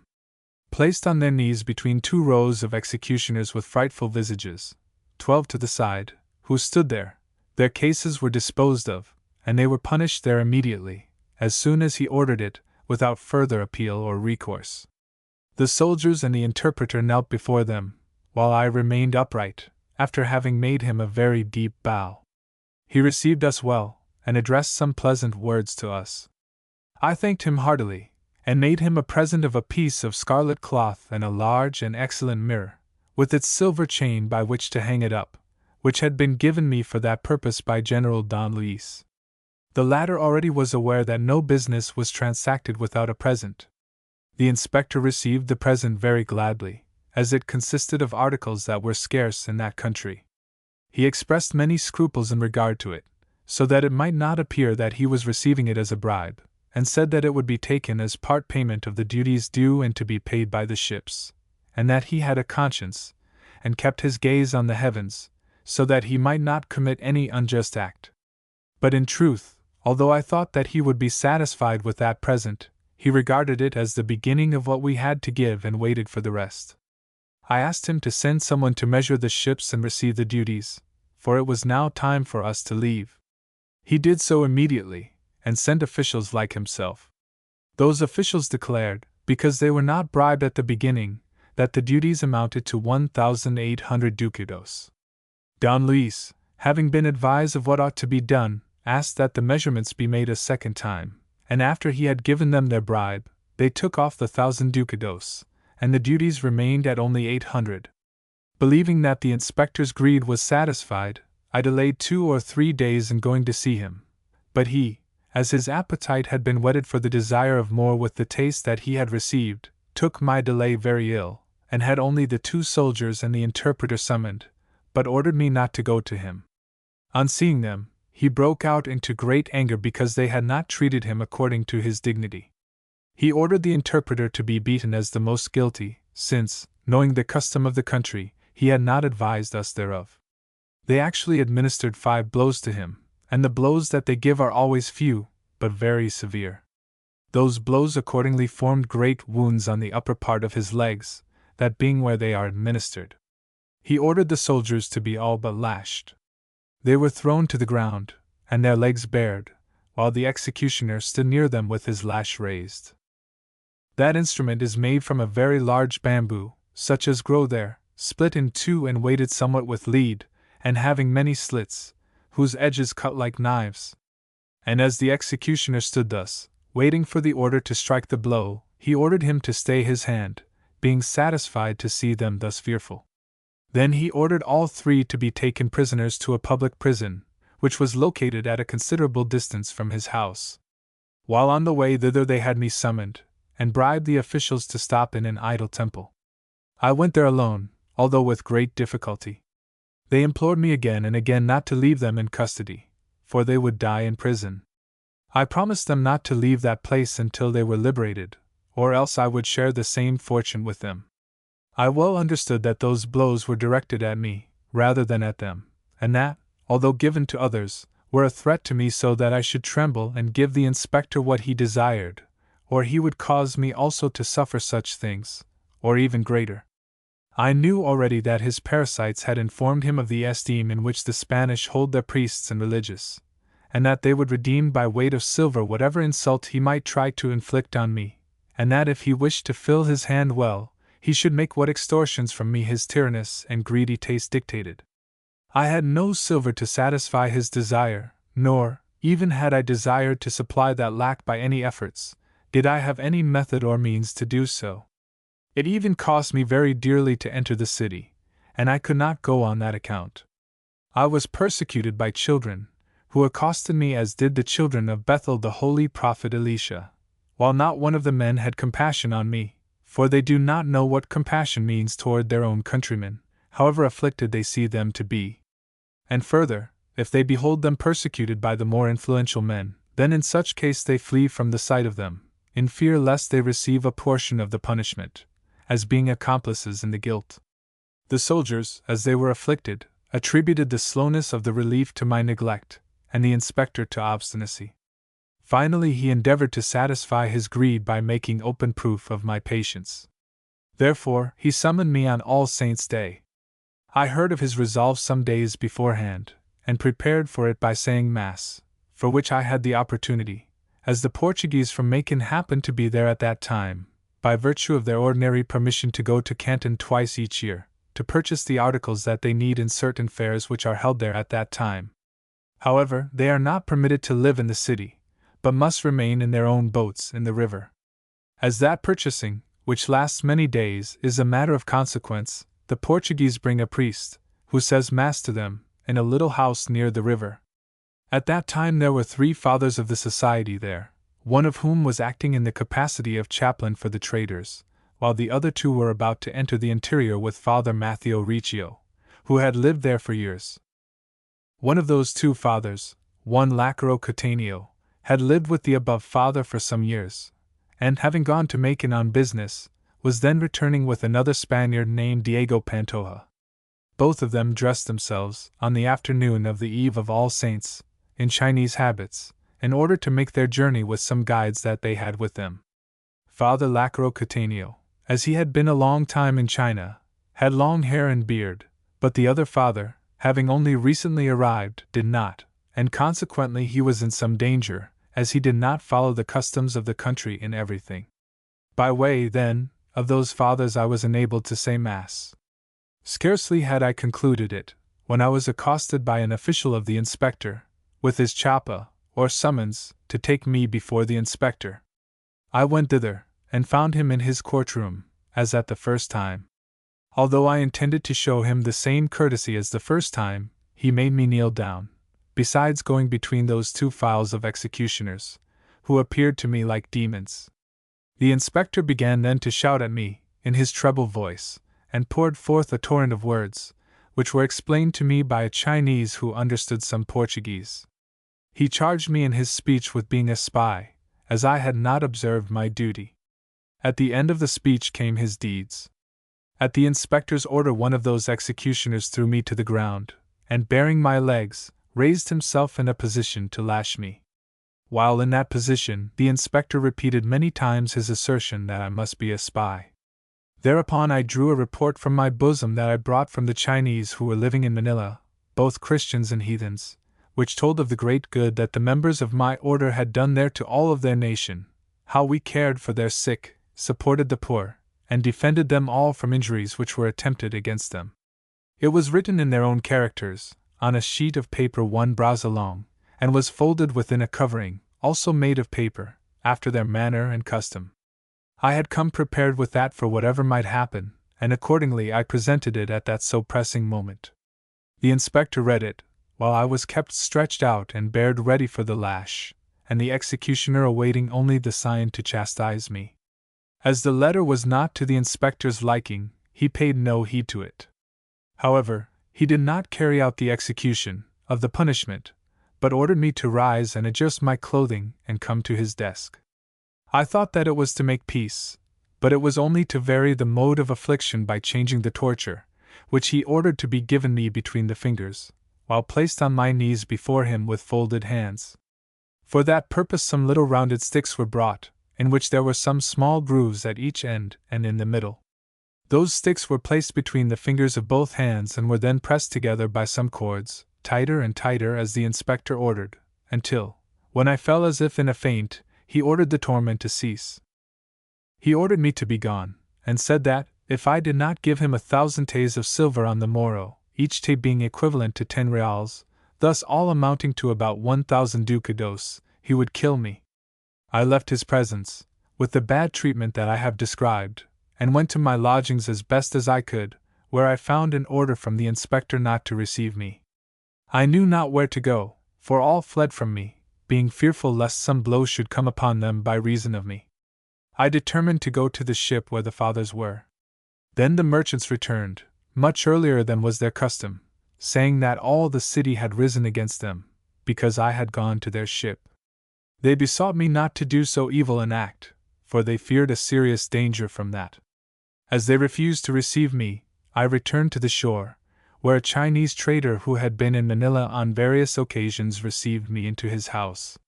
He got me the loan of 100 taes of silver, payable with interest, and that night I went clad as a Chinese, so that I might not be recognized, to the Portuguese ships. On my word, which I pledged on that of General Don Luis, in whose cause I was acting, they lent me 200 more. I sent that whole sum to the inspector next day by my host, who was a man of esteem in the city. I also had him ask that the inspector would be satisfied with that amount, as I had borrowed it as an alms, and could find no more, and that he would be pleased to liberate the prisoners, and grant us permission to go to our ship.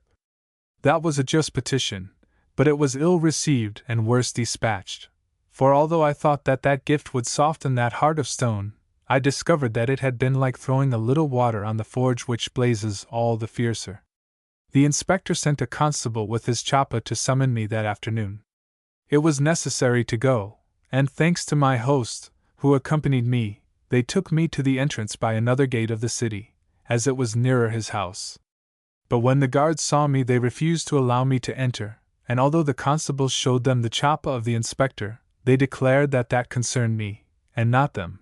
Accordingly, they refused me entrance. It was necessary for the constable to go to his master, and report the matter to him.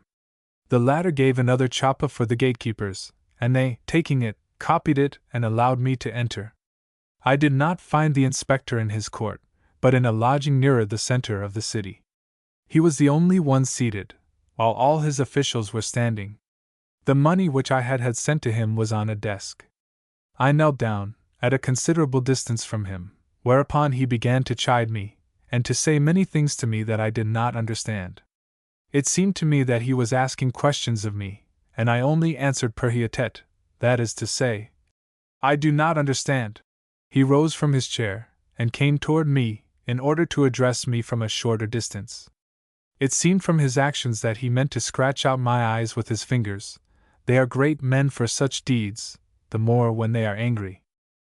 He finally satisfied his wrath by ordering me to be taken straight to the prison where the soldiers were. An iron chain was therefore quickly put about my neck, and fastened with a padlock, and one of the executioners, holding the end of it, walked before me, obliging me thus to follow him as a captive. The prison was at a considerable distance, and was under the orders of another mandarin, to whom he sent me, so that the latter might incarcerate me. In such guise I crossed all those streets, which swarmed with people, at 4 o'clock in the afternoon, and appeared before this mandarin, who was in his tribunal, into which the door of the prison opened. When the soldiers saw me through the door, they began to weep. I fell on my knees before him, and he asked me through my interpreter the cause of my imprisonment. I replied, and the cause seemed to him bad, but he told me that no one could undo what the inspector did. He said that he would try to satisfy the inspector, because the latter was obliged to go off very quickly on his inspection, and if he left me a prisoner here, no one else had the authority to release me. With this he ordered the chains to be taken off, and sent me into the prison. When I saw myself in prison with the soldiers I was without anxiety, because for their sake I had made all these stations, 21, and after all without succeeding in rescuing the prisoners, though I could have taken refuge in our ships if I had chosen, as I afterwards did, while now, by adventuring the same fortune with them, I left God to watch over all. There were in this prison some 300 prisoners, many condemned to death, but permitted to work during the daytime in order to earn their food. I suffered in the prison, because I had little protection and the weather was very cold. God delivered me within only 3 days. My host became my security for 1,000 days. As I was about to leave the prison, all the servants crowded about me asking for plata, silver, for they already knew its name in our Castilian. There were so many that, even if I had had much to give, there would have been little for each one. As I had nothing to give, I gave them nothing, and they paid me with hard words and blows. It was very late, and we were obliged to go to the house of the inspector, and from it to that of the guarantor outside of the city, in which we were not permitted to sleep. All this was to be done before they closed the gates. We were kept waiting in the courtyard of the inspector for some time. In addition to falling on our knees before him, he made us bow our heads and then turned us over to our bondsman. When we reached the latter's house, we had to enter by leaping over a lighted fire, which they said was the ceremony of security. The poor guarantor immediately began to suffer persecution, for all the servants and attendants of the inspector, though they had in no way intervened in our business, came to beg money from him from that which they said he must have received from me, to persuade him to become my security. The man brought all these demands to me, but I answered him that nothing more was to be paid than the 1,000 taes, and these we should get from Don Luis. He was unwilling to go to Don Luis, and took great care to prevent us from escaping. We, fearing that Don Luis and his soldiers might be forced by our delay to leave us in this embarrassment, determined to save ourselves. We agreed with a Chinaman for 10 taes to help us escape, letting us out through a secret door opening upon a creek that flowed into the large river, and taking us down in a boat. We sailed downstream that night and the next day, no one appearing on the boat in the daytime except the Chinese sailors. We succeeded in eluding all the vessels that might have wished to inspect us, and reached our ships. As soon as our sailors received their pay, they ran away. A few hours later, my guarantor appeared with an armed vessel. He was unable to find out who had helped us, and was satisfied with receiving the amount of money for which he had been pledged. We then set sail, Don Luis and the rest to Manila, and I to Macon, for I was in such a condition of ill health as a result of hardship and exposure that I did not dare to undertake the voyage to Manila. At this time Father Fray Alonso Jimenez died in Macon. His death was caused by the hardships and exposure which he had undergone in endeavoring to evangelize the kingdom of Cambodia. Though he was almost 70 years of age when he set out on the expedition, he endured everything that befell him with patience and courage, consoling the others, though he had always himself the most to suffer. He was very devout, never omitting his daily hours of prayer on his journeys or voyages. When in Cochinchina, his captivity was comforted by the opportunity given him to convert 2 condemned criminals. The failures of his attempts to reach the kingdom of Cambodia and to convert the people there did not discourage him or diminish his enthusiasm. When Don Luis and his men were cruelly attacked by the Portuguese of Macon, Father Fray Alonso went to Macon to interpose his authority, and to act as mediator between the Portuguese and the Castilians. Father Fray Alonso had great difficulty in pacifying the Portuguese, and was obliged to encounter much vituperation, but he received more joy in the baptism of 2 sick persons at the point of death than he had lost in all the sufferings which have been narrated. He died in our convent at Macon, to the great sorrow of the religious about him at the loss of so holy an associate.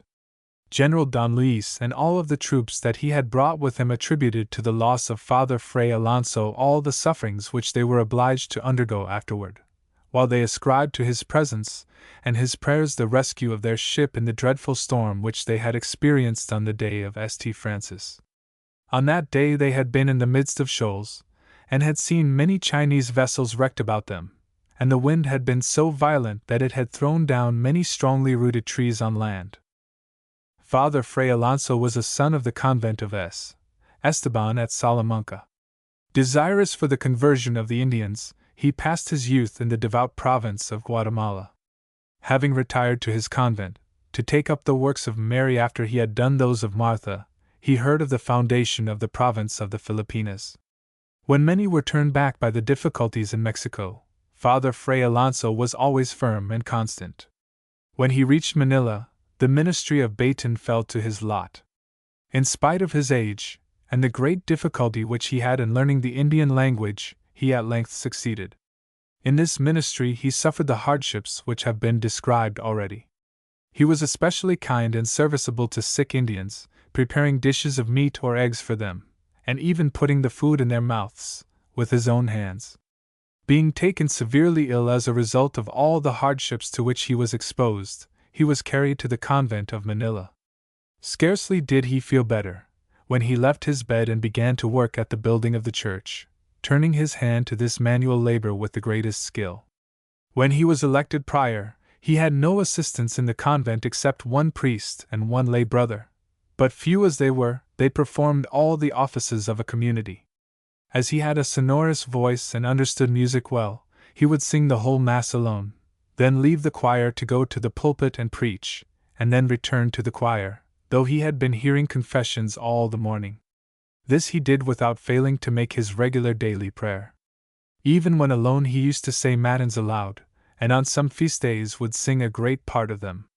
He was elected provincial from this office of prior, and in his provincialate he made many excellent ordinances for the ministry to the Indians, which are still observed and esteemed as if they had been ordained yesterday. During his time the province was greatly extended, the whole of the province of Nueva Segovia being admitted, and many new churches and missions being established in that of Pangasinan. It was his desire also that the kingdom of Cambaxa should be added to it, and in the glorious enterprise of extending the gospel to that kingdom he ended his life. As 21. Chapter 51. The coming of some religious to the province, and the transactions of the intermediate chapter.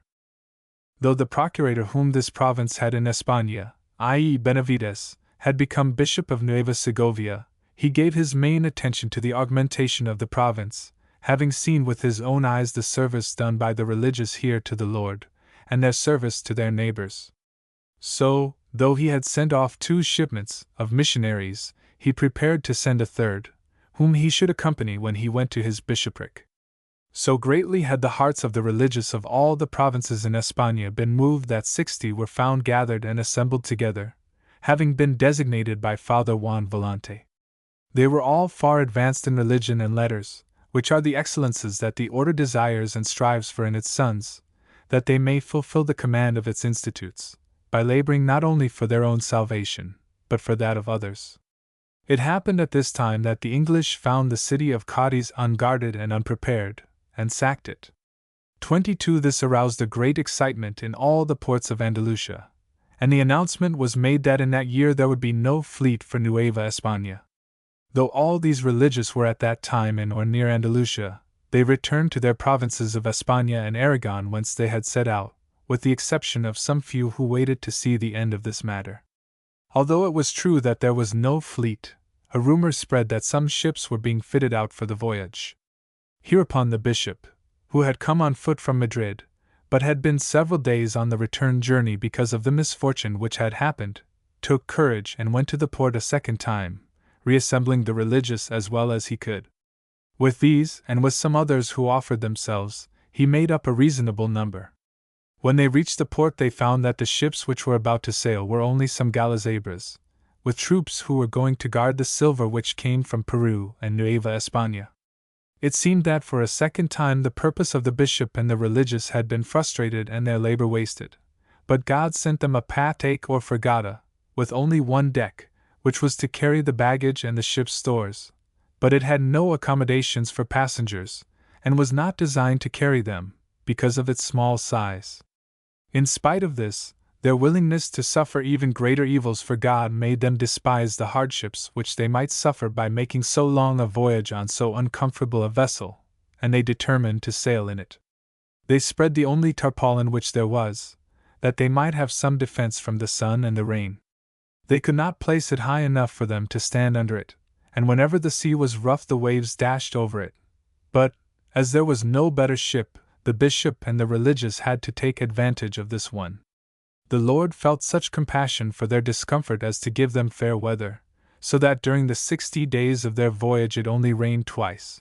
Thus they were able to sleep on deck, and at least to enjoy the coolness of night if they could not avoid the heat of the day. During the voyage, they acted as if they were in a very well-organized convent. The bishop filled the place of reader, and upon what he read they held daily conferences, and very frequent sermons and spiritual discourses. On the great feasts they had, as it were, literary contests, composing verses in praise of God and of his saints. Being thus very well occupied, they felt the discomfort of the ship less, and as a result of the fair weather they were all cheerful. The bishop alone was silent, so much so that his religious became anxious, and felt obliged to ask him the reason. He answered, "I am afraid, fathers, that the Lord does not look upon us as his own, so much happiness does he grant us in so cramped a ship. Such fair weather, and not more than one religious sick, we are not what we ought to be, for the Lord has sent us no hardships. My coming was sufficient to prevent you from receiving that blessing." When they reached Mexico, he planned to buy a house where the religious who came to this province from that of España might be cared for. He wished to avoid scattering them among the towns, the evil results of which had already been learned by experience. He found someone to make a gift of a piece of land suited for the purpose, with the obligation of building a church upon it named for St. Just and Pastor. The writings were already made out, but afterward, because of difficulties which arose, the agreement went no further and had to be given up. 22. The voyage which they made from Acapulco to Manila was very prosperous. The religious having been divided between the two ships, those who embarked in the flagship, called Rosario, were unable to get their ship stores on board because of the great hurry of the commander, Don Fernando de Castro.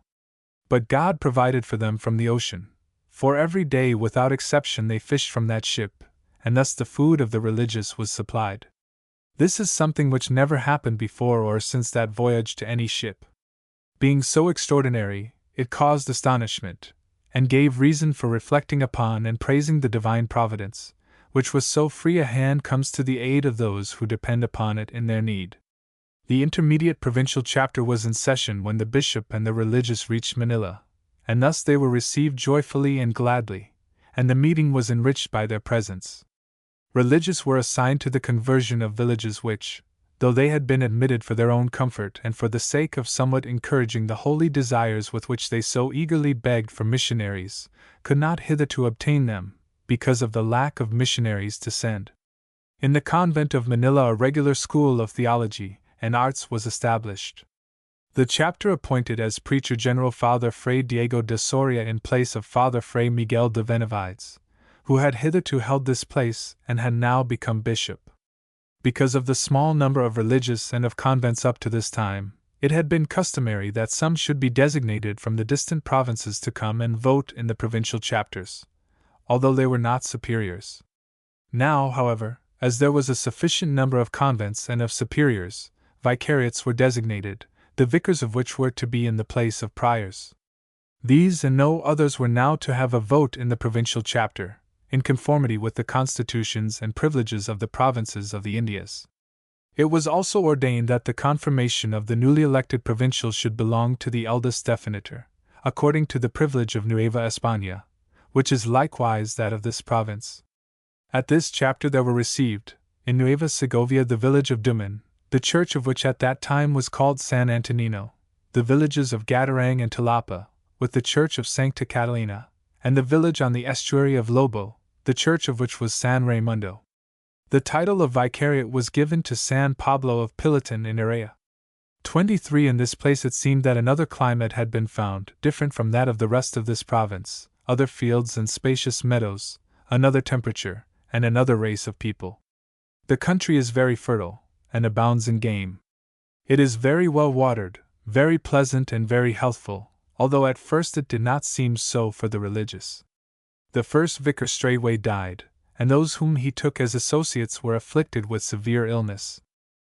For this reason, and because of the distance from the other convents, it seemed to many that it would be best to abandon it, but the desire prevailed to go to the aid of those souls, though at the cost of health and life, since on no occasion could these be better offered.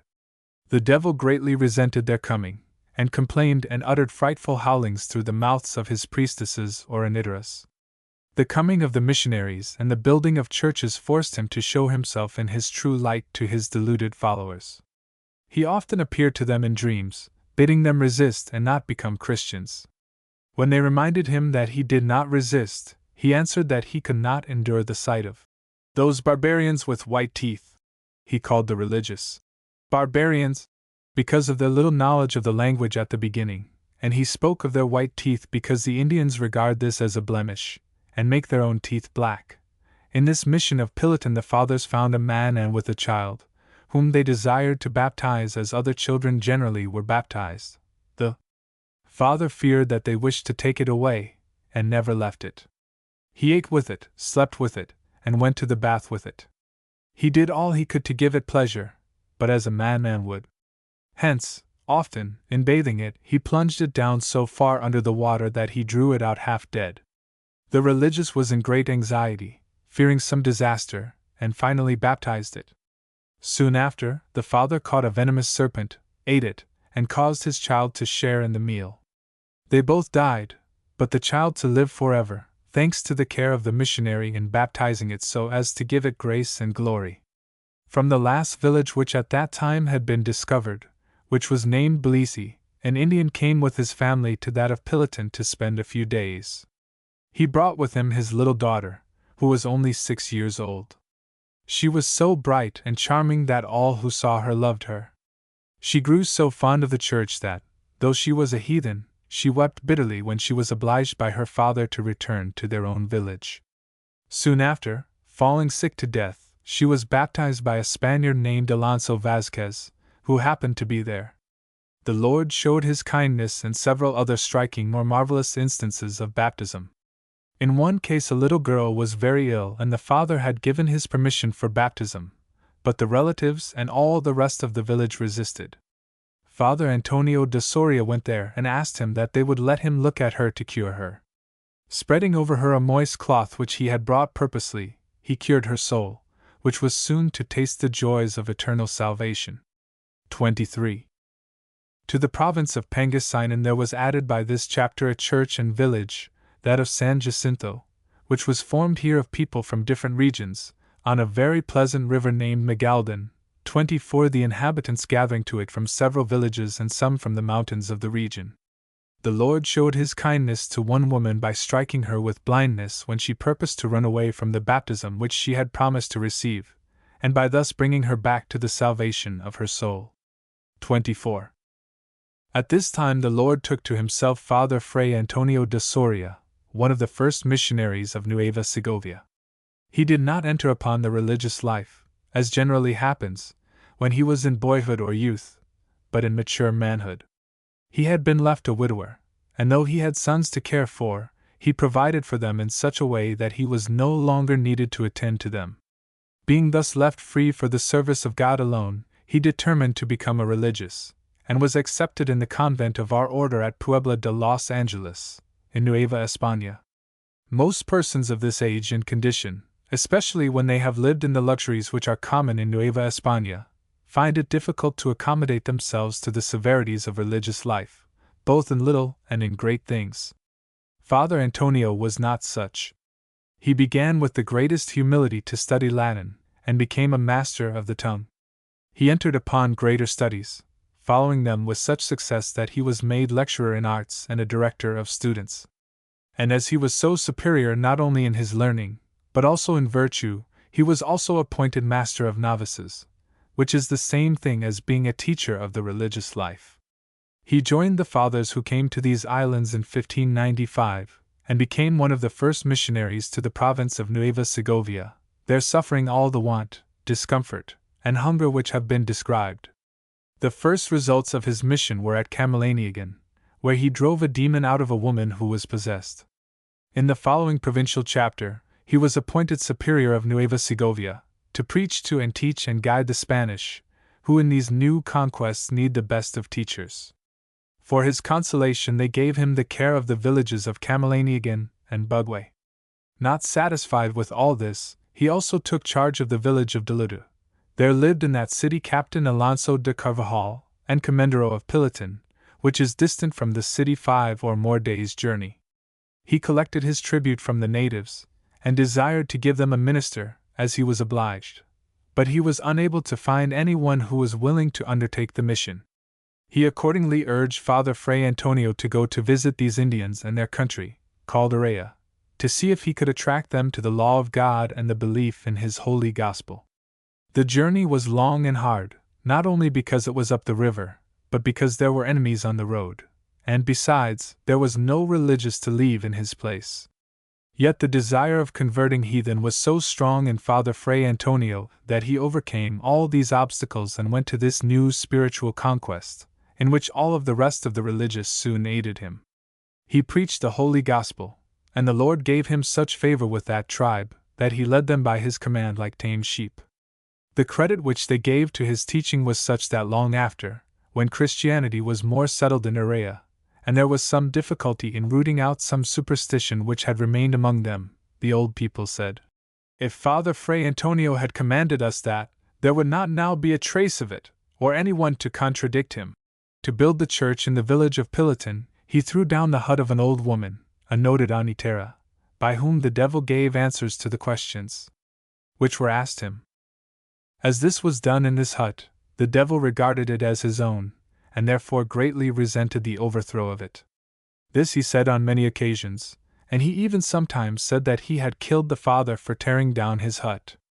But in this the father of lies should not be credited, for, as he often confessed, he was not able to appear before the religious, how much less, then, to kill them. The manner of living followed by this father among these Indians was exemplary, and such as to cause wonder among them. He suffered and endured many hardships, and hunger and want, that he might not inconvenience them. He was at once the master and the servant, at the house. In order that a boy who served him by preparing his food might not be offended at the work, the father went to the river and carried the water that he had to drink. He was the sacristan who cared for the church, the porter who closed and opened the doors of the house. He it was who attended to everything that was needed, that he might not trouble any persons by making them serve him. It was a journey of a day and a half from Pilotin to the village of Nalavangan. He went there and built a church, and baptized many, for the spirit of Fray Antonio was to undertake much, and he was never contented with that which would have seemed excessive to others. While he was engaged in these holy exercises, the time of the intermediate chapter arrived, and he was obliged to go to Manila. Here he was definitor, and gave an account of the good work which was being wrought by the Lord in the conversion of Araya. The chapter, feeling that the Lord had chosen him therefore, appointed him as first vicar of San Pablo at Pilotin. He returned in great contentment, because he was going where he would have more to do than in other places, much as there was to do everywhere, since all of these were new conversions, where the labor is great and the ease very little. When he was among his children he gave himself with such devotion to the labor of the ministry that within 6 months he was attacked by a mortal disease, which obliged him to return to the city to be cared for. Here, when he had received the Holy Sacrament, he gave up his soul to his Creator, to the great sorrow of all the religious, who were greatly afflicted to lose such a father and associate. He made some compositions in the language of the natives, which served as a guide to those who followed him, but the greatest guidance that he gave was that of his life spent and consumed in these so holy exercises. Chapter 52. Fathers Fray Pedro de Soto, Fray Juan de San Pedro Martyr, and Fray Pedro de la Bastida, who died at this time.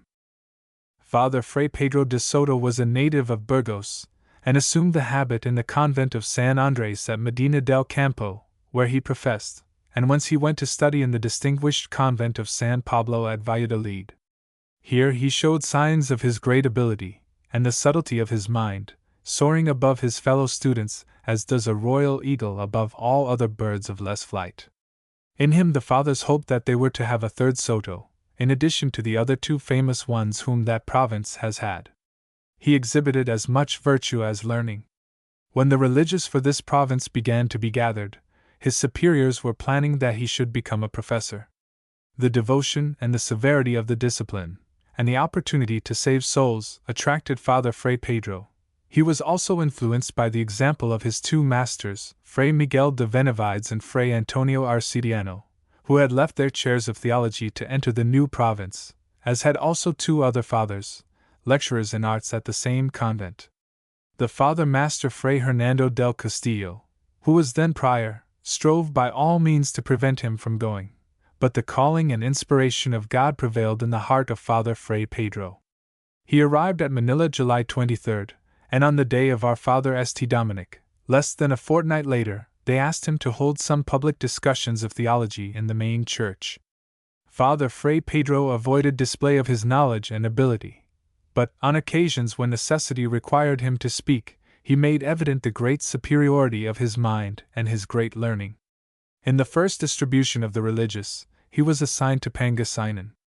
The people of this region still lived in their ancient villages and rancherias in the hills and mountains, without civilization, order, or system, any more than if they had never known Spaniards. Father Fray Pedro lived among these tribes for 3 years, suffering the hardships and perils which have been already described. He was constantly in danger of death, being particularly hateful to the hostile natives because he was the first one who learned the language of the Indians. When some of them began to accept the faith, he offered money for information as to those who continued to sacrifice to the devil.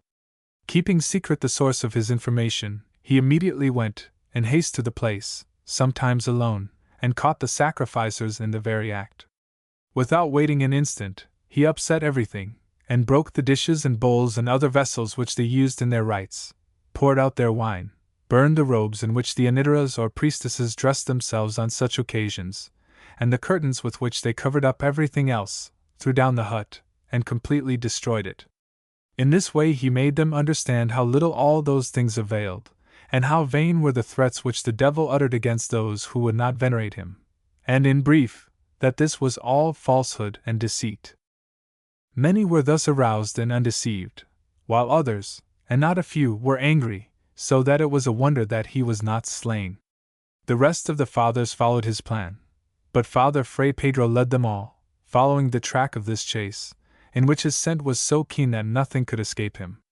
At his death, Father Fray Pedro was able to say that he was sure of the 2 aureoles of Virgin and of Doctor, and that he had almost succeeded in gaining that of Martyr.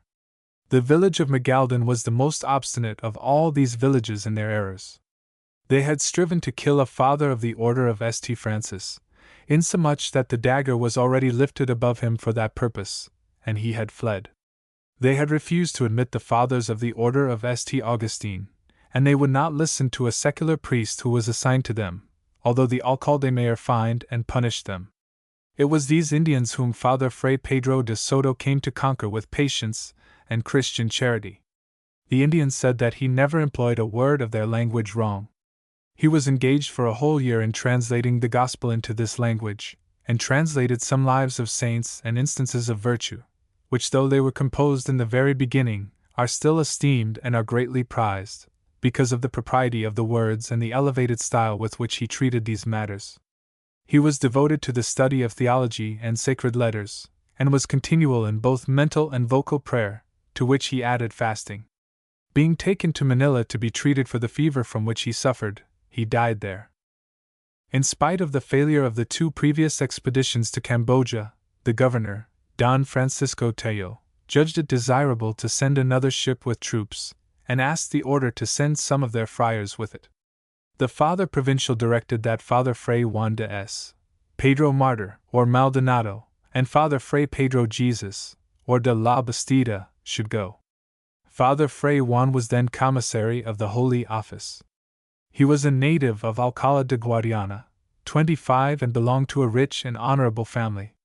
He studied canon law at Salamanca, and assumed the habit in the illustrious convent of San Pablo at Valladolid.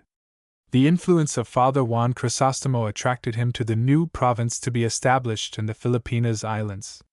When he was about to set forth, a certain Dr. Bobadilla, a canon in the church in Valladolid, took him to one side and assured him that he was to die a martyr, and this prophecy was corroborated by another devoted monk. It was on this account that he changed his name of Maldonado to that of S. Pedro Martir. He spent his first year in the Filipinas in Manila, and in his second year was sent as vicar to a village in Pangasinan, which was at that time the most difficult in the province. From that place he was transferred to the Vicariate of Bataan, the language of which he learned very well. When Father Juan Cobo went as ambassador to Japan, Father Fray Juan was assigned to the mission to the Chinese, being thus required to learn a third language in addition to the two which he already knew. He learned more words of the Chinese language than any other member of the order, though he was not successful with the pronunciation. He assisted the Chinese so much that they named him as their protector, and he was, as it were, the advocate of their causes, so that they became very much attached to him, and listened with goodwill to his preaching and his corrections. During the absence of the Father Provincial in Cambodia, the province could find no one more suitable to govern it in his place, and accordingly Father Fray Juan was nominated as Vicar General. In the following provincial chapter he was appointed lecturer in theology, for there was nothing which the province did not find him competent to do. He made no objection to carrying out any orders that were given him, although they dragged him about hither and thither, causing him to learn so many languages and immediately to drop them again. This is a great evidence of his obedience and subjection to his superior. His reputation outside of the order was very great. The tribunal of the Holy Office of Mexico appointed him Commissary General of the Filipinas, which office he filled with the prudence and strength of mind which the Lord has given in these regions to the sons of the first Inquisitor General, our Father St. Dominic. Don Luis Perez das Marinas, a wise and holy knight, refused to accept the governorship of these islands until Fray Juan persuaded him to do so, stood security for him, and undertook the duty of confessing him and of aiding him with his good advice, that he might the better fulfill the office. This he did in spite of the fact that this was certain to be, as it was, to his own damage, for suitors who did not receive what they desired immediately threw the blame on Father Juan, whom they well knew that the governor consulted as to the appointments which he made. Father Fray Juan knew all this well, but accepted it very readily, in order that he might undertake the direction of so upright a man as Don Luis. In spite of the fact that the esteem which was felt for Father Juan within and without the order was very great, the counterweight of humility and the consciousness of his own inferiority which he had was much greater. He regarded himself as the most useless in all the province, and treated himself as such. Hence, when he was named for Vicar General of the province, he managed that this title and office should be given to Father Fray Juan de Sancto Tomas. In the same way, when he was nominated prior of the convent of Manila at the time when Father Fray Diego de Soria went as procurator to España, he succeeded in bringing about the election of another religious. He likewise strove to resign the office of commissary in favor of Father Fray Bernardo de Sancta Catalina, or Navarro. Such was the character of Father Fray Juan de San Pedro Martir, whom the province was willing to spare for the mission to Cambodia. They would have spared an even more perfect religious if they could, well knowing that he who had to preach the gospel in a heathen kingdom like this should be such as Father Fray Juan was, or even greater in all things. The companion of Father Fray Juan, Father Fray Pedro de Jesus or de la Bastida, a religious of great virtue, had come to the islands in the previous year, 1591, with the rest who were brought from España by Father Fray Francisco de Morales. He had displayed high qualities in the mission to Bataan, to which he had been assigned. He had come from the very devout province of Aragon, of which he was a son. When they reached the great river of Cambodia, Father Fray Juan endeavored to carry out his mission, both for the conversion of those tribes and as an ambassador of the King our Lord.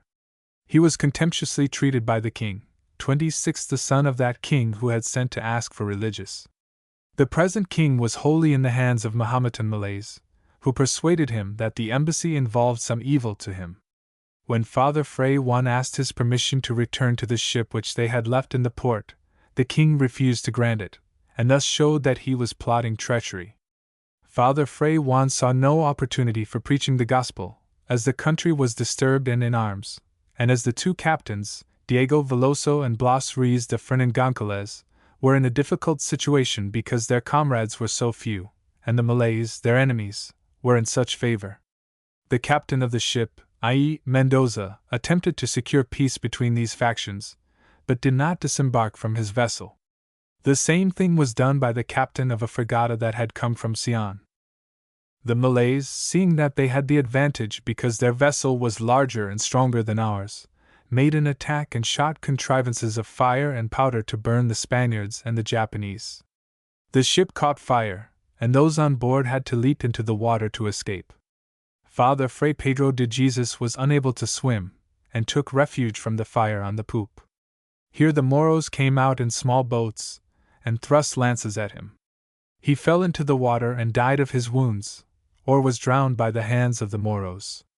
This vessel had done no harm to the Moros, and had not even tried to aid the Spanish captains in the kingdom.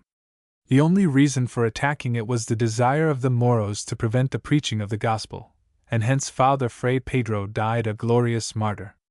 Father Fray Juan succeeded in reaching the frigata commanded by Juan de Mendoza. In it Father Fray Juan made his escape to Sian, being wounded in the throat by a shot which had passed obliquely through it, and thus half of the prophecy had been fulfilled that he and his comrade were to die the death of martyrs. Father Fray Juan went to Sian that he might be near to the kingdom of Cambodia.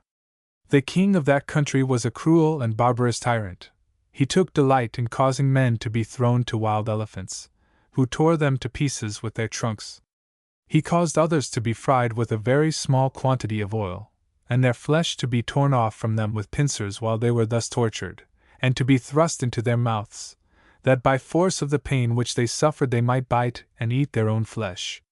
When there were no criminals, he used to perpetrate these cruelties solely for his own recreation, and that not to one, or a few, but to 1,000 at a time.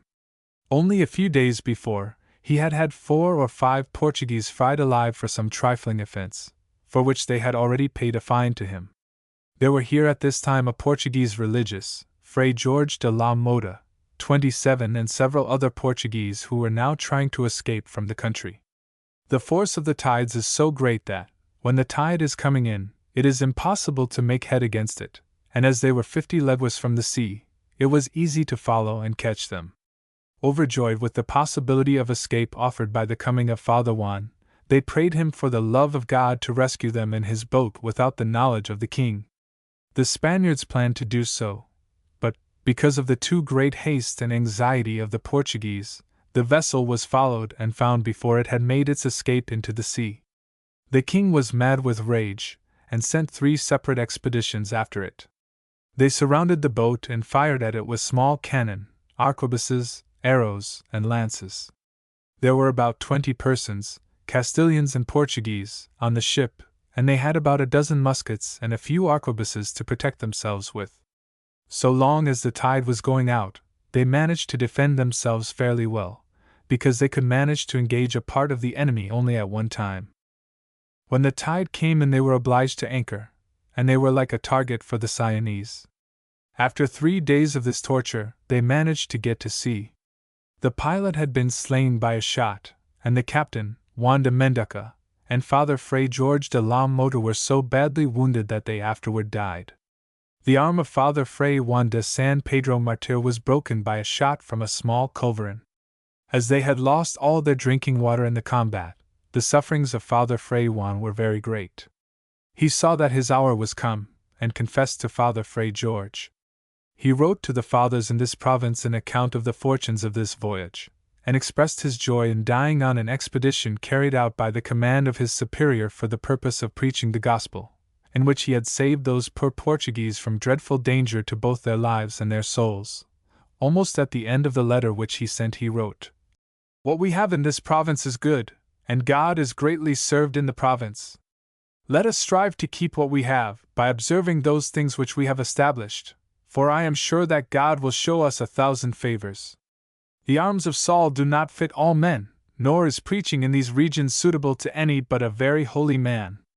They buried him on land near the port of Cochinchina, on an island called Palocotovan, at the root of a tree, not daring to set up a cross for fear of the derision of those heathen. He had set out upon this voyage certain to meet his death in it, and at the beginning of the expedition he had shown the perfection of his obedience in several ways. 25. 26. 27. Chapter 53. The election as provincial of Father Fray Juan de Sancto Thomas, and the death of Father Fray Damian Villager. On the 2nd of June, 1600, the electors assembled in the convent of Manila to elect a successor to Father Fray Bernardo de Sancta Catalina. The example of Father Fray Bernardo was so grand that it was difficult for his successor to reach the same pitch of excellence. Although all felt that Father Fray Juan de Sancto Thomas, or Ormica, was fitted for the position by character and abilities, there was some doubt whether his ill health would permit him to fill the office as it ought to be filled. He was constantly under the necessity of receiving dispensations from the severity of the rules, and though this did no harm in a private friar, it was most unfortunate in a superior. It was also feared that he would be physically unable to perform the duties of the situation. One of the best physicians of the city was called in, without the knowledge of Father Fray Juan, to express his opinion as to the ability of Father Fray Juan to fulfill the duties of the office. His judgment was favorable, and Father Fray Juan was elected. The election was a most fortunate one, for Father Fray Juan was able, learned, and holy, and his nature was so gentle that the Vicar General, Fray Juan de Castro, who had a gift from heaven of special insight into character, chose him as his usual associate, and appointed him to the first position as superior in a mission to Indians. He filled the office well, and not only lived out the 4 years of his provincialship, but has seen 10 other elections of provincials since his own, and he is still alive while this is being written, in the year 1637. Since he is still living, let us content ourselves with what has been said, leaving the rest till the time when, after the end of his life, it may be discussed with greater freedom. During his term, the Lord opened the gates for the entrance of the order to Japan, as will be narrated later. This was a great reward for the hardships suffered by the religious of this province, and by him in particular, from the perils and miseries of travel by land and by sea. Many new convents were admitted at this chapter, both in Pangasinan and Nueva Segovia, for the duties of the ministry in these regions were constantly increasing, and the religious kept constantly reaching out to new places. Many excellent ordinances were passed for the exercise of the ministry to the Indians, and also for the better maintenance of the rules affecting us, especially in the matter of showing ourselves disinterested, and careful not to annoy the Indians. In the province of Nueva Segovia the religious labored hard in the search throughout mountains and valleys, and other secret places, for the huts where the devil had been adored, to which those people used to make pilgrimages in search of health or other favors, giving offerings of bits of gold, or of stones regarded by them as precious. The natives dared not take anything from those places, or cut a reed or a tree from the natural growth of the earth in them, for fear of death, with which the devil had threatened them. In the villages on the coast many such little huts were found, with many little figures and idols in them. The religious burnt and broke the boxes with the offerings, took the gold and the stones, and all the other offerings, and burnt and ground to dust everything, and cast it into the sea, that it might not remain to be a stumbling block to the Indians. When the heathen saw that the threats of the devil were not being carried out, their eyes were opened and they were very eager to be baptized. Great aid was received from an epidemic of smallpox which attacked a whole region. In this way the Lord took to himself many souls, especially of children, for there were many newly baptized in the province of Pangasinan and in that of Nueva Segovia. Many of those who seemed to be near their end recovered after they received the water of baptism. All, therefore, came to be baptized, and the Lord, by means of those who recovered, gave authority to the baptism, while of the vast number who died baptized he peopled heaven with new angels. This brought great comfort to the missionaries, who, although worn out and greatly fatigued by going from house to house baptizing and confessing, and giving the sacraments to sick persons, saw their labors successful and rewarded by the sending to heaven of so many souls, and also by the strengthening of their hope that they should go to accompany those souls in glory. For it is not possible that these should not be grateful, and pray and strive to obtain salvation for those who labored, with such zeal, to give it to them by the means of baptism, without which it cannot be obtained. Soon after the provincial chapter, one of the definitors, Father Fray Damien Balaguer, died. He had lived but a short time in the province, but had gained great reputation in it, and his early death was much mourned. He was a native of the kingdom of Valencia, and had two brothers in the same order, one, the present Fray Pedro Martir de Balaguer, and the other Master Fray Andres Balaguer, at one time Bishop of Albarracin and afterward of Urigela. Father Fray Damien took the habit in the convent of the preachers in Valencia, which has been happy in giving saints to the Church. During all his novitiate, the master of the novices never had occasion to discipline him, even for the merest trifle, although by the advice of another father he assigned him some discipline, without any fault on the part of Fray Damien, but not without a cause, for it is necessary for the novices to be initiated in these punishments of the order, that they may not afterward be new and strange to them. He was constant in prayer and fasting, given to speaking of the things of God, and to mortification. For many years he was accustomed to repeat the whole of the Psalter of David daily, in imitation of St. Vincent of Ferrara. He studied at Urigela, becoming a lecturer in arts in the same college, and afterward in theology, having a singular grace given him to declare with clearness the gravest and most profound difficulties of this holy science. He was an excellent and a moving preacher, having the power to change the hearts of many of his hearers, who selected him as their spiritual guide. Whenever he left the convent, which he did only on important occasions, he was followed by a troop of his disciples, who gathered not only to honor him, but to profit by what they heard him say. He showed all his life the greatest humility, and from day to day did not change, except by the augmentation and advance of his virtue. Being eager for the conversion of souls, he went to Mexico with Master Fray Alonso Bello, who was going out to Mexico with authority to divide the province of Vaxac from that of Santiago. 28 For the space of 2 years he directed the schools in the city of Vaxac, but, as that was not the end which he had intended, he was dissatisfied. When he heard that many ministers of the Holy Gospel were needed in the Philippines, he took advantage of the arrival in Mexico of Father Fray Francisco de Morales to ask that he would take him to the islands with the rest of the company whom he was bringing over. Arriving in 1598, he was assigned to Nueva Segovia, where in a short time he learned enough of the language to be able to hear confessions.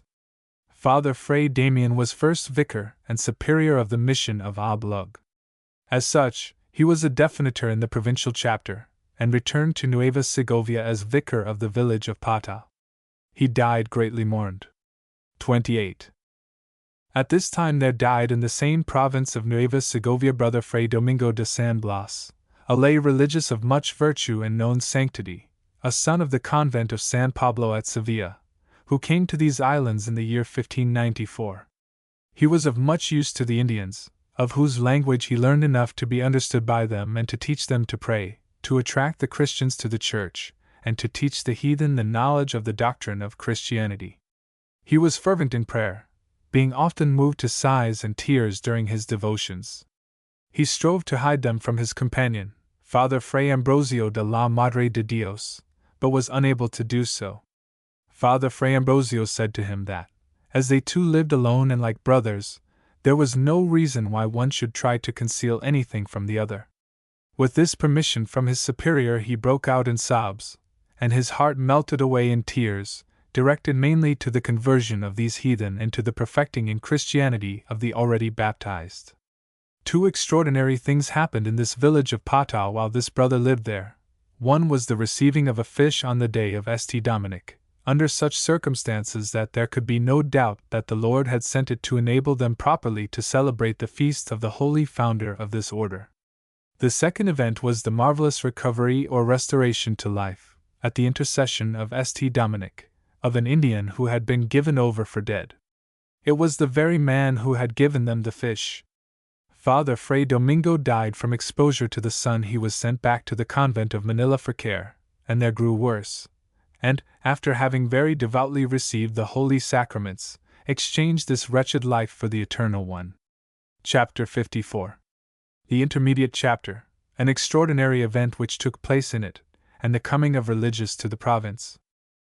In the year of our Lord 1602, the voting fathers assembled in their intermediate provincial chapter, at which was accepted the house of San Juan del Monte, which is situated a legua from the city of Manila in a solitary place, a healthful and pleasant situation. There were two motives and ends with which this house was built. The first was the consideration that some aged fathers, after their many labors and years passed in the ministry, desired, having performed the duties of Martha, to give themselves up wholly to those of Mary by leading the life of contemplation. For this purpose the locality is very well suited, for there is nothing in it to disturb the calm of prayer and contemplation. But it did not serve much for this end, because it was soon found by experience that these servants of God, the aged ministers, were of much more usefulness in the ministries, since their example and authority were very efficacious for the spiritual increase of faith and devotion in the Indians. Teaching and doctrine were received much better from such venerable ministers, who were well known, loved, and regarded. It was also found that the example of these venerable fathers was of great use to those who had newly entered upon the ministry, since they could not fail to venerate and follow the acts and the teaching which they beheld in these ancient and venerable ministers. Even though there are some who on account of their great age and infirmity cannot continue in the service, they are of more use in the convent of the city, where their infirmities may be better cared for, and where their good example and venerable age are more valuable. The second motive and object is one which is obviously of great advantage. It is found that in the city convalescence takes place slowly, or not at all. Therefore those who are being treated for any sickness leave the city for their convalescence, by the advice of the physicians. If the order did not have this convent outside of the city, in a situation which is healthful and where the air is good, which is what convalescents most require, the religious would be obliged to ask for permission to go for their convalescence to the farms or fruit gardens of laymen, which are never so appropriate as the convent. Now that they have this convent, no permission is granted to go for convalescence to any other place, which is to the great advantage of the province. Also, when a religious is worn out and afflicted by the heats of the city, which are very great, he is permitted to go and obtain some refreshment and ease at San Juan del Monte, and soon returns to his labors in the city with new energy, and this, too, is of great value. While the fathers were assembled at this chapter, an event occurred which caused special awe in the hearts of the religious, and created greater respect for the sacred constitutions which we promised to observe. Even when the obligation does not involve a matter of sin, even venial sin, still the Lord desires us to keep them with the greatest accuracy, not only in matters of importance, but even in the less significant ones. It was a very extraordinary incident, and one which seems to have happened like the blindness of the man who was born blind, as the Gospel tells us, not because of his own sins nor those of his fathers, but for the glory of God. Although there was a fault, it was such a fault as the Lord is accustomed to pass over, and even greater ones, in us. Therefore it was, as I said, that it seemed to be for the greater glory of God and of St. Cecilia, who, as we shall see, had a share in the remedy. There was a religious who came from the province of Andalusia, in which he had lived in a very devout convent. It happened one evening that this religious ate between meals a few capers without the permission and blessing of the superior. This is something which in the eyes of men did not appear a special fault, but it was so in the sight of God, who punished this excess. From that evening the religious suffered from a pain, which seemed to him to be in his heart.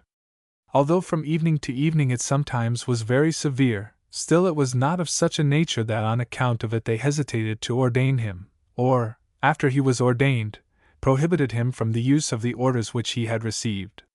He came into these regions, and went as minister to the Indians in Pangasinan. In the course of time his sufferings increased, and afflicted him to such an extent that he was prohibited from saying Mass, as it was feared that the malady would attack him during the celebration. During this time, when he did not celebrate Mass, his malady continually increased and afflicted him more than before, so that the religious suffered great torture, and they gave him great care, and as much comfort as was consistent with our poverty. In spite of this, he grew worse and worse, and suffered greater afflictions and torments.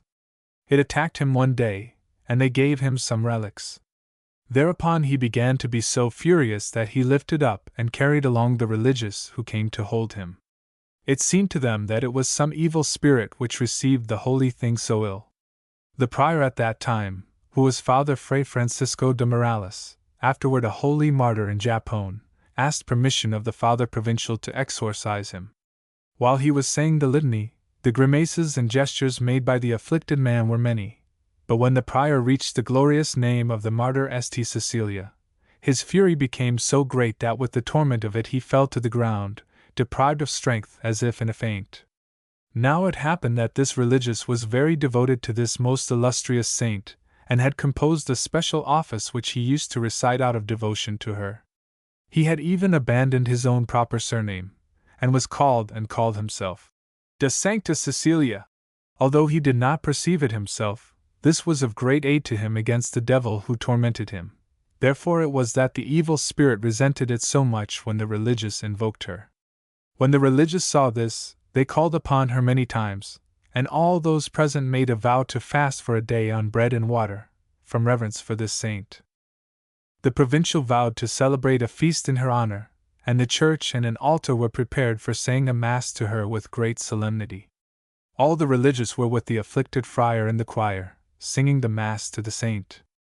At the first Kyrie, he began to be changed, and when the priest said the first prayer, the noise which he made in the choir was so great that he disturbed the ministers who were at the altar. While they were singing in the creed the words Ex Maria Virgin, et homo factus est, of the Virgin Mary and was made man, the noise became very much greater, and at the lifting up of the host his sobs and groans and cries were so loud that, to avoid exciting the people in the church, they kept sounding clarions to the end of the Mass. They took him from the choir to the oratory. Here, in the presence of all the religious gathered together, he performed an act of humility, saying that his faults had brought him to this wretched state, and begging them to pray to God to pardon him, and that, if it was best for him to suffer all the pains of hell, he was ready to receive them. He asked permission of the provincial to kiss the feet of those who were present. The provincial comforted him, and they went on with the exorcism, during which the devil became calmer. The friar answered all the questions which were put to him, and when they gave him the holy cross, he kissed it with reverence. These were evidences of his recovery. The friar became so weary that it was necessary for him to repose. When he lay down to sleep, it seemed to him, whether in dreams or not he could not tell, that the devil complained of being suffocated, that a religious was repeating exorcisms to him, and that the glorious St. Cecilia came to his assistance. On the following day the religious fasted, as they had promised, on bread and water, and repeated the exorcisms.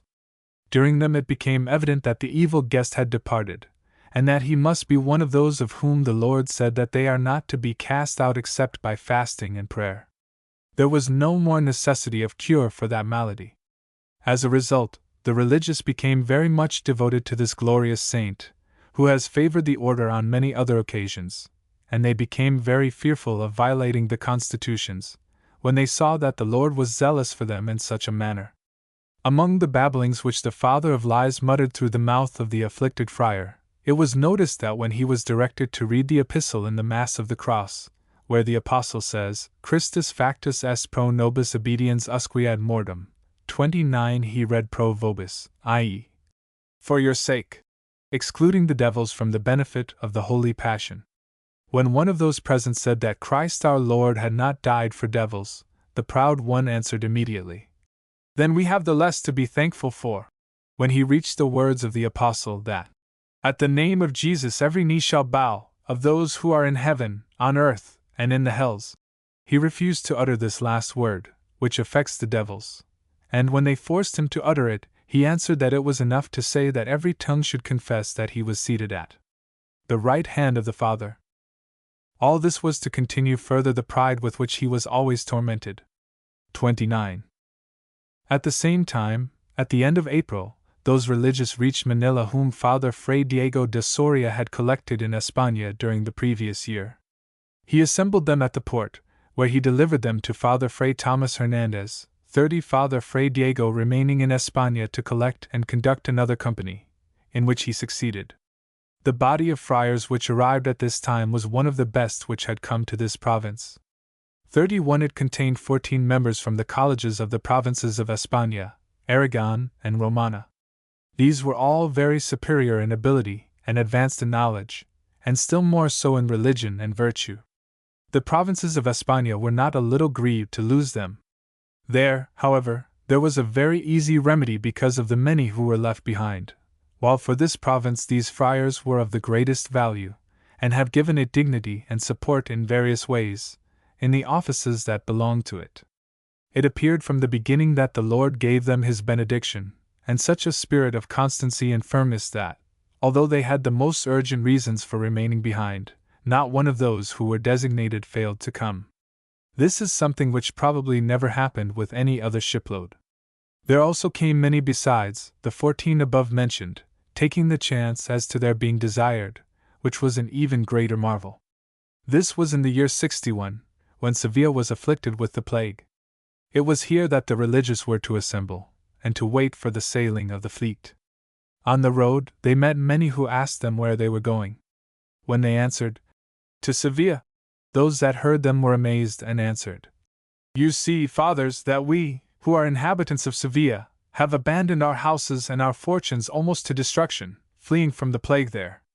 Are your reverences going to place yourselves in the midst of it?" But nothing sufficed to prevent a single one of them from continuing his journey, for they regarded dying in such an enterprise as good fortune, and death on such a journey as happy. At the court, Father Fray Thomas Hernandez and 3 companions who were with him found the Father Provincial of España, who at that time was the Father Master Fray Andres de Caso, an intimate friend of him who at that time was President of the Indias. He said to them, "Where are you going?" "There is no fleet, for the President of the Indias has told me so." In spite of all this, the religious were all moved by a higher impulse, and although it was true that, on account of the plague, it had been ordered that there should be no fleet, one was afterward permitted to sail. The religious reached Seville after much hardship, because in many places they were unwilling to admit them to the towns, or to private houses, or even to our own convents, so great was the fear of the plague. They were even unwilling to be satisfied with the evidence that the religious brought with them that they were healthy. When they reached Seville, they saw the plague-stricken taken almost dead to the hospitals, and even this did not frighten them. They were in the Guarda del Corco, i.e., Garden of the Deer, and there one of them was taken with the plague, and was carried suddenly off in 2 more days. Even then, not one of them even thought of giving up the voyage, although they saw the plague and death within the house where they were dwelling. The Lord favored them so that no one else took the plague. When they saw the danger more clearly, they gave greater thanks to him who had not only rescued them from it, but had taken from them the fear which they naturally had of it, especially as they had almost all come on foot, asking alms, all the way from the innermost parts of Castilla la Vieja, and though they were persons who were not inured to that sort of hardship, and therefore were the more likely to fall sick, especially in a season of plague. The religious who died was Fray Juan de Solis, a son of the licentiate Jaffer de Solis. He was a man of jovial disposition and fond of company, but corrected his weakness when he proposed to go to the Filipinas. His relatives and several of his fellow friars tried to dissuade him, but he insisted upon going. In Seville, as there was no lay religious with them, he undertook the duty of cooking for the rest of the company, and it may be that the great heat and consequent exhaustion were the reasons for his being taken by the plague.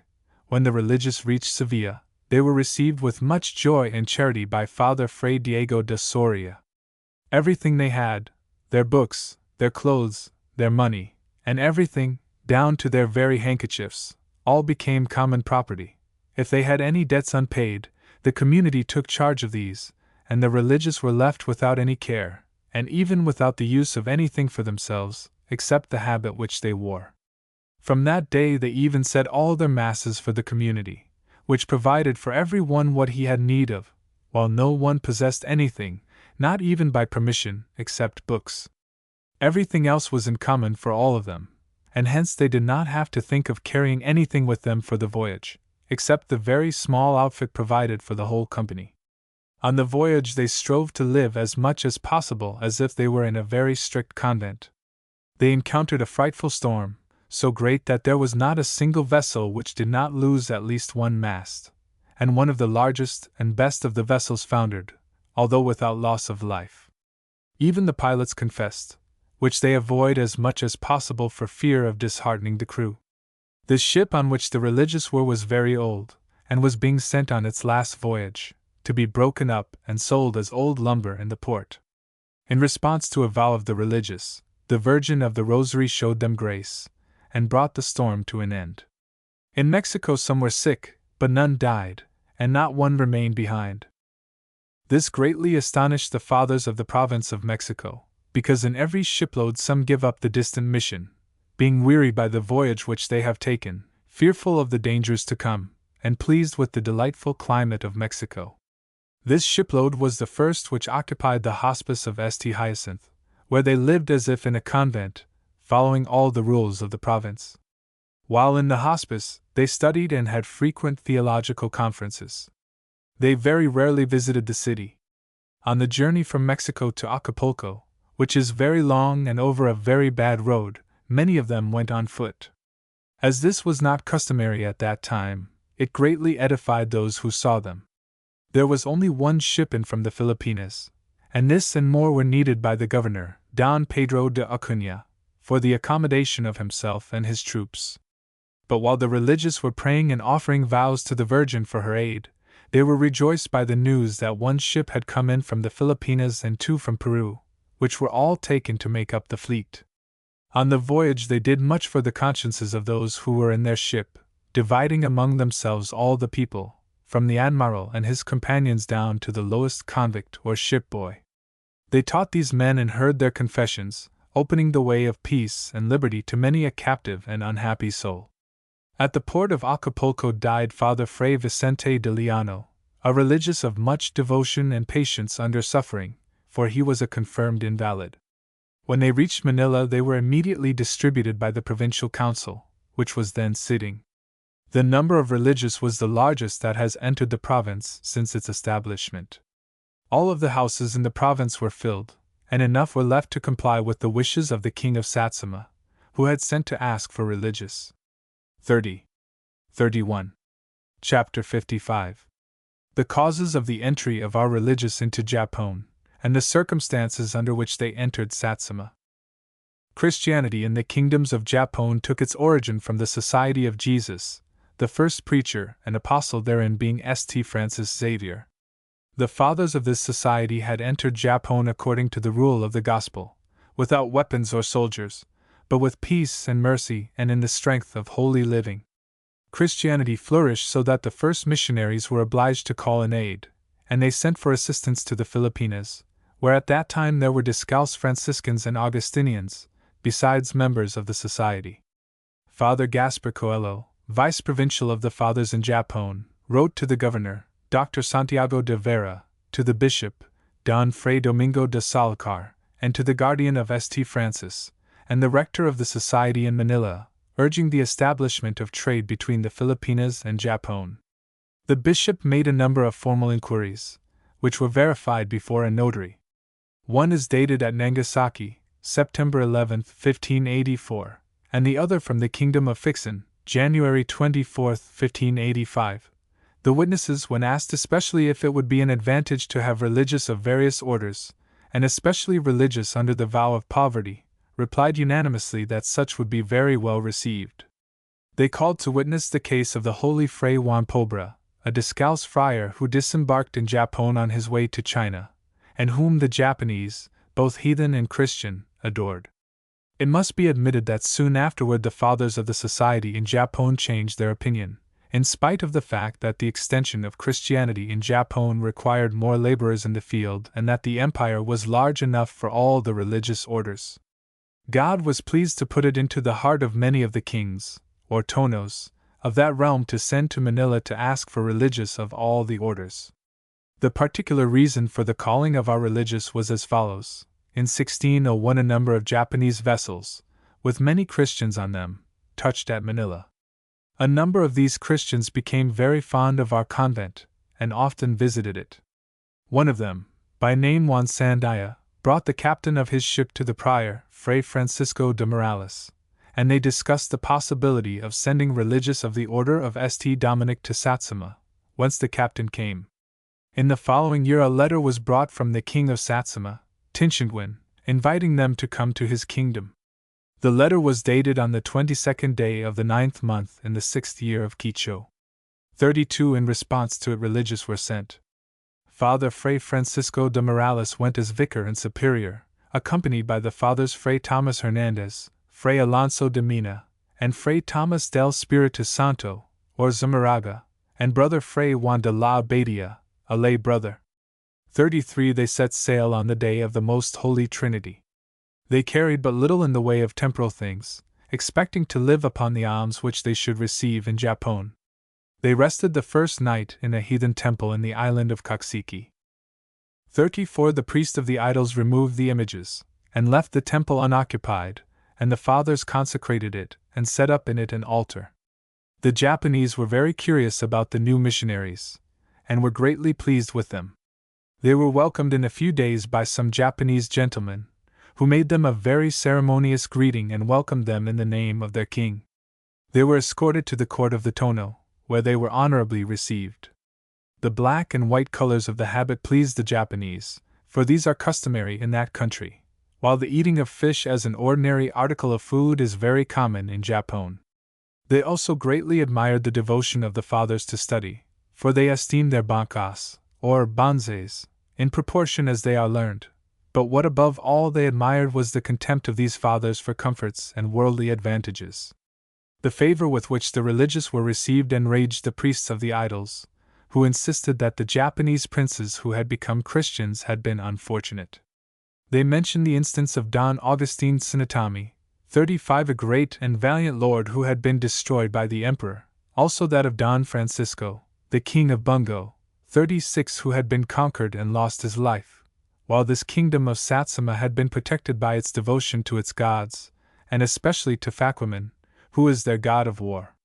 It was no wonder that 2 Christian princes should have been overwhelmed when thousands of heathen had suffered the same overthrow, but the idol priests passed that over. The emperor intervened, and enacted a decree that no king or tono, and not even any gentleman of distinction, should become a Christian. The king of Satsuma, however, would not banish the religious, but gave them permission to build a church and a house. Not infrequently, however, they were forgotten, and did not receive their customary supply of rice. The fathers converted the family of the man in whose house they lived, and made a chapel in the oratory of the house. The queen was desirous of seeing the image of the Virgin which was set up in the chapel, and it was carried to the palace, and there worshipped with the greatest respect by the chief personages of the court. The king, being unable to make up his mind how to treat the religious because of the opposition of the emperor, permitted them, at their request, to return to the island of Koksiki, where they had landed, and where they had something of an establishment. Here they suffered from the rigors of the Japanese winter in a wretched hut. They had insufficient food, and received very small alms. In case of illness, it was impossible to give the sick man any treatment, or even proper food.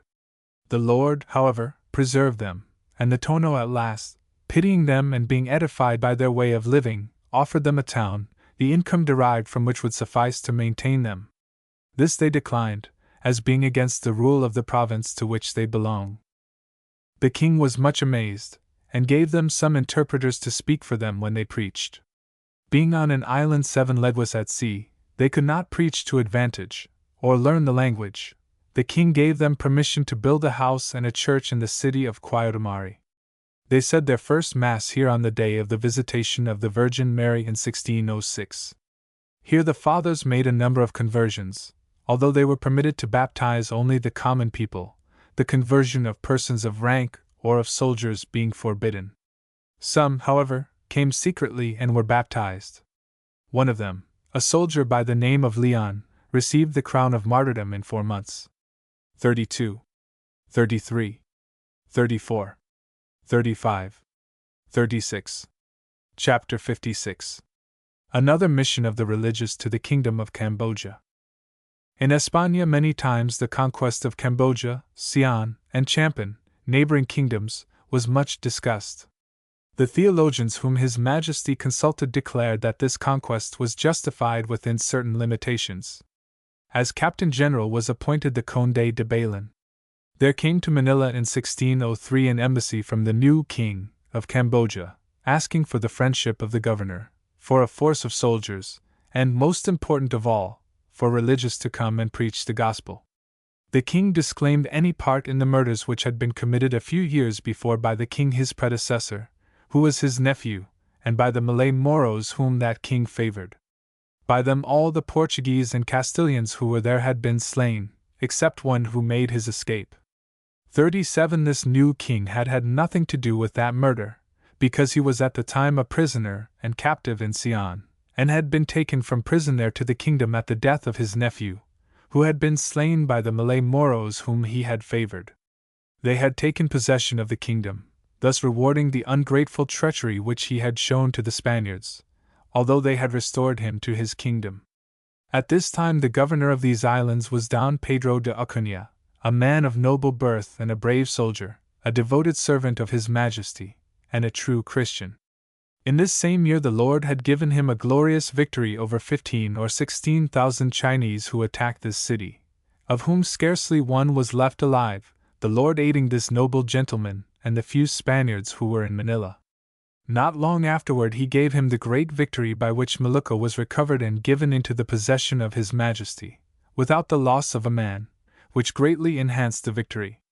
The governor was delighted by this embassy from Cambodia, and sent to ask preachers of the order which had spent so much and labored so hard to introduce the gospel among these tribes.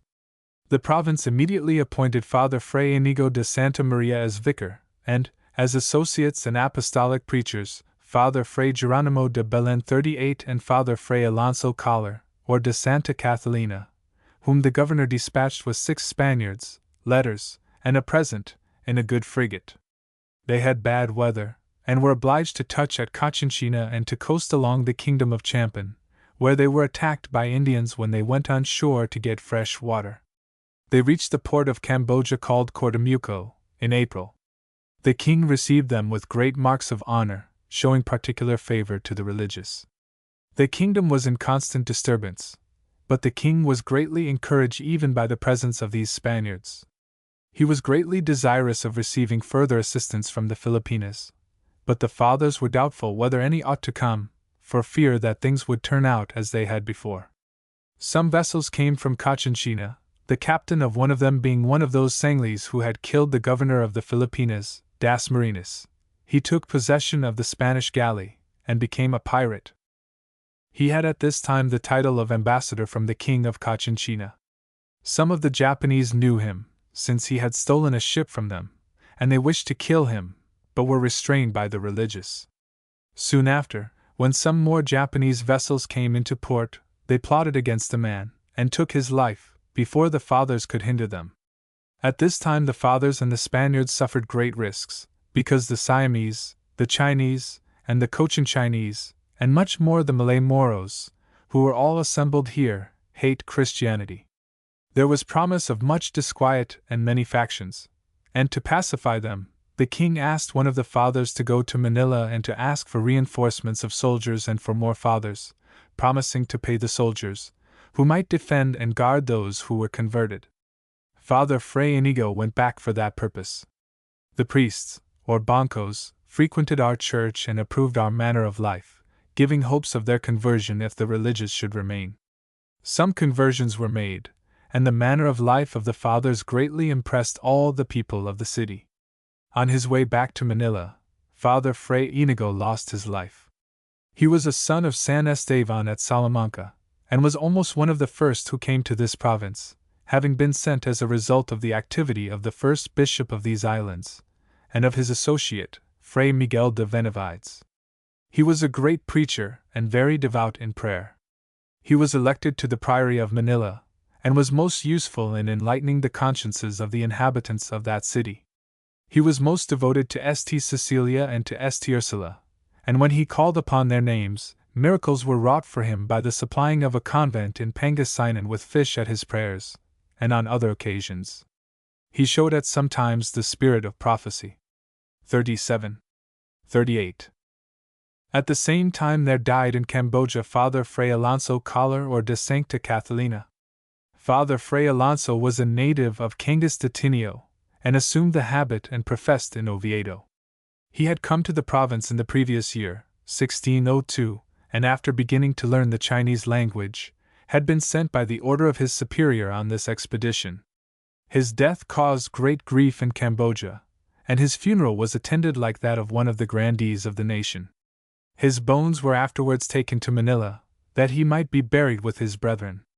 Thus there remained in Cambodia, in the midst of many and great perils, one single religious, Geronimo de Belen, who dared not baptize the people, although he had the license of the king to do so, because of the confusion and disquiet of the time. Looking for no future success, and knowing the fickleness of the Indians of that region, who had asked to have missionaries and soldiers sent to them, and who then had received them so ill, and had finally killed them, he wrote back asking permission to return. This was granted him by the provincial, until such time as the affairs of this kingdom should promise greater stability and quiet. Chapter 57. Some misfortunes which happened at this time, and the experience of the religious during them. The city of Manila is the finest and richest of its size known in all the world. It is of great strength, being almost surrounded by the sea and by a large river, which wash its walls. It is the capital and court city of these islands, where the governor and captain general of them has his residence, as well as the royal audiencia and chancelleria.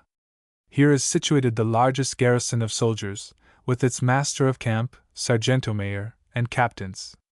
From here are sent out the forces and garrisons subject to this government, which are very many and very widespread, for it includes Molucco and the island of Hermosa, one of them almost under the torrid zone, and the other almost within view of Great China and very near Japon.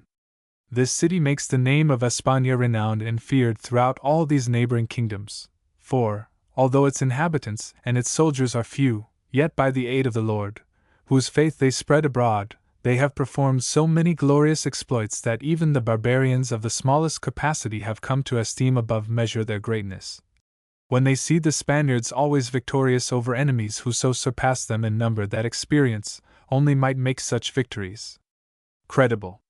As a kind father with his son, whose good he desires, not only strives to give him honor and wealth, but in time provides him with punishment and discipline, therefore, after our Lord had made the city illustrious with glorious victories and had filled it with riches, then in the year 1604, at the end of April, he sent upon it a fire which, defying all efforts to control it, burned to the ground a third part of the city, with such swiftness that many had no opportunity to escape it, although the fire occurred about midday, and they perished in the flames, while the loss of wealth was so great that it can hardly be believed. Hearing the news of the fire, which was at some distance from our convent, the religious went to help extinguish it, for on such occasions as this they labor more and have more confidence than others. In a moment, as if it were flying, the fire reached our convent, and since there was no one to protect it, it was almost wholly burnt, the Lord leaving only so much as was necessary to supply a crowded shelter for the religious, without being obliged to go to the house of any other person. In this we were among the more fortunate who escaped, for the fire was so extensive that others had not even this small comfort. Many who on that morning were rich, and had great houses and great wealth, had that night no house where they might lodge or shelter themselves, such is at times the fury of this terrible element. At the beginning of October in this same year, this city, and consequently all the islands, were in great danger of being lost, because of a revolt against it of the Chinese who lived near it. The event happened in the following way. In the previous year, in one of the merchant vessels which come to this city from China every year there arrived 3 persons of authority, who are called by the Spaniards mandarins. These are their judges or leading officers in war. They entered the city, borne on men's shoulders, on gilded ivory seats, having the insignia of magistracy, and they were received with the display due to ambassadors of so powerful a king. They had come to search for a mountain which a Chinese, named Tiangong, had described to his king as being all gold. The name of this mountain was Kavita, and from it he promised to bring back to China ships laden with gold. The mandarins made their investigations, for which purpose they carried Tiangong with them, and when they reached the place which he described, they found no mountain of gold, nor any sign of one. When they accused him of fraud and deceit, he answered, "If you wish it to be gold, it is gold," referring to the ornaments which the Indians wear, and much more to the wealth of the Spaniards. "If you wish it to be sand, it is sand." All this was done in the sight of the Spaniards, who came there with a good deal of interest to know the reason why these mandarins had come so far away from their regular duties, and especially their chief, who was, as it were, Sargento-Mayor of the province of Chinchillo, one of the most prominent officers in their army. The whole thing aroused suspicion, and the Archbishop, Don Fray Miguel de Benavides, a friar of our habit and a religious of this province, urged the governor to send them back immediately, that they might not perceive how small a force the Spaniards had, and might not make the other reconnaissances which are customary when foreign cities or kingdoms are to be attacked. They feared that China was intending an attack upon us. The religious of the order, as they knew the language, visited the mandarins and learned from them that this Tiangong meant to inform the king that the wealth of these islands in the hands of Spaniards and Indians was great, and that, if he would send ships and forces, he might easily make himself lord of it all. They accordingly urged the governor to hasten sending the mandarins away, and he did so. After this event the Spaniards did not rest secure, but were very fearful that the king of China, being a heathen, might be carried away by avarice, and might be greedy for the great wealth which this trickster offered him.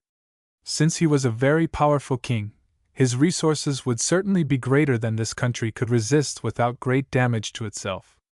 Even if the city were to be victorious, the result would be its destruction. It would lose a great many of its people, and the indignation of the king would be aroused because of his defeat.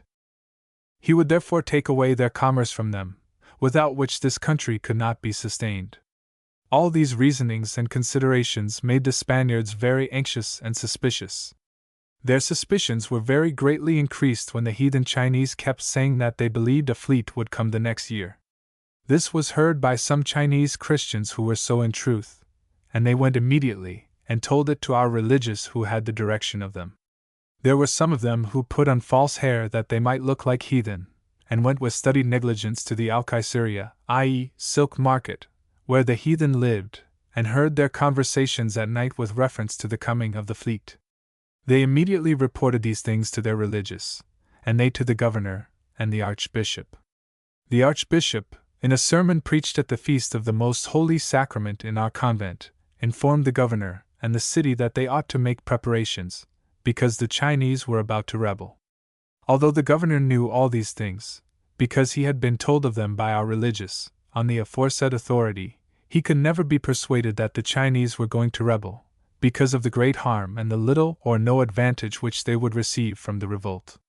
Yet, to make ready for what might happen, he began to show special kindness to the Japanese who lived near Manila, and to prepare them so that in case of necessity they might be on the side of the Spaniards.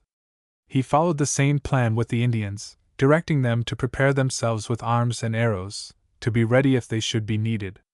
None of this was concealed from the Chinese, for it could not be kept secret from so many, and they even heard with their own ears the most prominent people in Manila say, "We cannot go out against the Chinese, if they come with a fleet, and leave behind us such a multitude as there is around the city. So, if we have news that there is a fleet of the Chinese, we shall have to kill all there are here, and go out and meet those who are coming." This kind of talk greatly afflicted them, and besides this, the more ignorant class of people already began to look at them as enemies, and treated them very badly. The result was that they became very much disquieted and fearful. In addition, there were not lacking some to go and tell them lies, bidding them be on their guard, for on such and such a day the Spaniards were going to break out upon them. In proof of this lie they called their attention to some facts which the Sanglis could see, for instance, that all the Spaniards were getting ready their weapons, and the Indians were making new ones, though they had no other enemies, unless it were the Chinese. At last, more out of fear than from any purpose of their own, they rose in revolt, insomuch that some of them were seen to go where others had fortified themselves, weeping bitterly because they saw their destruction, but feeling that there was no other means to save their lives. The governor and the audiencia made great efforts to undeceive them and to pacify them, but nothing that was done gave them any security. On the contrary, it seemed to them a trick to catch them unawares. It was a pity to see them leave their houses, which were many, and flee without knowing where, or considering how they were to obtain food for so great a multitude. Some of them in this affliction hanged themselves, to avoid the miseries which as they saw would befall them if they revolted, and the violent death which they feared if they did not rise. Finally, on the eve of the glorious St. Francis, they threw off the mask and came forward as declared rebels against the city. Sounding warlike music and waving banners, they began to burn houses and to kill people, and on that night they attacked in a body the town of Binondo, which is composed of Christians of their own nation.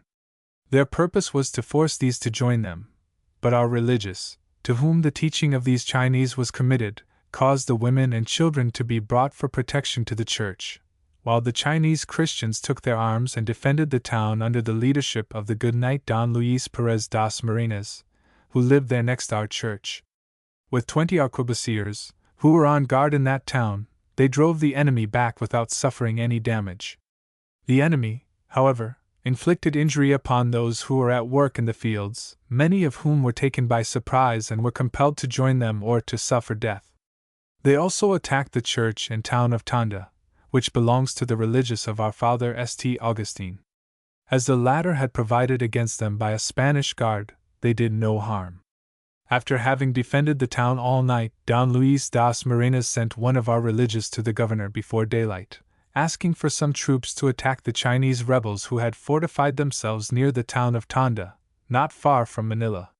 He was of the opinion that as these people had spent all the night, disturbed themselves and disturbing others, they would be tired and sleepy, so that it would be easy to inflict great losses on them. The governor took the matter before a council of war, all approved, and he sent his nephew, Don Thomas de Acuna, with more than 100 men, the best in the camp, together with some of the men of highest rank in the city, who desired to accompany the nephews of the governor and the archbishop, who went with this party. This small force was regarded as sufficient to attack more than 6,000 who were said to have banded together and to be in fortifications, so little did they regard the Chinese. The Spanish, marching in good order, met at least 300 Chinese enemies, and attacking them, put them immediately to flight. They were near some large plantations of sugarcane, in which the Chinese concealed themselves, and the Spaniards followed them, being thus divided and brought into disorder. The rebels were posted not far from there, and when they saw the Spaniards in disorder, they all sallied out against them, and surrounding them, killed them almost to a man, although with great loss on their own side. As a result, they plucked up courage to advance against the city, and to try to make an entry into it. For this purpose they made some machines of wood, much higher than the wall.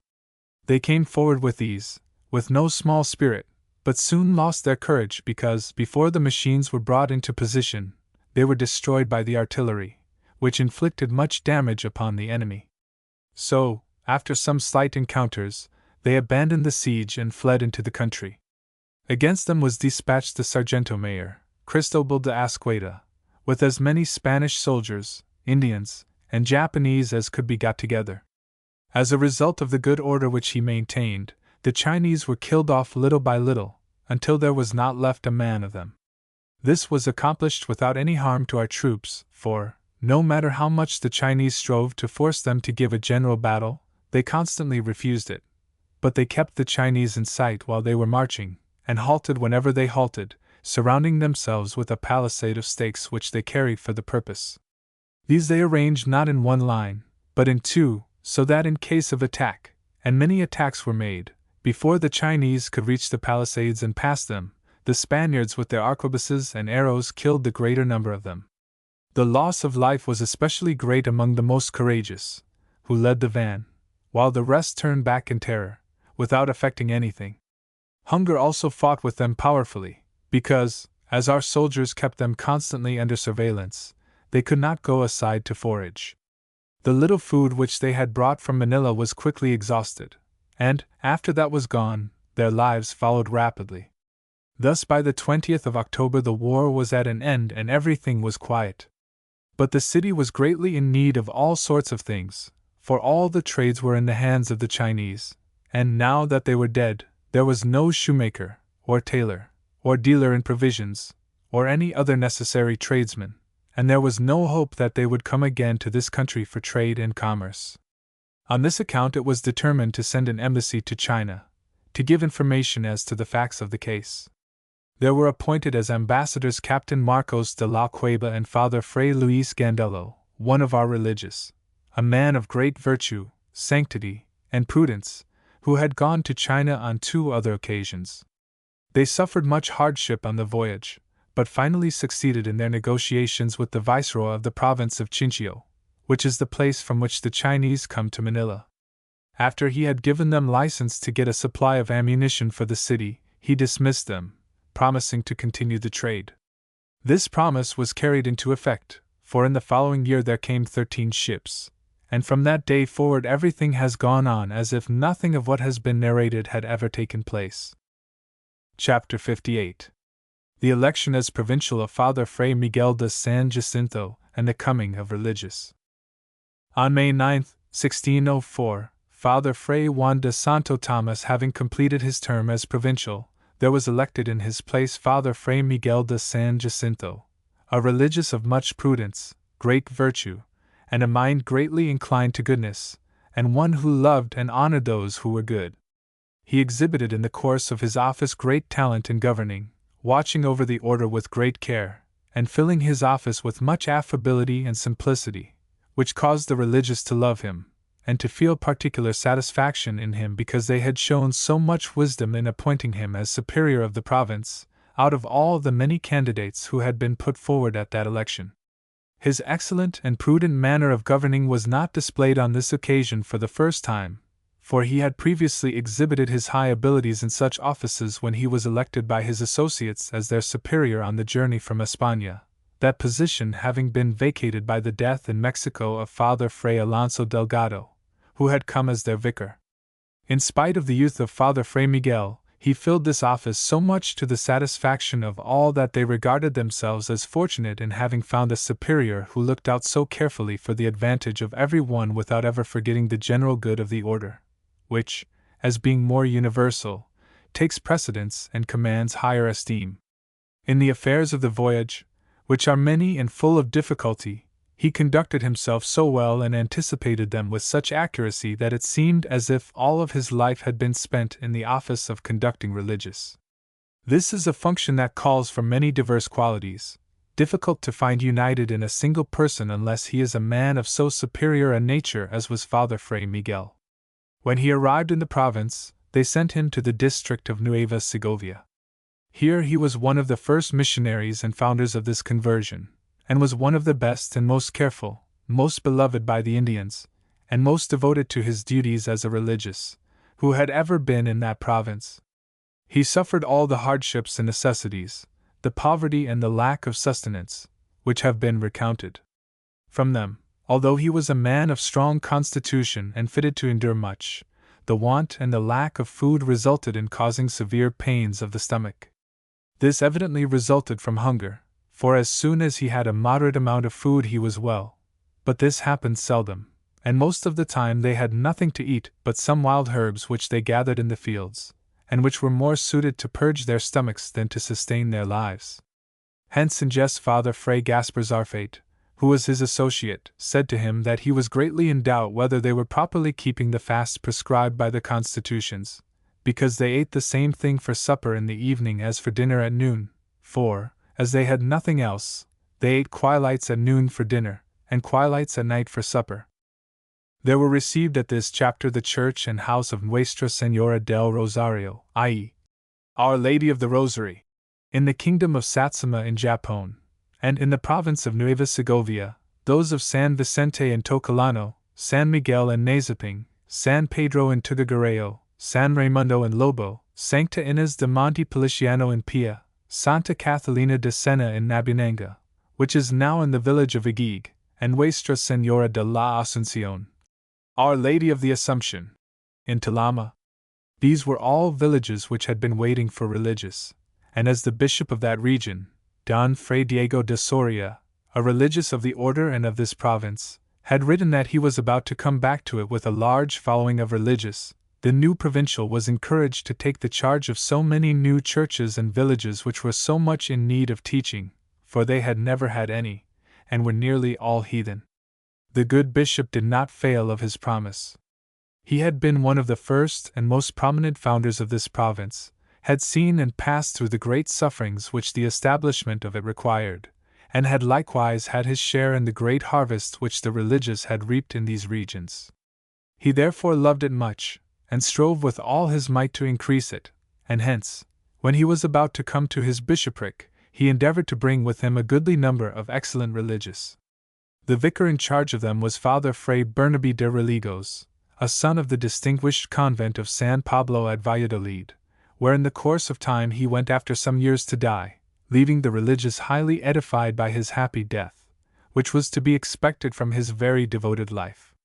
The example which they gave on the way from their convents to Seville was such that it highly edified the people of the towns through which they passed. The religious who set out from San Pablo at Valladolid were 4 in number, and they made their way to the port on foot, asking alms and sustaining themselves solely by what the Lord gave to them as to his poor. Although on some occasions they suffered from need because there was no one to give them sufficient alms, they never made use of the money which the superior had sent them for the journey, esteeming more highly that which was given them for the love of God, and putting aside the shame which begging alms at the doors brings with it. They came to a small hamlet in the Sierra Morena, and though they went 2 by 2 to search for lodgings, they found none, and still less did they find any food.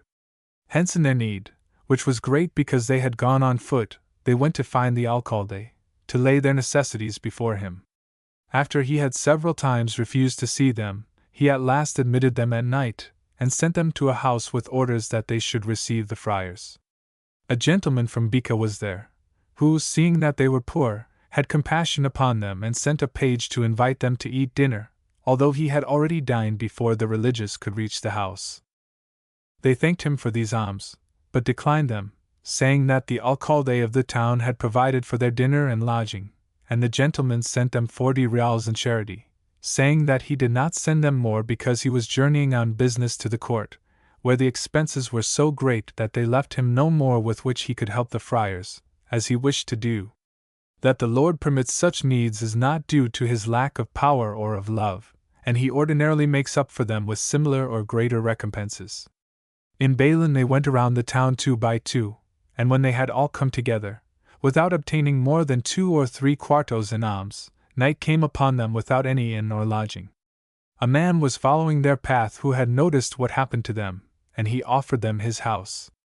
They thanked him, and accepted his charity, but the house was nothing but a poor peddler's shed, 3 brazas long and 2 wide, and that he might take them in, he sent his wife that night to sleep elsewhere. But a house of charity could not fail to be large and spacious, and hence the religious rested in it with much satisfaction and joy. In the morning the Lord paid the charitable host for the lodging, for the conde, learning of what had happened, called him to appear in presence of the religious, thanked him for what he had done, and promising him his favor for the future, forced a man who had done our host some wrong, some days before, to recompense him for it immediately. Thus he went away happier than if it had been a feast day, though this is not the principal pay for such works, for they earn glory in the sight of God. All the religious reached Sevilla, and set sail on St. John's Day in a small vessel to go to Cadiz and take ship. At noon they were at a considerable distance from land, and the master of the ship was very inattentive. The religious saw 3 vessels with lateen sails following them, and were amused at these because they had never seen that kind of sail before. This called the attention of the master, and he went up and looked at them. Seeing that they were Moorish vessels, he trimmed his sails, and turning the helm, set out to run ashore.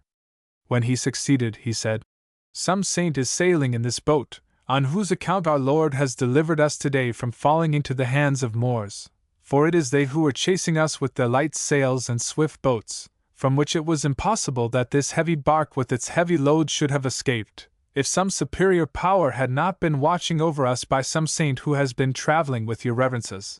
On the following day it was learned that at that very same place, some people who had taken the same voyage had been captured, wherefore they saw themselves obliged anew to render most humble thanks to the Lord for his singular mercy and kindness. They went on board the ships, and when the fleet was sailing in the gulf which on account of its restlessness, and the many waves which are always there, is called Golfo de las Yeguas, i.e., Gulf of the Mares, 2 sailors fell overboard from the flagship, an accident which often happens when they are working in confusion at a critical moment. The flagship, not being able to help them, since it was carried on and separated from them by the wind, gave a signal, by discharging a piece, to the ships that followed it that they should try to pick up the men. As none of the other ships was able to go to their help, that one on which were the bishop and the religious hove to, but, on account of the excitement of the moment, they failed to do so with proper caution and prudence.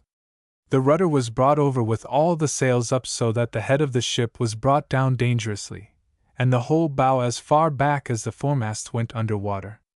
That there might not be one accident only, the violence of the wind and the burden of the sails and the force of the waves jerked the tiller, Pincote, from those who were at the helm, and swung it across fast under the biscuit hatchway, leaving the ship without means to steer it when that was most needed. The hatchway was closed, and no key was to be found. The ship was going to the bottom, being submerged in the water, and the waves, which were like mountains, were beating on its sides so that the mariners in alarm were shouting, "We are lost, we are going to the bottom and cannot help ourselves, for want of a rudder and direction." "Let us turn," said the bishop, "to our Mother and Lady, the Mother of God, and let us promise to fast in her honor for 3 days on bread and water if by her help we may receive our lives." The religious did so, and falling down in prayer, they supplicated her for aid, and instantly, a proper work for the divine pity and that of the Mother of Compassion, the tiller, or stem of the rudder, came out, of itself, from the hole into which it had gone. This was contrary to the common expectation in the ordinary course of similar cases, for the hole was very small, and therefore it was very difficult for anything which had once entered it to be brought back again. 4 men quickly caught it, and bringing it across with great strength, turned the ship back into its course. The seamen were in amazement at this extraordinary event, and, as they had had experience in like cases, they regarded it as the favor and benefit of Our Lady who had been invoked by her afflicted and unhappy chaplains. Therefore to her the religions rendered devout and humble thanks, and with great joy fulfilled the vow which they had made. On its voyage the fleet touched at the island of Guadalupe for wood and water. This island was inhabited by a barbarous and inhuman race, bare of any sort of clothing, and what is worse, bare of any sort of pity, for they had no pity upon those who, without doing them any harm, came there to get water which would be wasted in the sea, and wood for which they had no use whatsoever. There were in the fleet the Marquez de Montes Claros, going to be Viceroy of Nueva España, and, as commander, Don Fulgencio de Menezes y Toledo, and on the eve of our Father St. Dominic, 25 soldiers having gone ashore as a guard with an ensign in command, all those on board the fleet went ashore and mass was said as the religious had desired. After that, the religious and all the rest went to wash their clothes and to bathe themselves, of which there was great need. The sailors went to get wood and water. Being all more widely scattered than was proper, they failed to keep a proper lookout, when they ought to have been more on their guard against the peril which menaced them. The islanders, taking advantage of the opportunity to carry out their evil purpose, came down close to them, being hidden in the thick undergrowth of the mountain. They began to shoot arrows at the Spaniards when the Spaniards were not keeping a lookout, and when they themselves had the advantage. This they did so rapidly, and in such numbers that it seemed as if it rained arrows. When the Indians were perceived, many were already wounded, and much blood had been shed. The surprise and confusion threw the crew into a panic, and huddling together in a frightened group they fled, each man striving to put himself in safety, one leaping into the boat to go back to the ship, another throwing himself into the sea, which was then regarded as more pitiful than the land, still another hiding himself among the trees and letting the savages pass as they shot their arrows at those whom they found ahead of them, and letting them pick up as spoils the clothes which he had been washing, or which were now being dried after the washing. Those who could do least to resist the attack of the islanders were the religious, and hence many of them fell wounded and others dead, for it was easier to draw their souls from them than to draw out the arrows. 3 of them hid themselves in a thicket, where the Lord delivered them from a shower of arrows which were shot after them as they went to hide. Holding a little image of Christ in their hands, they begged him earnestly that he would blind the savages that they might not see them and might pass them by. The Lord heard them, and thus, though the islanders saw them hide themselves and shot many arrows after them, yet the arrows did not strike them, and the Indians, who are keener than mastiffs in discovering people, could not find them, though they passed the place where they were. The wounded were Father Fray Juan Luis de Guite, a son of the convent of preachers in Valencia, in whose spine an arrow was fastened, being stopped by the bone; Father Fray Juan Naya, a son of the convent of San Pedro Martyr at Calatayud, who escaped with a wound in his arm where an arrow had passed through it; and Father Fray Jacinto Calvo, who was struck twice. He was a son of the convent of La Peña de Francia, where in course of time he hung up one of the arrows. The wounds were not so penetrating as to take their lives, but they made the fathers very happy because here, with this blessed beginning, they had begun to shed their blood for the Lord who had redeemed them with his own, and for the gospel which they were going to preach in his service. The religious who died there were 6. They were so picked and selected among all the rest that, as they were the cream of all the others, it was plain that that which the islanders had done in mass was, so far as concerned the Lord, a most particular providence of his who had directed the arrows against the best and the ripest of the religious, that they might be offered as early fruit on the table of the Supreme Father, as something in which one may safely assert that he takes much pleasure. 3 of these holy martyrs were children of the most religious convent of preachers in Valencia, which, as it is so prolific in saints, naturally had here the greater share. The first was Father Fray Juan de Moratalla, a native of Murcia, a religious of noble example, great mortification, silence, modesty, and composure. He was devoted to prayer and solitude, and to the good of others. The second was Father Fray Vicente Palau Valenciano, a religious very precise in his observance of the rules, and such as a priest ought to be. The third was Fray Juan Martinez, a priest, an Aragonese, a religious of purest and holiest life. The fourth was Fray Juan Cano, a native of Burgo de Osma, a son of San Pablo de Valladolid, young in age, old in virtue. The fifth religious was Fray Pedro Moreno, a deacon, a native of Villalba, a son of the royal convent of Sancta Cruz at Segovia, and a member of the most illustrious college of San Gregorio at Valladolid. He was devoted to prayer and to silent meditation. At his death the Lord wrought a miracle by enabling him to make his way to the seashore, where he died in prayer, and was afterward found beneath the water in the attitude of prayer. The sixth religious was Fray Jacinto de Sistines, a son of the convent at Valencia, and a native of that noble city. He was young in age but venerable for his virtue. The Lord had revealed to him that he should die on the day of St. Lawrence, as he actually did, after suffering for some time from his mortal wound. 39. Chapter 59. The erection of some churches, which took place at this time. The religious who were coming to the province, although they had been diminished in number by the savages of Guadalupe, were of great use. They were 14 in number, and that they might immediately begin that which they had sought over so many seas and through so many hardships, they were assigned to their duties. The newly elected provincial took with him 4 for the province of Nueva Segovia, where at that time the conversions were going on rapidly, because the country was large and nearly all the inhabitants were heathen. When they reached the cape known as Cabo del Bojeter, a place which is ordinarily a difficult one, the provincials saw that a small cloud which covered the peaks of some mountains near there was moving toward the sea, which began to be unquiet and rough. The pilot thought it best that the sails should be lowered somewhat, in order better to resist the attack of the wind and the waves which threatened them. While he was striving to do this, the tempest anticipated him, and the wind came with such force that wind and wave turned the vessel on its side, and the water entered over the sides of the ship. It was necessary for the religious to put their hands to the oars, while the rest went to work, with great difficulty, to get in the sails, nothing being left but the courses, in order to make it possible to steer.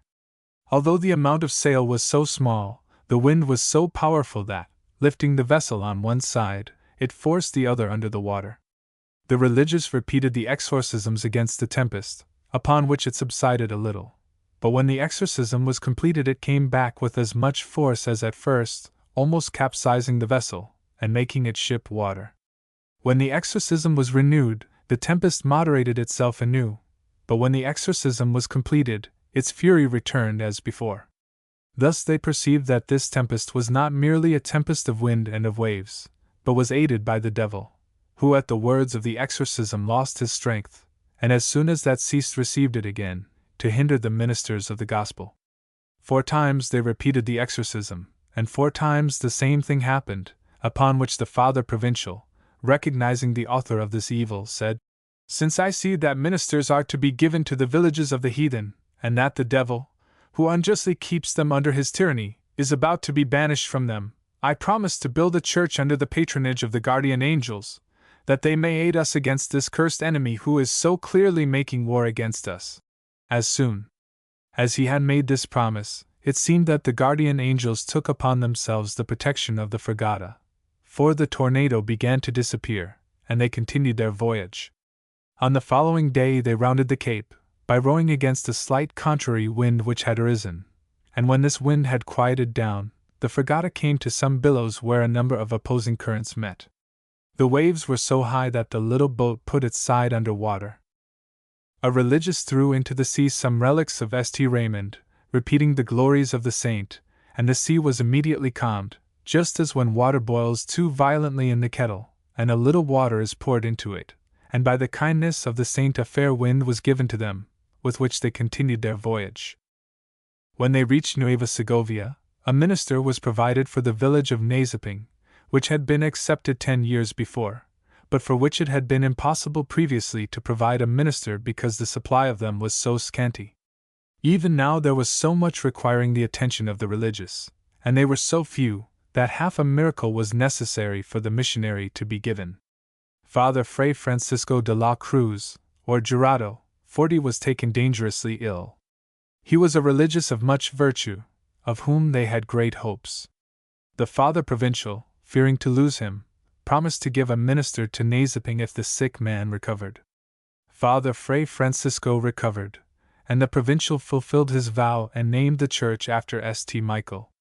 This village is on the banks of the great river, i.e., of Cagayan, 5 or 6 leguas higher up than the city of the Spaniards. In the year 1625, 21 years after it received ministers, there had been baptized in it more than 3,400 persons, as is certified by the baptismal records, and in addition to this, many were baptized in sickness who, because of their immediate death, were not entered on the records. To this village there came an Indian from Tutugareo, which is distant 2 days' journey by water.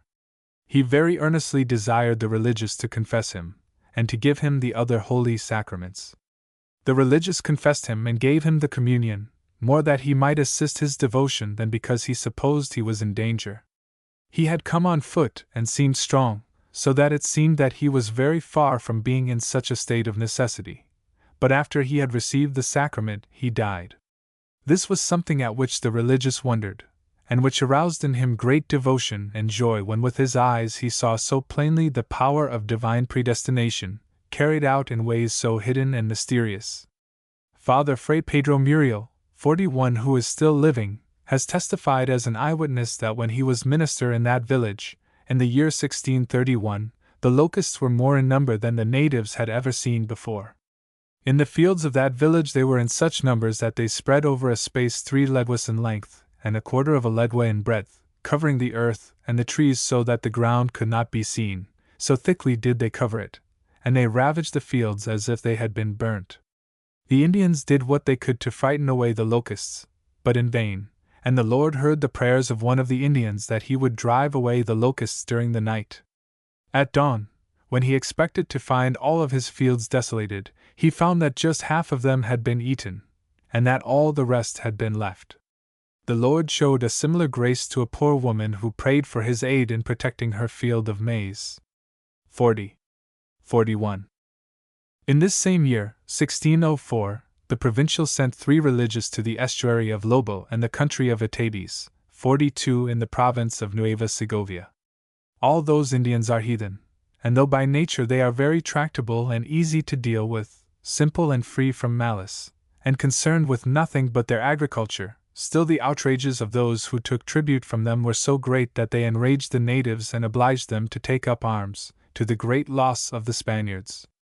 As they were few and the multitude of the Indians many, the few, although they were very courageous, came to their death by the hands of the many, or, rather, the unjust came to death by the hands of divine justice, which in this way was pleased to chastise and end their injustices. And as we very seldom reckon rightly, the chastisement which God wrought by the hands of these Indians was attributed by the Spaniards to the courage and valor of this tribe, and thus they were very fearful of them until the holy gospel declared by the Dominican religious changed them from bloodthirsty wolves to gentle sheep, the Lord aiding by manifest miracles to give credit to his faith and to his ministers, to the end that they might be able to do that which without this or similar assistance from the Lord it would have been impossible to achieve. One of the 3 religious who entered these heathen villages to undertake their conversion said, in giving an account of what happened, "Since the hand of the Lord has been so plainly succoring these Indians by the hands of those religious who dwelt among them, their reformation has been great and marvelous. They have gone from one extreme to the other, almost without any intermediate stage, since the religious took them under their care. Before that they were so free, so completely without God or law, without king or any person to respect, that they gave themselves up freely to their desires and their passions.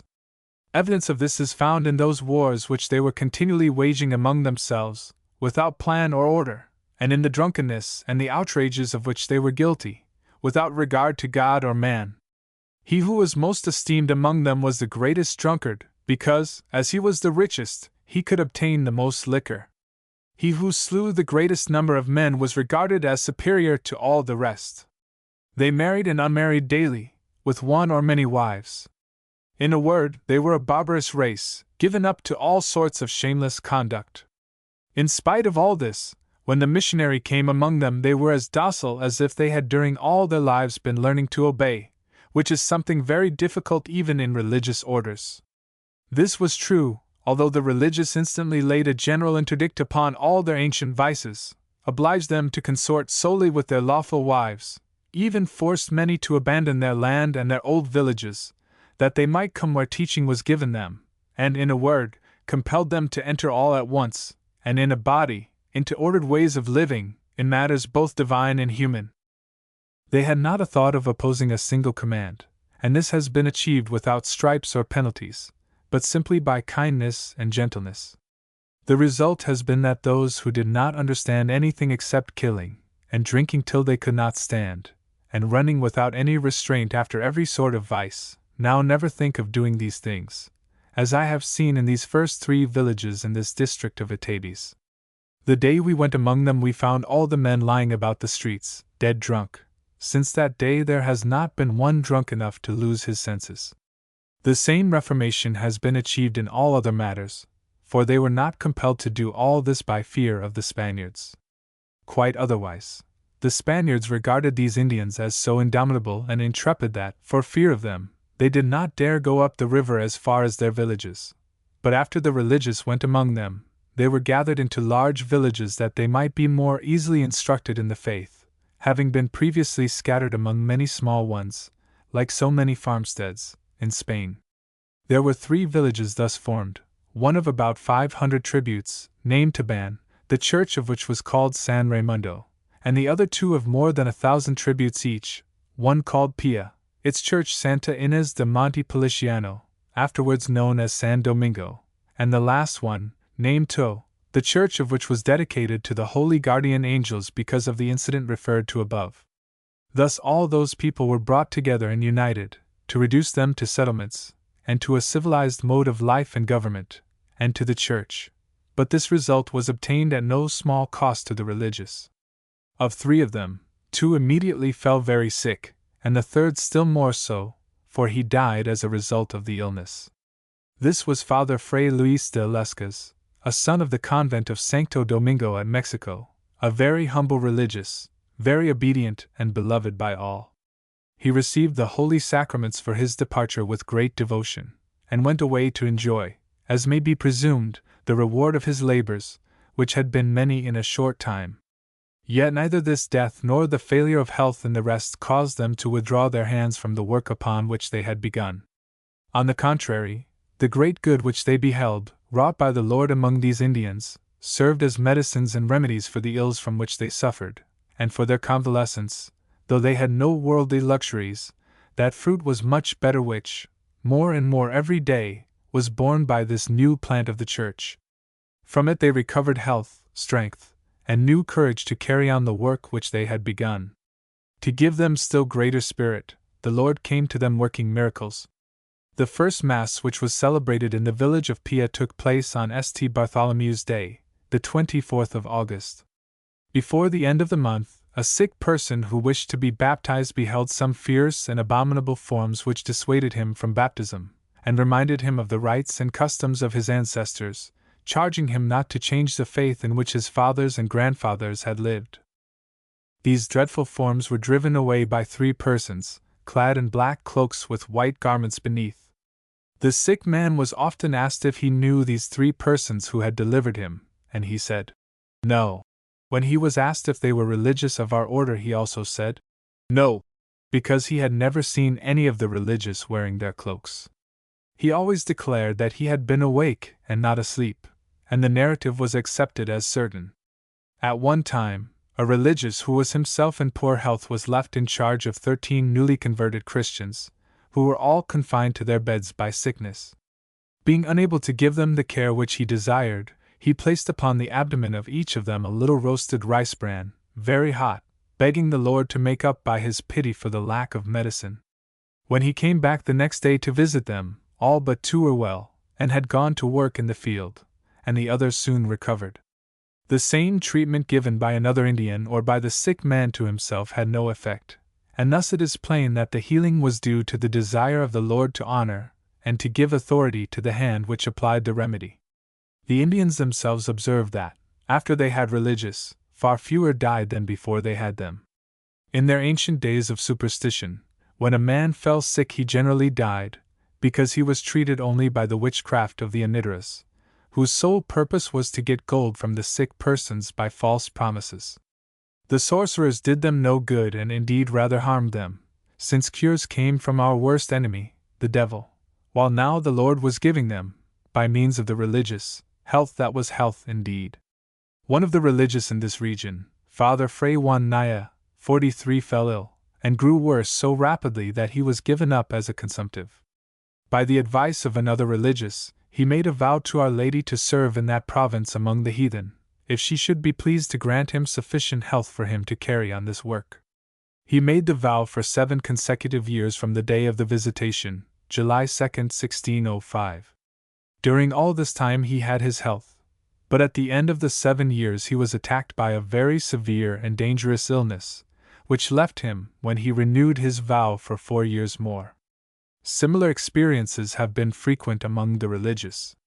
It has even happened to some who were not very devoted to this work, and who desired to go to other provinces where the Lord might be served with less severity and with somewhat greater comfort, that they have been afflicted with diseases, which gave place to miraculous health as soon as they made vows to remain and minister to the Indians whom they wished to leave. In this region the Lord manifested His goodness and gave authority to His ministers, curing a sick woman who was at the point of death, by means of the sacrament of holy baptism. In this same village it happened to Father Fray Juan Naya that a poisonous snake entered his shoe without any evil effect. An Indian in this same village called upon God in his illness, and when it did not seem good to the divine providence to heal him, he called upon the devil whom he had previously served. The Lord punished him with dreadful visions, from which he was delivered upon praying to the Lord for his protection, and he was finally cured, after making his confession. A child was miraculously healed in the town of Pia at the time when Father Fray Juan Sancta Ana was vicar there. A woman who did not seem to be dangerously ill prayed so earnestly to be baptized that the Father granted her wish. She died almost immediately after, the Lord having shown her a marvelous kindness in causing the religious to baptize her immediately. 42. Fears. 43. Chapter 60. What our Lord wrought, by the intercession of Our Lady of the Rosary, who stands in a shrine between the two villages of Pia and To. In the church of the village of Pia there was an image of Our Lady on one of the side altars. It had been made in Macon, and had been first set up in the church of our order in the city of Nueva Segovia, whence it was taken to the church of Pia. Here the image was greatly beloved, and when Father Fray Juan de Sancta Ana gave it away to another village, after having received a second image of much greater beauty, the people begged so earnestly to have it returned that the vicar was obliged to have another painted on canvas and sent to the village of Tuguegareo, to which he had given the one for which the Indians begged, and to have the first image brought back. While the father was considering where it would best be put, the idea occurred to him that it would be well to establish a shrine on the road between Pia and To, at a distance of about 1.5 leagues from each of the towns. This shrine was set up on St. Stephen's Day in 1623. On the day on which the shrine was consecrated, more than 10,000 persons were gathered together from the neighboring villages. One of the women of the highest rank in the village of Pia undertook the care of the shrine, placing a lamp to burn constantly before the holy image. This Indian was named Dona Inez Maguilaban. The Virgin was not slow to reward her for this devotion, for once when Dona Inez took with her to the shrine her little nephew, a child of 5 years, who was suffering from a large swelling under his left arm, a disease among the Indians which runs into an abscess, and being so near the heart, is very dangerous indeed, because of the lack of medicines and of medical science among these Indians. The little one was left in the shrine, and fell asleep on the steps of the altar. While there he had a vision of the Virgin, and when he awoke, the swelling was entirely healed. Other miracles were wrought by the same image. One particularly worthy of mention happened in the year 1624. There being a severe drought, the father who was at that time in the village of To, Fray Andres de Haro, 44, and Father Fray Juan de Sancta Ana, decided to make some processions and offer prayers to the Lord for his mercy. They accordingly arranged to make processions on a certain day from each of the villages to the shrine. The Indians of Pia confessed their sins, that the burden of them might be removed from the land, and on that same Sunday it rained so copiously in the region of this village of Pia that it seemed as if the village would be drowned and as if the floodgates of heaven were open. On the day appointed for the processions, the father of the village of Pia told the Indians that it was not necessary to make the procession, but that he would say a solemn Mass of thanks to Our Lady, which could be done in the church. They, however, insisted, and when they reached the shrine they found there all the people of the village of To, where not a drop of rain had fallen, because the inhabitants of To had not thought of confessing. They immediately began to prepare themselves for confession, and all that day the inhabitants of To and Pia confessed their sins, revealing some which, from lack of faith, or pusillanimity, or shame, they had concealed. When they reached home in the evening it began to rain in both villages and in all the fields around them, and it rained so hard that it was impossible to bring back the ornaments which had been taken to the shrine for the saying of Mass. On several other occasions Our Lady showed mercy by granting rain in answer to the prayers of those who besought it before this holy image. 44. Chapter 61. The Venerable Father Fray Miguel de Benavides, one of the first founders of this province, and Archbishop of Manila. Among the great kindnesses and benefits which our province, and indeed all these islands, have received from the Lord, one of the greatest was his having given them Father Fray Miguel de Benavides as one of the first who came to establish this province of the Holy Rosary, and as second Archbishop of this city. At a time when its inhabitants suffered great tribulations, and found themselves suddenly besieged by a number of enemies much larger than their own, enemies from within their houses and their homes, they found in him a true father for their consolation, and a prelate acceptable to God, who could placate his ire by interceding for his people. He was born in Carrion de los Condes, of noble parents, well known in that region because of their descent and their virtue. When he was not more than 15 years old he assumed the habit of this religious order, and learned by experience how true is the saying of the Holy Spirit that it is well for a man to carry the easy yoke of the service of God from his youth. He received the habit and professed in the distinguished convent of San Pablo at Valladolid.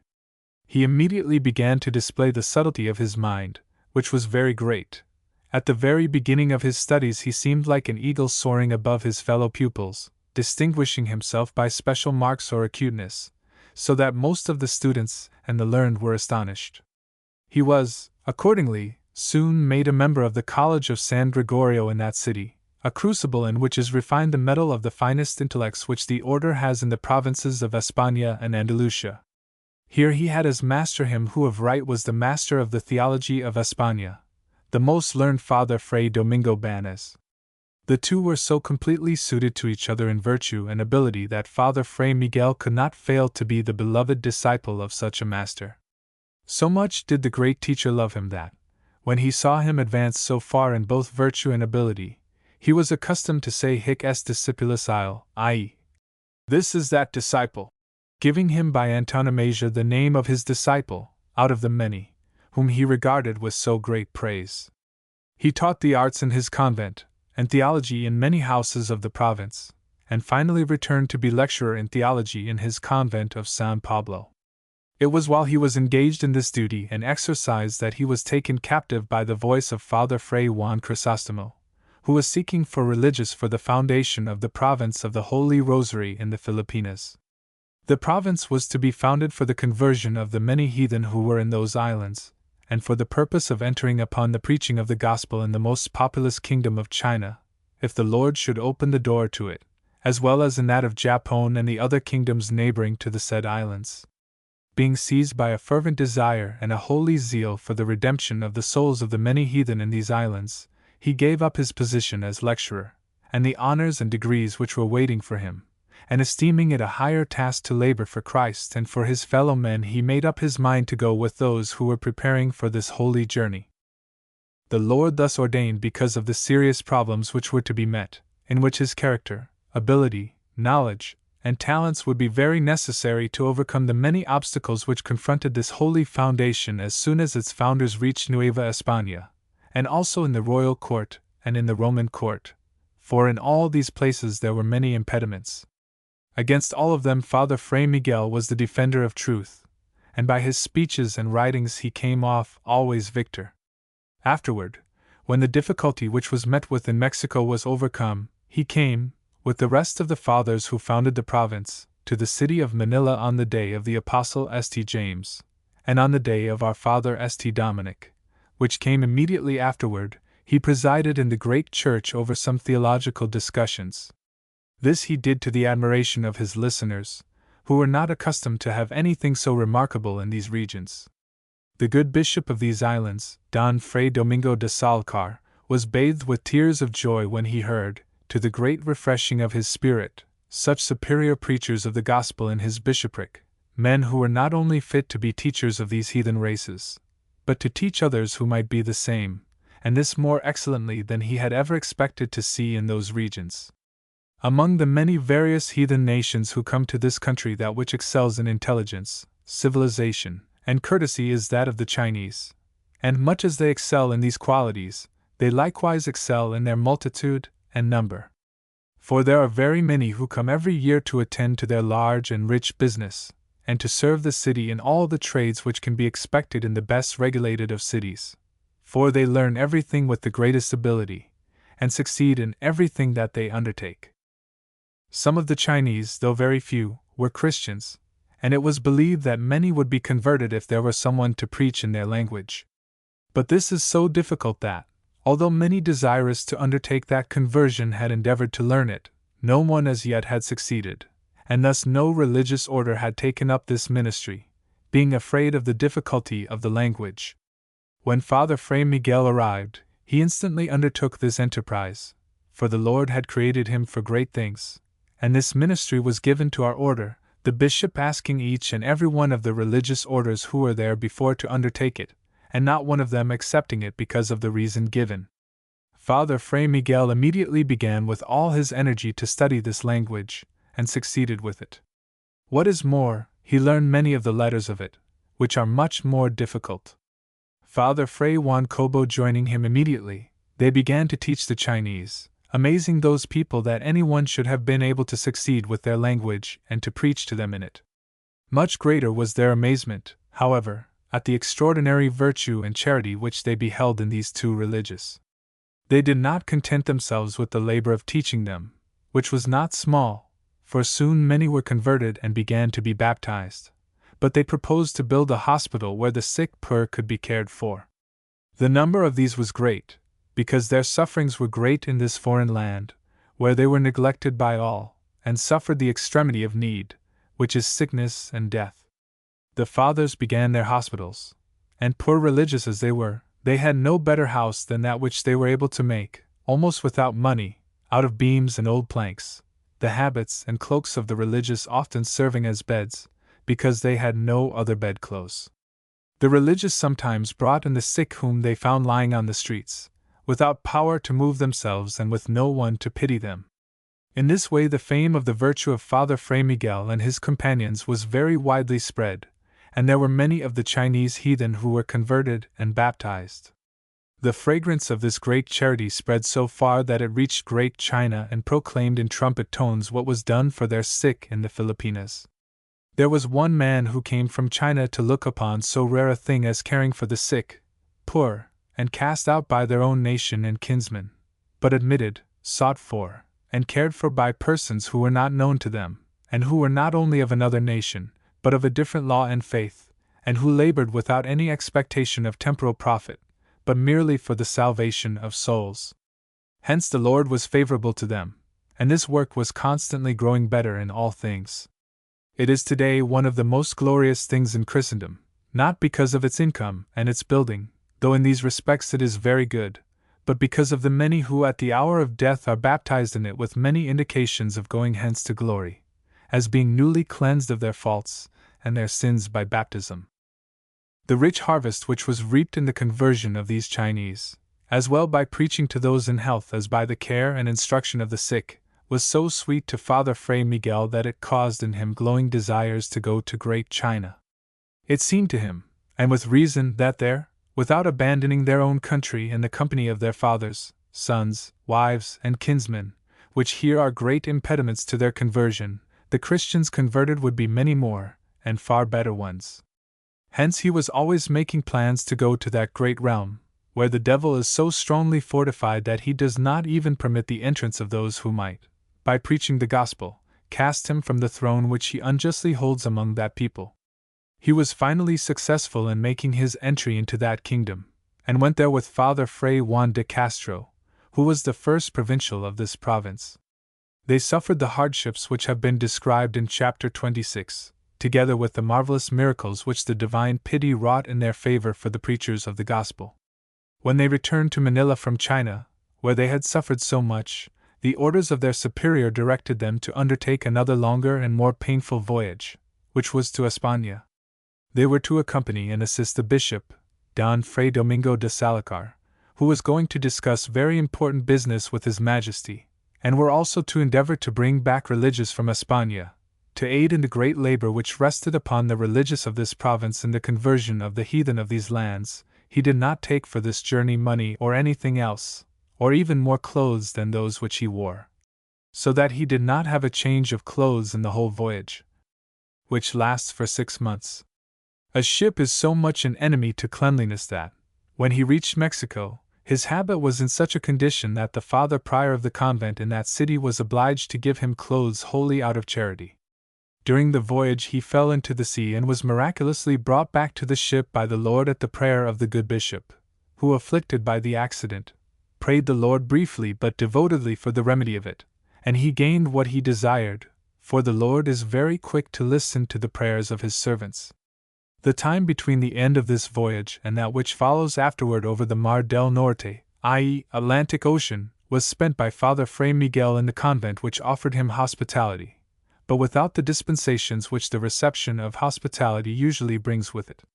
He was the first in the choir and the refectory, and in all the other labor of the convent. In particular he helped in the infirmary, in caring for the sick and serving them, whenever he had an opportunity. This was a charge which he took upon himself when, at the coming of the first founders to the Philippines, they were guests in this same convent. As at that time he had done well in this service, daily exercising many acts of humility and charity, virtues which are supremely pleasing to God, he would not cease this same conduct on this second occasion. On the contrary, as one that had grown in virtue, he did it better than before. What he did here for the sick religious was not a heavy task for him, for he had become accustomed to do much more in his hospital at Manila for the Chinese heathen, who are by nature filthy and disgusting. Father Fray Miguel reached España, and was present before the Royal Council of the Indias, endeavoring to obtain religious for this province as its Procurator General. One of the councillors, incorrectly informed by persons who resented the sermons of our religious, said, "If the matter were in my hands, the Dominican religious would not be in the Filipinas." The rest desired him to restrain himself, and he went on with what he had to say. Father Fray Miguel answered, showing his cloak, which was very old and patched and full of holes. "So far as concerns ourselves, we have no need to go to the Indias. What we endeavor to do by going there, this cloak tells well enough." So well did the cloak of rough, mended serge speak that all were highly edified, and he who had offered opposition was abashed and corrected. In the convent of San Estevan he gave to be washed his inner tunic, which served him in place of a shirt. This was of serge so rough and hard that one of the religious of the convent of novices, who put it on over his habit, was unable to bend any more than if it was a bell, and they all gathered around to look at it as if it were a bell that was sounded. That which began as jest and ridicule so powerfully supplied the place of Father Fray Miguel in winning religious, that many determined to go to the province where the religious treated themselves so rigorously and observed such poverty. Councillors. Father Fray Miguel found an evil doctrine spread abroad in the court, which a member of a religious order 45 had taken pains to introduce. He had come from the Filipinas with documentary authorizations from the bishop and the two cabildos, i.e., ecclesiastical and civil, before the province of the Holy Rosary was established there, and before there were any Dominican friars in the islands. After having carried on some negotiations at Roma, he had returned to the court, and endeavored to bring it about that the preaching of the Holy Gospel in heathen countries should be begun by soldiers, who by force of weapons and musketry should make the country quiet and subject the Indians, in order that the preachers might do their office immediately without resistance. This doctrine is very well suited to human prudence, but is contrary to divine providence, to that which the Lord has ordained in His gospel, and even to the very nature of the faith, which demands a pious affection in those who hear it. This is not to be acquired as the result of the violences, murders, and conquests wrought by soldiers. On the contrary, as far as in them lies, they make the faith to be hated and abhorred, and hence the Lord commanded that the preachers should be as sheep among wolves, conquering them with patience and humility, which are the proper arms to overcome hearts. Hence not only the apostles, but all the other apostolic preachers who had followed them, have by these means converted all the nations of the earth. This father saw all this very well, but it seemed to him, as indeed he said, that these were old-fashioned arguments, and that the world was now very much changed, and that no conversion of importance could or would be made unless soldiers went before to bring into subjection those who were to listen to the gospel, before the preachers preached it. He painted out this monster with such fair colors of rhetoric and with arguments so well suited to our weakness, our little spirit, and our less readiness to suffer for Christ and His gospel, that these lords of the council were firmly established in this his doctrine, a new doctrine, as its author himself affirmed, and, as such, contrary to the gospel and to the works of the saints who acted in conformity therewith. To overcome this error, much was done by the Bishop of the Filipinas and by Father Fray Miguel. The latter, being younger, was able to exert himself more, and being so great a theologian and so subtle of mind, he was able to adduce such superior arguments, and so clearly to reveal the poison which was hidden in the arguments of this religious, that the King our Lord and his council were firmly persuaded of the truth. They came to regard it as a great inconsistency to say that our Lord Jesus Christ had acted with so short a view as a legislator that, when he made a law which was to last to the end of the world, he had announced a method which was to be followed only at the beginning by the preachers of it who were present before him, and not under the same conditions by those who should follow after. Just as if his providence were unable to apprehend that which was distant and future. It will further be seen, if we consider it well, that the gospel received much more opposition at the beginning than it does at the present time, and if it was not necessary at that time to subject kingdoms by war, in order to preach the gospel to them, much less will it be so now. Hence grave scandal would arise in the church if, when the Lord commands that gentle sheep shall be the ones to introduce his gospel, the introduction of it should be entrusted now to bloodthirsty wolves. Afterward, by the activity and diligence of Father Fray Miguel, these black clouds which promised thunderstorms of arquebuses and soldiery were dissipated, and there were left for the promulgation of the gospel the gentle clouds of the preachers, which with the soft rain of teaching, example, and patience have carried the gospel to the most savage and hardened heathen.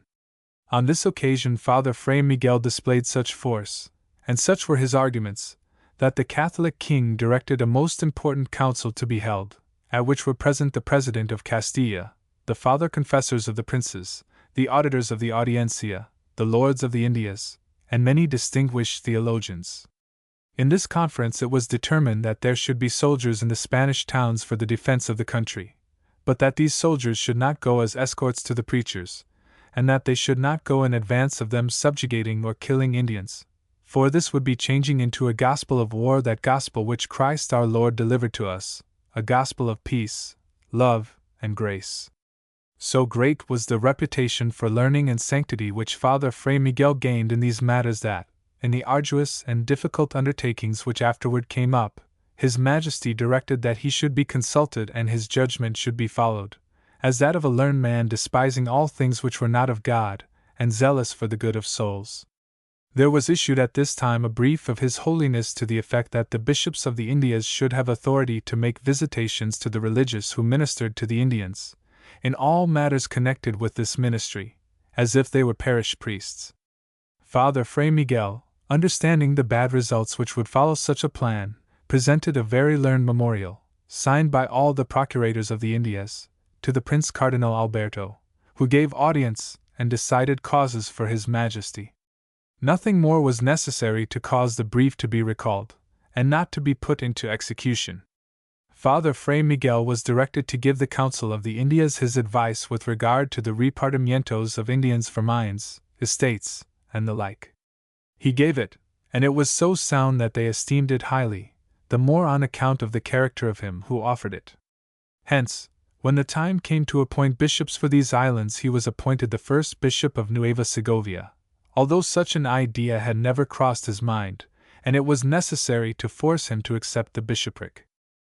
The council even went so far as to ask him to indicate to them those who seemed to him suitable for the other bishoprics, and those whom he thus indicated were appointed. He sent out religious to the province 3 times.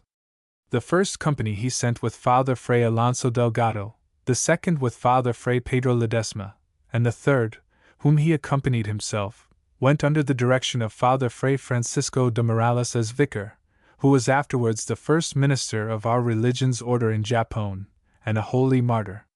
That he might better prepare the religious for the journey, he went twice from Madrid to Sevilla when he was already a bishop, traveling on foot with his staff and his hat like a poor friar. So the people who came to find him and did not know him asked him if he had seen the Bishop of Nueva Segovia. He, to avoid vanity, answered them that the bishop was on his way to Sevilla, concealing the fact that it was himself. For the advantage of the inhabitants of Manila, he brought it about that commerce with Nueva España was open to them, and that the money which came from their trading was sent back to Manila up to the amount of 500,000 pesos in money or silver bullion. Up to that time, they had license only to receive the principal back again, while the profits were retained in Mexico, or were brought back without a license, at great expense. For the Indians he obtained, by a memorial which he offered, that the natural dominion and chieftaincy which they had over their villages should be left to them, with all their lands, mountains, and rivers, and the other rights which they had from of old, since the fact that they had become subjects of His Majesty ought not to cause them to lose the natural right which they had inherited from their ancestors. Further, since the conquest of these Philippine Islands had not been carried out conformably to the holy instructions which the conquerors carried with them, and which they were bound to observe, but had been carried out in exactly the opposite manner, and with the most serious acts of injustice, he gave information with regard to these things to His Majesty, and to his Royal Council of the Indias. It was decreed that the consent and voluntary obedience, and allegiance of all the Indians should be asked for anew. The new bishop, Don Fray Miguel, very earnestly undertook to attempt to carry this decree to execution, and accordingly it was made. When the bishop was desirous of embarking, there were so many rumors of enemies, and the damage inflicted at Cadiz was so great, that it was impossible to have any fleet that year, and there was no other vessel for him to travel in except a small patake with a single deck. The cabin in the poop which he occupied was so low that it could not be entered except on one's knees, while for the 20 religious whom he was taking there was no accommodation at all. He tried, by putting up an awning, to protect them from the sun and the water, but the only one on the ship was full of patches, and very small. The Lord made matters better for them by causing the voyage which they were obliged to take to be very calm, for the patake was not built to encounter storms. It did not rain more than twice, so that they were at least able to lie on the deck at night, though by day they were compelled to suffer the heat of the sun, which was extreme and very oppressive in their little patake. For this the religious gave thanks to the Lord, but the bishop was so accustomed to hardships that this fair weather grieved him, and he said that the Lord had forgotten them because he did not send them hardships, which are the best things which in this life he gives to his friends. For my sins, he said, the Lord deprives us of hardships, and of the merit which they bring with them when they are borne with patience for the love of the Lord who sent them. Not so did we sail on our first journey when so devoted servants of God were going, but we traveled in great and continual afflictions, tempests, fire, and fears of enemies. That we should now lack all this, and travel with such fair weather when we are not such as they, is not for our good. In me is the fault. It is well that I should feel it and weep over it. When he went ashore, he traveled on foot all the way to Mexico, and from there to the port of Acapulco, a distance of more than 150 leguas. Thus he afforded the example of a poor religious, even when his state as a bishop would have excused him from such poverty and hardship. However, he did not seek for excuses, but for opportunities for poverty and religious devotion, though at the expense of so great an exertion, and in his advanced age. He reached Manila at a time when there happened to be a procession from our convent to the cathedral, because of an occasional need. He disembarked there, at a gate which was near our convent on the shore, and the procession began by receiving him. This caused much joy, on account of the high esteem and regard in which he was held by both religious and laymen. He accompanied the procession to the cathedral, and when the time came he went into the pulpit, taking the sermon from him to whom it had been committed. He preached most eloquently, and though he came down bathed in perspiration, he did not change the heavy tunic of sackcloth which he wore. On the contrary, he went direct to the sacristy and robed himself to say Mass, though he said it very slowly, and with so much feeling that it was a great effort for him. These were acts, and this was an entry, which promised an extremely good bishop and superior. The promise was not falsified, but fell short of the truth, so much did he surpass it. He went straight to his poor bishopric to care for his flock. In the principal part of his diocese, the province of Nueva Segovia, they were nearly all heathen. There were only about 200 baptized adults, those who were not so being innumerable, for it was only a very short time since our religious had begun to preach the gospel to them. When the new bishop was once among his sheep, he began to watch over their welfare, and to defend them from the alcalde's mayor and the encomenderos, who abused them like wolves. The bishop's conduct forced him to hear rough words and violent insults from those who had fattened themselves with the blood of the Indians. They feared lest they should grow lean if the shepherd, coming out to the defense of the flock, were to force them to be satisfied with moderate returns, without flaying the sheep. The bishop was not intimidated, and did not desist from this just and due defense, nor did he cease to strive for the good of his Indians against the outrages which he beheld. On the contrary, he strove to give his remonstrances their due effect, and if he was unable to succeed there in securing the rights of the Indians, he was accustomed to write to the governor and the audiencia, without taking his hand from the work until he had brought it to the perfection which he desired.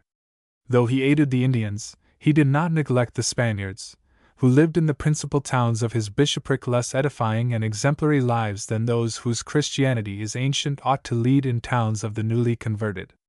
They are under obligation to be shining lights, to give light to those who are either blind because of their heathen belief, or who know little of God because they have been newly baptized. He stirred them up to live as they ought, and aided them in their necessities like a loving father. If he could not make them such as he wished, he improved them as much as possible. At the death of the Archbishop of Manila, he was obliged to go to that city, and saw in it so many things contrary to the divine majesty and to the human one that he found himself under the necessity of writing to His Majesty a letter very full of feeling, which begins, "I have twice visited the city of Manila since I came to these islands as bishop. The first time was last year, 99, because I received reliable information that the governor and the auditors were in such bitter opposition that there was fear of a serious rupture. Now, learning that there was no archbishop in the city, it seemed desirable, and was so without doubt, that I should be present and prepared for any contingency." He gives an account of what had happened, and says, "I am obliged to speak as my position and the condition of affairs require, very clearly, without caring who may be affected by my words, for God, your Majesty, and the common will are of more importance than any smaller things." The truth of what he stated, and the clearness with which he spoke, are plain in the rest of the letter, which to avoid prolixity is not inserted here. He strove to settle the state of the Church in these islands, and when he saw some bad customs introduced without any foundation, and contrary to reason and theology, he was greatly grieved. What he was not himself able to remedy, he wrote of to the Supreme Pontiff. Since the competency of the bishop was so well known in España, he was appointed archbishop as soon as the vacancy was known, although he had no procurator there, for, being a poor and peaceful bishop, he did not expect to carry on any suits, and hence did not care for a procurator or agent at court. Since his poverty was known, His Majesty caused the bulls to be drawn, and directed the royal officials of Manila to collect from the bishop the expense of drawing them when it should be convenient for him to pay it. The bishop hesitated long, and asked the advice of many, before he accepted this promotion, having seen and experienced the difficulties, the opposition, and the dissensions which accompanied this dignity, at such a distance from the eyes of His Majesty and of the Supreme Pontiff, to whom in difficult cases, of which there were many, he might have had recourse. Yet finally, since all thought that it was desirable for him to accept the office, he was compelled to take it for the public good, although he saw that for his private advantage it would be very injurious. Becoming an archbishop did not change that poor and humble manner of living which he had followed as bishop and as religious. He continued to wear the same habit of serge and tunics of wool. His food was always fish, unless he had a guest, which happened seldom, or unless he was afflicted by some infirmity. Whenever he had a journey to take on land, for traveling in these islands is usually carried on by water, he was accustomed to go on foot, and that he might travel with more abstraction from the world, he used to walk uttering prayers. He sent the others forward in hammocks or on horseback, and he followed after alone, commending to the Lord himself and the undertakings in which he was engaged, in order that they might turn out more satisfactorily. If, when he was indisposed, he was forced by pleadings to go into a hammock, something which is much used in this country, and which is carried by Indians, he used to get out again as soon as he left the town, and sometimes earlier, if he heard any of the carriers groan, for this groan so penetrated his soul that it was not possible for him to travel any farther in this manner. His bed was the same which he had when a poor friar, a mat of rushes or palm branches on a plank. The small income of his archbishopric he spent in alms, and he used to delight in giving them with his own hands, kissing the alms with great devotion as if he were giving them to Christ, who has said that he receives them when they are given in his name to the poor. That the principal door of his house might not cause embarrassments to persons who had known better days and who were under the necessity of asking alms, he had another door for these persons which was always open, so that they might come at any time to tell him their troubles, and that he might relieve them as well as possible.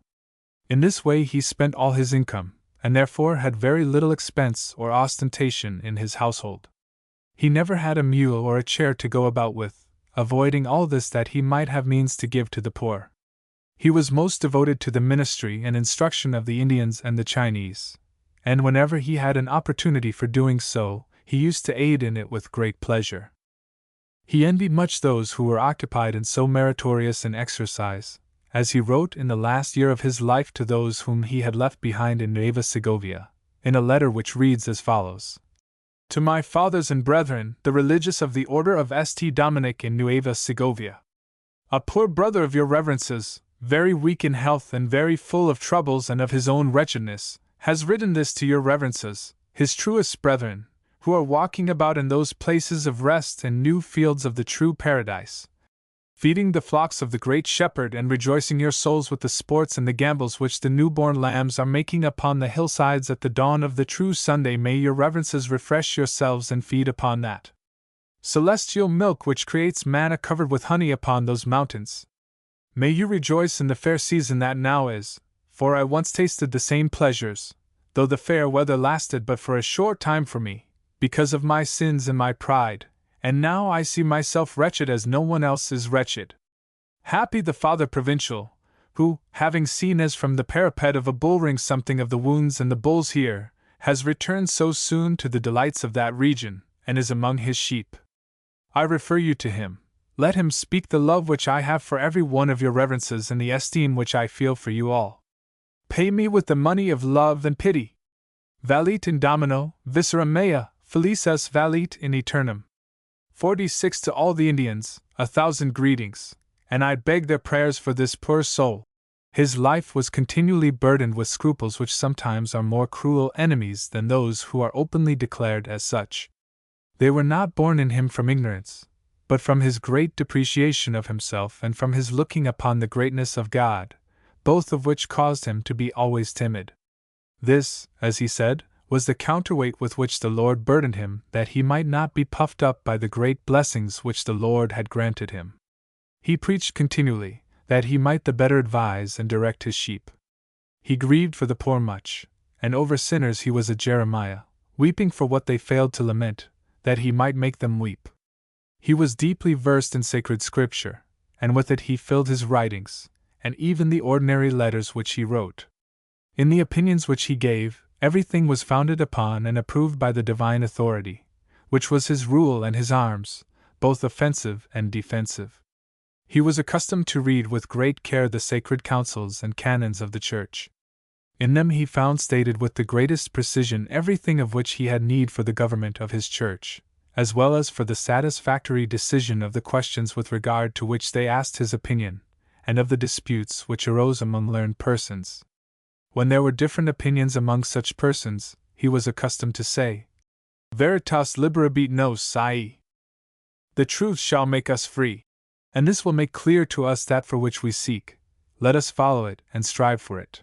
This confidence was always justified, for on many occasions when it seemed that the whole world was in a tumult, and that justice was certain to be clouded over and obscured, he was then accustomed to say, with the greatest confidence, the truth shall make us free. And finally it turned out so.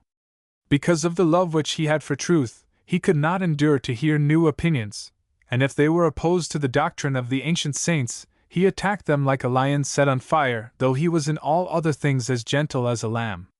For the same cause, he was most devoted to the teaching of St. Thomas, who, like a mystic bee, made the honeycomb of his works from the flowers of Holy Scripture, sacred councils, sacred canons, and the works of the saints whom the Lord gave to his Church as teachers and guides for its direction.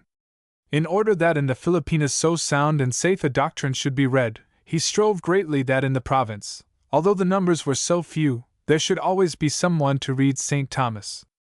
As soon as he entered upon his archbishopric, he asked for a religious of our order to read in the cathedral to those who had been ordained, and carefully took pains to encourage and favor those who went to listen, so that the rest should imitate them. This desire he retained up to his death, and hence in his last sickness he gave the little which he had, asking the order to build a college for this purpose.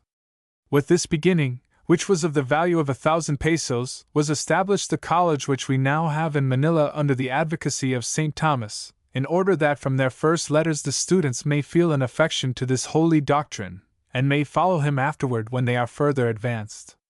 The devotion which Don Fray Miguel felt for Our Lady was so great that in everything which he did or said he commended it to her, saying an Ave Maria before he began.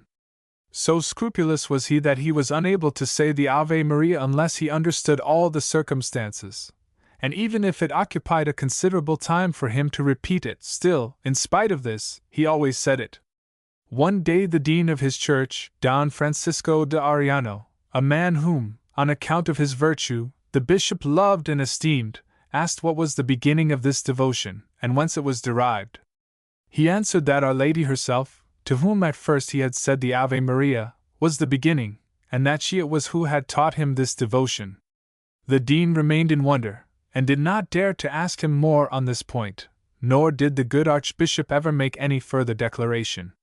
Hence the mode in which this happened was never known, but the great attention which he gave to it was seen. Whenever there was anything to be done, the Ave Maria always preceded. It was said before he answered or put a question, or took any medicine, or gave alms, or did anything else. Thus always all his acts were actually referred to God our Lord, and to his most holy Mother. This was a custom of the highest virtue, but when the business was of unusual weight, he was not contented with an Ave Maria, but recited a rosary. Thus he did in China, when the judges caused him to write a petition in their presence in Chinese characters, something which far exceeded his powers, but not those of the Virgin. Accordingly, he wrote a miraculous petition, to the satisfaction of the judges. They believed that which they saw to be impossible, as it really was, for though Father Fray Miguel knew some of the commoner Chinese letters, he did not understand those which were necessary for what was then required of him, since they were extremely peculiar, and were in the judicial style, with which he was not acquainted. Hence this was doubtless a miraculous event, worthy of the compassion with which this great lady comes to the aid of her afflicted devotees. The sufferings of the Archbishop from storms at sea, as well as from the opposition of clergymen and laymen with disrespectful words and acts, were very great, but were the cause of great happiness. As was affirmed by his confessor, a religious of great virtue, a man who had known him for many years and who was familiar with the secrets of his soul, when the sufferings were at their greatest, and in his sorrow and affliction he went to God, our Lord himself visibly consoled him and gave him strength, not once, but often. To this was attributed his habit of looking sometimes with his eyes fixed on heaven, with flames of fire, as it were, shining upon his face. On such occasions he was heard to utter some words which, without his striving or having power to say more, he spoke in affectionate converse with God. This caused great devotion in those who heard, and as it was so, it is no wonder that he so much desired other sufferings in addition to the weighty cross of his scruples, because their absence was much more painful to him than the necessity of enduring them. Hence he showed much more sadness and melancholy when he was exposed to no hardships than when they were heaped upon him, for in the latter case he was sure of the consolation of heaven, which was lacking when he had no sufferings. 45. 46. The end of his days finally approached, and as he lay on his bed it was plain to him that this was his last sickness, and he began to prepare for this important journey. At his departure he was much afflicted to leave without a minister the Indians of Mariveles, which is situated at no great distance from Manila. Since these Indians were few and by themselves, he had found no one who was willing to accept the charge of them. Taking advantage of the present occasion, he sent for Father Fray Miguel de San Jacinto, who at that time was provincial of the province, and most energetically begged him to urge on his religious to give instruction to these poor Indians. When the provincial promised that he would do all he could for this purpose, the bishop remained in great content, as if there were nothing now to cause him sorrow. He divided his poor treasures, sending part of them immediately to his church, and giving part to Our Lady of the Rosary, and part to the poor. In his illness he did not complain or ask for anything, and when he was asked if he wished or longed for anything, he answered, "I desire to be saved." His face was very full of joy, and the words which he uttered came forth kindled so by the love of God that they showed plainly what a fire of love was in the breast where they were forged. He asked them to dress him in his habit, and on the coming of the festival of the glorious St. and in the year 1605 he asked them to get ready his pontifical robes, as if he were preparing to go out on that festal day. This was as much as to say that his departure was at hand. He was surrounded by his friars, and though they saw him joyful, they themselves were very sad to perceive that they were to be deprived of such a superior and such a religious. He consoled them with loving words, and perceiving that his departure was at hand, he called fervently upon his special patroness, the Virgin, his guardian angel, our Father St. Dominic, and the other saints of his devotion, with whom he spoke as if he were already with them in heaven. His countenance appeared to be celestial rather than to belong to earth, and amid loving converse with God, with his most holy Mother, and with the saints, his soul departed to his Lord, leaving his body, as many said, fragrant with the odor of roses. By the voice of all, he was given the palm of a virgin, as if all had heard him in confession and felt the certainty which his confessor had and manifested in this respect, although this declaration was made after that in which the palm had been given to him as to a virgin. When the fathers of St. Francis came, Father Fray Vicente Valero, who lived and died with the reputation of sainthood, went up to the dead man, saying, "This body is holy and should be regarded as such," and kissed the feet. After this all of his religious did the same thing, and they were followed by the others, for in this way the Lord honors those who faithfully serve him. His interment was performed with all possible solemnity in the cathedral, on the epistle side near the high altar. The Archbishop left behind him some writings of much erudition, and full of Christian teaching, which are very helpful to the ministers of the Holy Gospel. Chapter 62. Of some religious who died at this time. At this time there were taken away by death a number of the most superior religious, the lack of whom was greatly felt.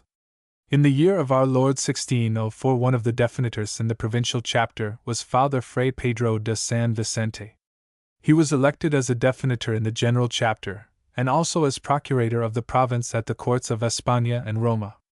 There was no one at either court at that time, and a procurator was necessary, especially for the purpose of bringing over religious from España, without whom this province could not be maintained. He set out to undertake the duties entrusted to him, in the ships which sailed that year for Nueva España, and died on the way, the same ships in the following year bringing back the news of his death. Father Fray Pedro was a native of Zalamea. He assumed the habit in the convent of San Esteban at Salamanca, whence he came to this province in the year 1594. Here he was engaged in the ministry of Bataan, and afterward in the ministry to the Chinese of Bainandak, being much beloved and esteemed in both these offices. He always thought well of all, and never spoke ill of anyone. He was twice superior of Bainandak, to the great spiritual and temporal augmentation of that mission. He set sail on the voyage without taking a reel or a piece of silk, or any other thing, either for the journey or for the business which fell to his charge, trusting solely in the divine providence. He even refused to take for his convent some articles of little value here, but esteemed as rare and curious in España, and such as it is customary for a religious to take as a mark of affection to the convent where he assumed the habit. When he died he made the following testament, or declaration. I, Fray Pedro de San Vicente, declare that I die as a friar of St. Dominic, without having in my possession gold or silver or anything else, except one old blanket with which I cover myself at night. I pray for the love of God that this may be given to a boy who travels with me, named Andresillo. Let it be remembered that Father Fray Pedro was in the Philippines 10 years, for the greater part of the time ministered to the Chinese and for 4 years their vicar, and that he was very much beloved, that they are of their nature inclined to make presents, that many in this town are very rich, and are ready to give much on small occasions, and that when they saw him about to go to España they were much more likely to show generosity, without his needing to put forward any effort. Any one who will consider these things, and who will observe that he went from among them so poor, without money or anything else, will clearly recognize his great virtue, and see how justly he is entitled to the great praise of the Holy Spirit, who says, "Happy is he who does not follow after gold, and who does not put his trust in the treasures of money. Who is he? Let us praise him because he has wrought marvels in his life." In the province of Nueva Segovia there died at this time Father Fray Jacinto Pardo, a learned theologian and a virtuous religious. He was a native of Cuellar and took the habit in San Pablo at Valladolid. He was so much beloved in the convent that the elder fathers strove to retain him, but it was shown in a vision to a devout woman that Father Fray Jacinto was to serve among the heathen. He was sent to Nueva Segovia, where there were very many heathen to be converted, for at that time missionaries had just been sent there, and nearly the whole of the province was without them.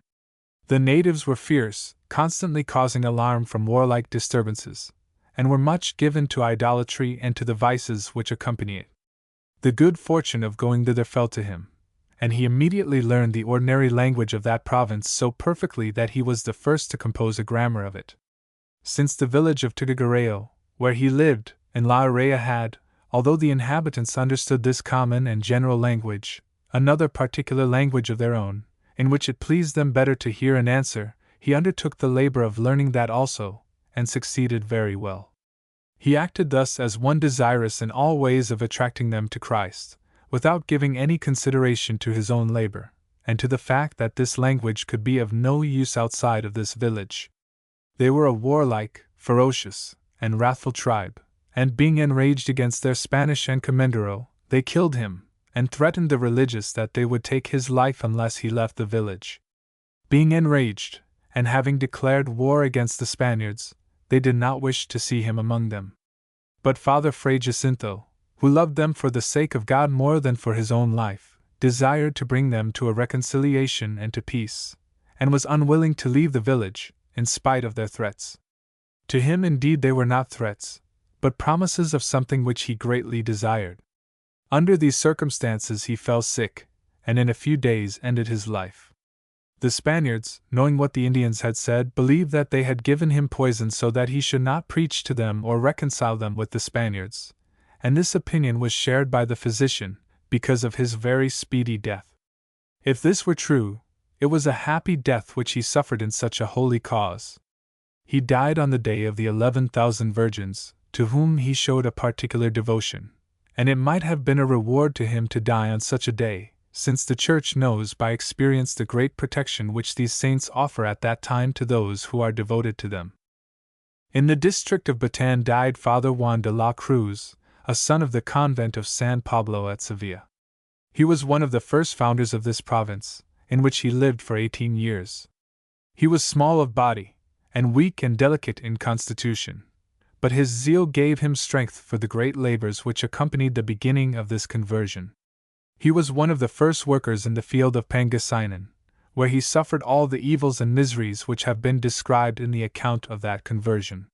He very rapidly learned the language of these Indians, which they call Tagala, and succeeded so perfectly with it that Father Fray Francisco San Joseph, who was afterwards the best linguist there was, profited by the papers and labors of Father Fray Juan de la Cruz. Father Fray Juan even learned afterward 2 other Indian languages, those of the Zambales and the Pampangos. Father Fray Juan, being the only linguist among the fathers, was called upon constantly to hear confessions, and therefore suffered even more than the rest from the exposures of traveling from place to place in this district. These hardships broke down the health even of strong men like Father Fray Cristobal de Salvadera, who suffered from a terrible asthma. Father Fray Juan was afflicted by an asthma so terrible that it seemed as if every night must be his last, and he felt the dreadful anxiety which accompanies this disease. He also suffered from 2 other diseases even more severe, colic and urinary ailments, which afflicted him even more than the asthma. He was so patient and so angelic in nature that all these diseases and afflictions could not disturb him, or make him irritable. His body he treated like a wild beast that had to be tamed, weakening it with fasts, binding it with chains, mortifying it with hair shirts, and chastising it with scourgings. He was chosen as confessor by the Archbishop of Manila, Don Fray Miguel de Benavides. Immediately after the death of the Archbishop he returned to his labors among the Indians, but did not survive long. When a religious of the order of St. Dominic is about to breathe his last, the rest of the convent gather about him to aid him to die well, and to call them together some boards are struck or a rattle is sounded, he who strikes them repeating, Credo, Credo. Father Fray Juan de la Cruz, desiring to follow the usual custom of the order, taught an Indian to strike together these boards, although the father was alone in the village, and this was the last farewell of this noble religious. He had refused repeated requests to return to Manila for care, and he was buried, as he desired, in the church of those Indians for whose spiritual good he had spent his life. In this year 1605 the religious of our order had been 3 years in Japon. They were not a little disturbed by a brief which at this time reached Japon, and which had been obtained by the Fathers of the Society of Jesus. This brief directed that all the religious and secular clergy who desired to preach in Japon might go thither by the way of Eastern India, but that no one should have authority to go by way of the Western Indias. The brief directed that all who had come in that way or by the Filipinas should depart, on penalty of major excommunication, ledi sententia. The religious of the other orders, when this brief was shown to them by the Fathers of the Society, replied that the brief had been presented in the previous year to the Archbishop of Manila, and that the Fathers of the various orders had laid before the Archbishop reasons for supposing that His Holiness had been misinformed, and had appealed to the Supreme Pontiff for a reconsideration. They declared that it was unreasonable to expect them to leave Japon until the reply of the Supreme Pontiff should be received. The brief was annulled by His Holiness Paul V in 1608, only 3 years after the petition, and this repeal was confirmed afterwards by Urban VIII. In the interim the Fathers of the Society of Jesus did things which annoyed the other religious, but were not sufficient to drive them from Japon. After the repeal the Superior sent Fathers Fray Thomas del Spiritu Sancto, or Zamaraga, and Fray Alonso de Mina to extend the mission from Satsuma to Vimura, i.e. Omura. It was a time of great disturbance, and of much feeling against the Christians. The Fathers of the Order did what they could for some Fathers of the Society of Jesus who were imprisoned in a church. They went on to the kingdom of Ferrando, the lord of which 47 had in 1587 begged for religious of St. Francis, but was now strongly opposed to Christianity. Among his vassals they found some who were Christians in secret, and encouraged them and gave them the sacraments of the Church. 47. Chapter 63. The conquest of Molucco by the intercession of Our Lady of the Rosary, the foundation of her religious confraternity in this province, and the entry of religious into it. On April 16, 1606, an intermediate chapter was held in Manila, at which notice was given of the brief of Pope Clement VIII, De Largitia Neonerum. Directions were given to observe this brief with rigorous exactness, in all things which it commands to all religious orders and religious. It was ordered and directed that all memorable things, worthy of being placed in history, which had happened in this province should be diligently gathered together. In accordance with this, the Father Provincial gave a formal precept to all the religious of the province that they should write down, each one of them, what he knew in regard to this matter with all accuracy and truth. In this way something of that which has here been recounted was brought together, but there continues to be much which remains buried in oblivion. Some difficulties were resolved, and it was decreed that devotions to some saints should be offered, whose devotions had up to that time not been offered in the province. On the 1st of April in this year occurred the glorious victory which Don Pedro de Acuña, Knight of the Habit of St. John, Knight Commander of Salamanca, Governor and Captain General of these islands, gained in the Moluccas, restoring them to the crown of España, as for many years had been desired and intended but without effect. This memorable victory was won by the intercession of Our Lady of the Rosary, who was the sole source of it.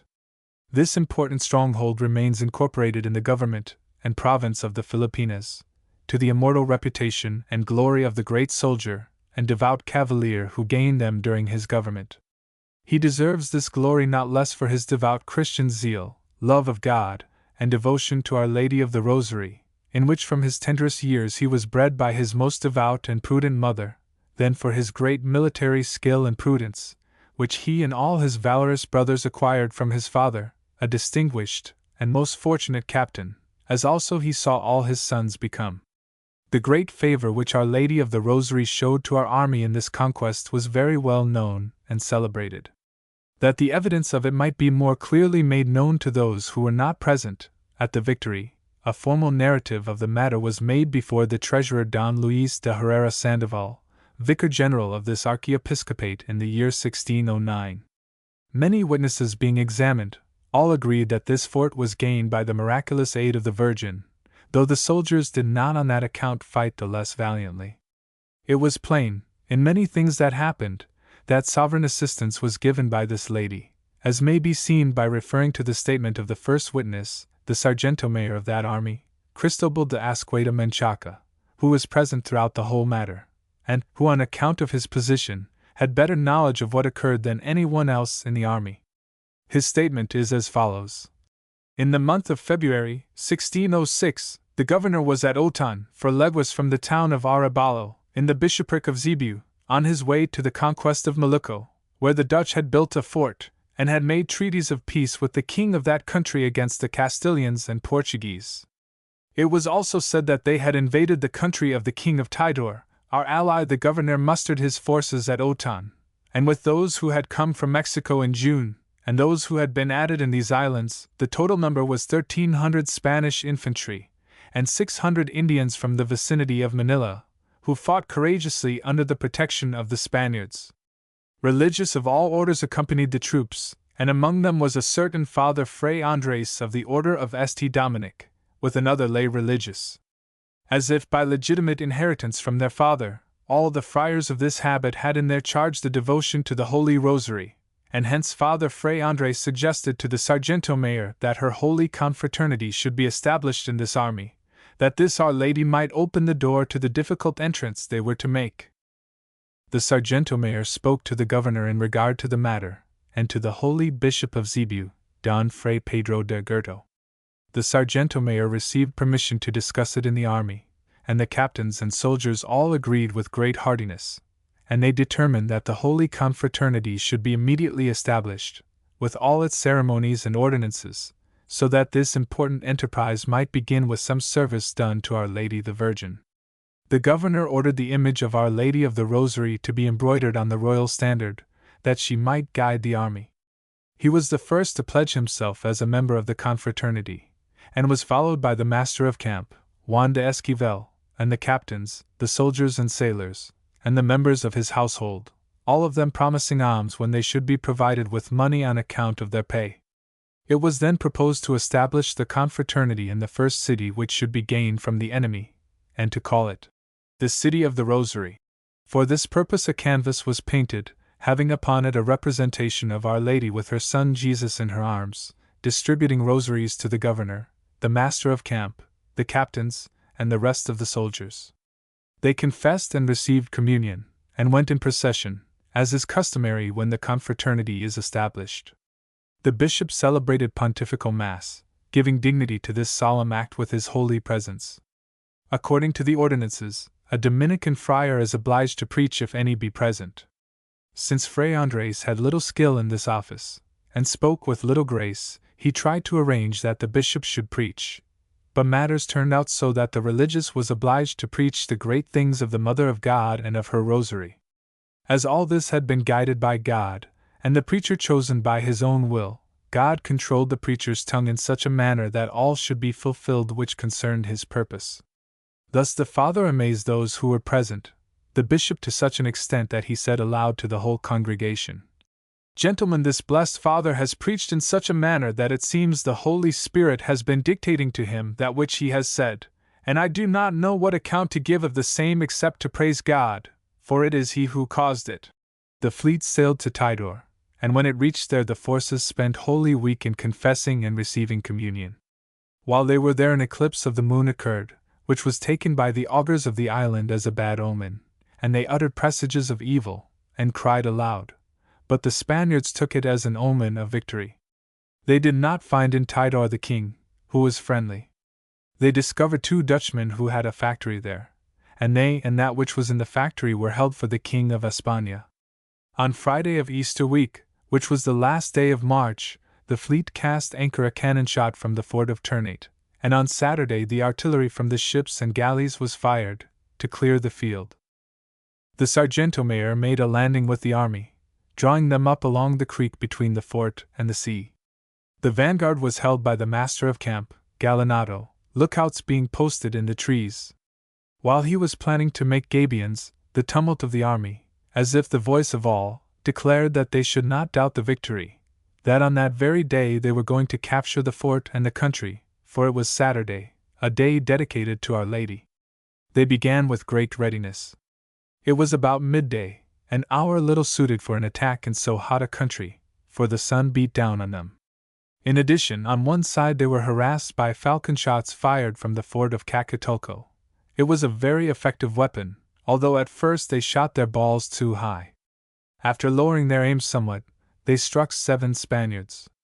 The companions of the governor forced him to move to another place, as balls were constantly striking where he was. At the very moment when he left the spot, his shield-bearer, stepping into his place, was struck. On this account the Sargento Mayor endeavored to hold back the forces until they could hear what the lookouts said, or receive an order from the governor. From among the body of the troops he heard a voice, calling upon him to attack without doubting of the victory, that the Mother of God purposed that on that day her holy confraternity should be established in this country. The Sargento Mayor turned his head and asked in a loud voice, "What devout or holy person has said this to us?" There was no answer, and it was not known from whom the voice proceeded, but it seemed to him that it spoke to him from within, and that it came from heaven. It inspired in him such spirit and courage that he turned to the captains and said, "Gentlemen, the Mother of God wills us to gain this fort today."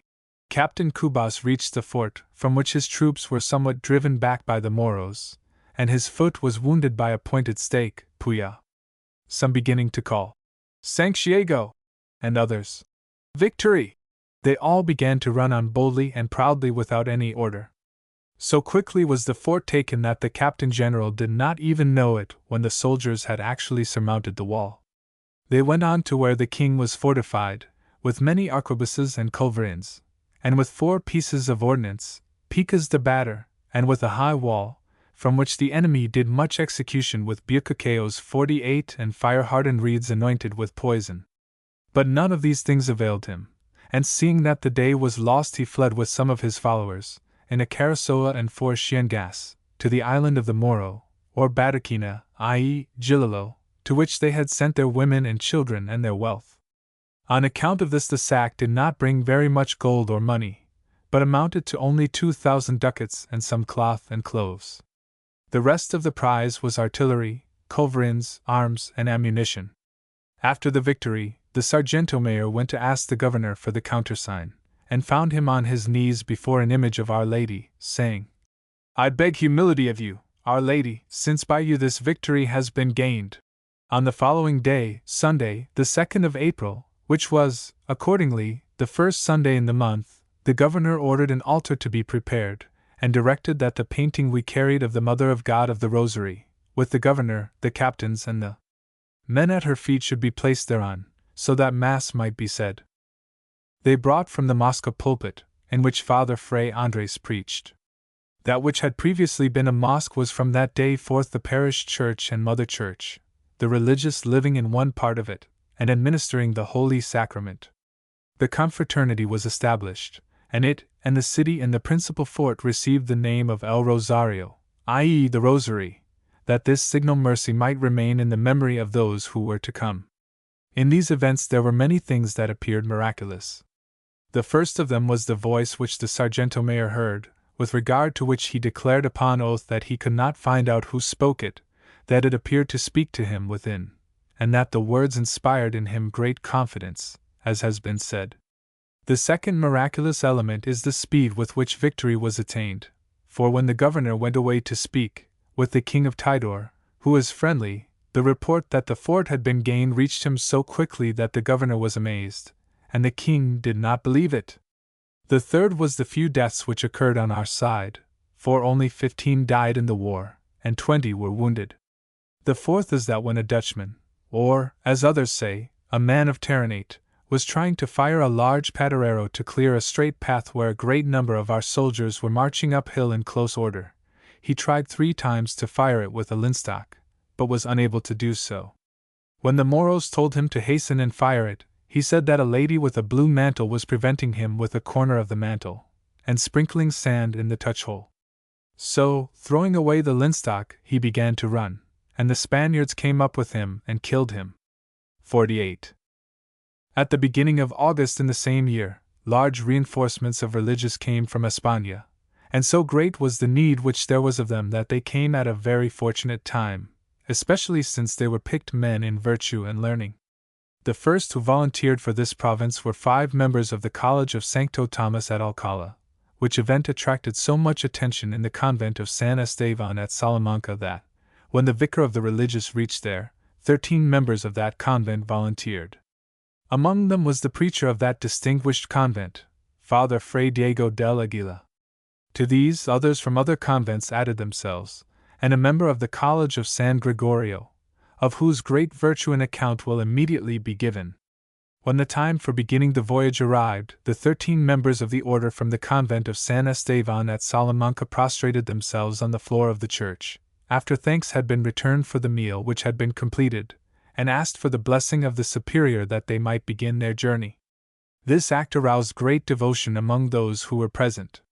When they had received the blessing, they went in procession to the convent of novices, where they took their cloaks and bags, and intoning the devout hymn of the Holy Spirit, they began with His divine support upon this journey, with their staves and hempen sandals, after the manner of persons who go on foot. They were led by Father Fray Diego del Aguila, the preacher of that convent at the time, and an example of virtue in that city where he had preached with great reputation for the 4 years preceding. Hence to see him walking on foot, and on his way to regions so remote, was a thing which caused great tenderness and devotion in those who knew him, and who saw so devout and so humble an act, so determined a resignation, and such contempt for the world. He labored much in the ship, hearing confessions, and preaching and teaching, for as in voyages there are so many kinds of people, there is need of all of these things, while many of the people need them all at once, because they do not know the doctrine which it is their duty to know and believe, and do not take that care of their souls which they ought to take. Some of them do not even desire to have such things spoken of, that their ignorance may not be known, and hence there is much labor in teaching them, and it is a great service to God not to refuse this labor. The member of the College of San Gregorio at Valladolid who came with the rest of these religious was Fray Pedro Rodriguez, a native of Montilla and a son of the convent of San Pablo at Córdoba. His departure caused much grief. His parents loved him tenderly, for he was, like Benjamin, the youngest and was very obedient and docile by nature. The religious of his convent were grieved because they had seen in him so notable a beginning in virtue and letters. In spite of the efforts of fathers, kinsmen, and religious, Father Fray Pedro maintained his resolve. His virtues were very great, and he mortified himself constantly. His last illness befell him when the vessel had already come among these islands, and they were already at the port of Ibilon, and were carrying him ashore that he might receive the viaticum, when he lost consciousness. He had desired to be left in the islands of the Ladrones, that he might serve as missionary, but he was not permitted to do so, on account of the great difficulties which he would have met with because of ignorance of the language. It may be that Father Fray Pedro would have overcome them, but such things ought not to be left in the hands of a single person. The evil results which follow are morally worse than the gain which may be expected, as has been found out by experience since religious of the seraphic Father St. Francis have remained there. His body was taken to be buried in the church of Casigura. He left behind him among his brethren the name of Saint. Chapter 64. Other events which happened at this time in Japon and the Philippines. The circumstances in Japon were such that many of the converts were obliged to spend 6, or 8, or even 15 years without confessing, while some of them had not seen a confessor within 40 years.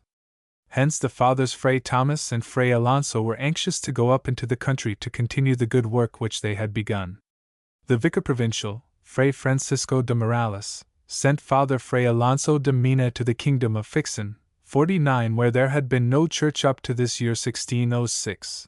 A certain captain, Francisco Moreno Donoso, had taken some Franciscan fathers with him on a journey, and on the voyage had been delivered from great danger by the intercession of Our Lady of the Rosary. He was therefore devoted to this Our Lady. Although the kingdom of Fixen is very near Nagasaki, the king had always been unwilling to admit preachers of Christianity, but this king had a great regard for Captain Moreno Donoso, who went to visit the king with Father Fray Alonso, and the captain made the king many gifts, refusing to accept anything in return except a chain. The king showed him such favor that the captain took advantage of the opportunity to ask permission that Father Fray Alonso might establish convents, and churches in the kingdom. The king was pleased to grant it, insisting only that the sanction of a great bonze, named Gakko, should first be secured. He was a native of Fixin, and was the most highly regarded man in Japan because of his learning. The king sent his own secretary to go before the bonze, to tell him of the poverty, the penitence, the contempt for the things of this world, the modesty, the humility, and the courteous behavior of the father. The bonze, seeing that it was the pleasure of the king, said that such a man might very well receive this permission. In conformity with it, 3 poor churches and houses were built, one in Famamachi under the patronage of Our Lady of the Rosary, the second in the city of Kaksima, i.e., Kashima, named for St. Vincent, and, after some time, another one at the king's court, i.e., Saga, for which at that time permission had been refused. Father Fray Alonso and his companion, when he had won, got the little they needed for their support from Portuguese and Castilians in Nagasaki, that they might avoid asking for alms from the Japanese, and might thus give no opportunity for the bonzes to complain against them, and to find a pretext for sending them out of the country. Father Fray Alonso remained in this kingdom, and the order persevered until the persecution, when all the religious who had been hiding there were ordered to depart from Japan. Father Fray Alonso found in this kingdom some Japanese who had been baptized in other kingdoms, but had not been well taught in the faith, or who had forgotten the good teachings that they had received at their baptism. They were guilty of much irregularity in their marriages, and some of them had assumed to baptize others without knowing the essence of the baptismal form, so that it was difficult to determine which of them had received valid baptisms. These imperfectly prepared converts had also done harm by endeavoring to sustain arguments against the opponents of Christianity, and being insufficiently grounded in the faith, they had spread false impressions of the Christian religion. Notable cases of conversion occurred, there being some instances well worthy of remark in the court, and finally the sanctity of the life of the missionaries caused them to be called Zaxino Padre, fathers who despise the world. The Father Fray Juan de Los Angeles, or Rueda, came to live at Fixin in the following year, 1607. 49. In this year 1606 of which we have been speaking, there died at sea Father Fray Domingo de Neva, who was on his way to act as procurator of the province. He had labored much and well among the Indians of Bataan and among the Chinese. Father Fray Domingo was a native of Biloria in Campos, and a son of the convent of San Pablo at Valladolid. He was a man of ability and of goodwill.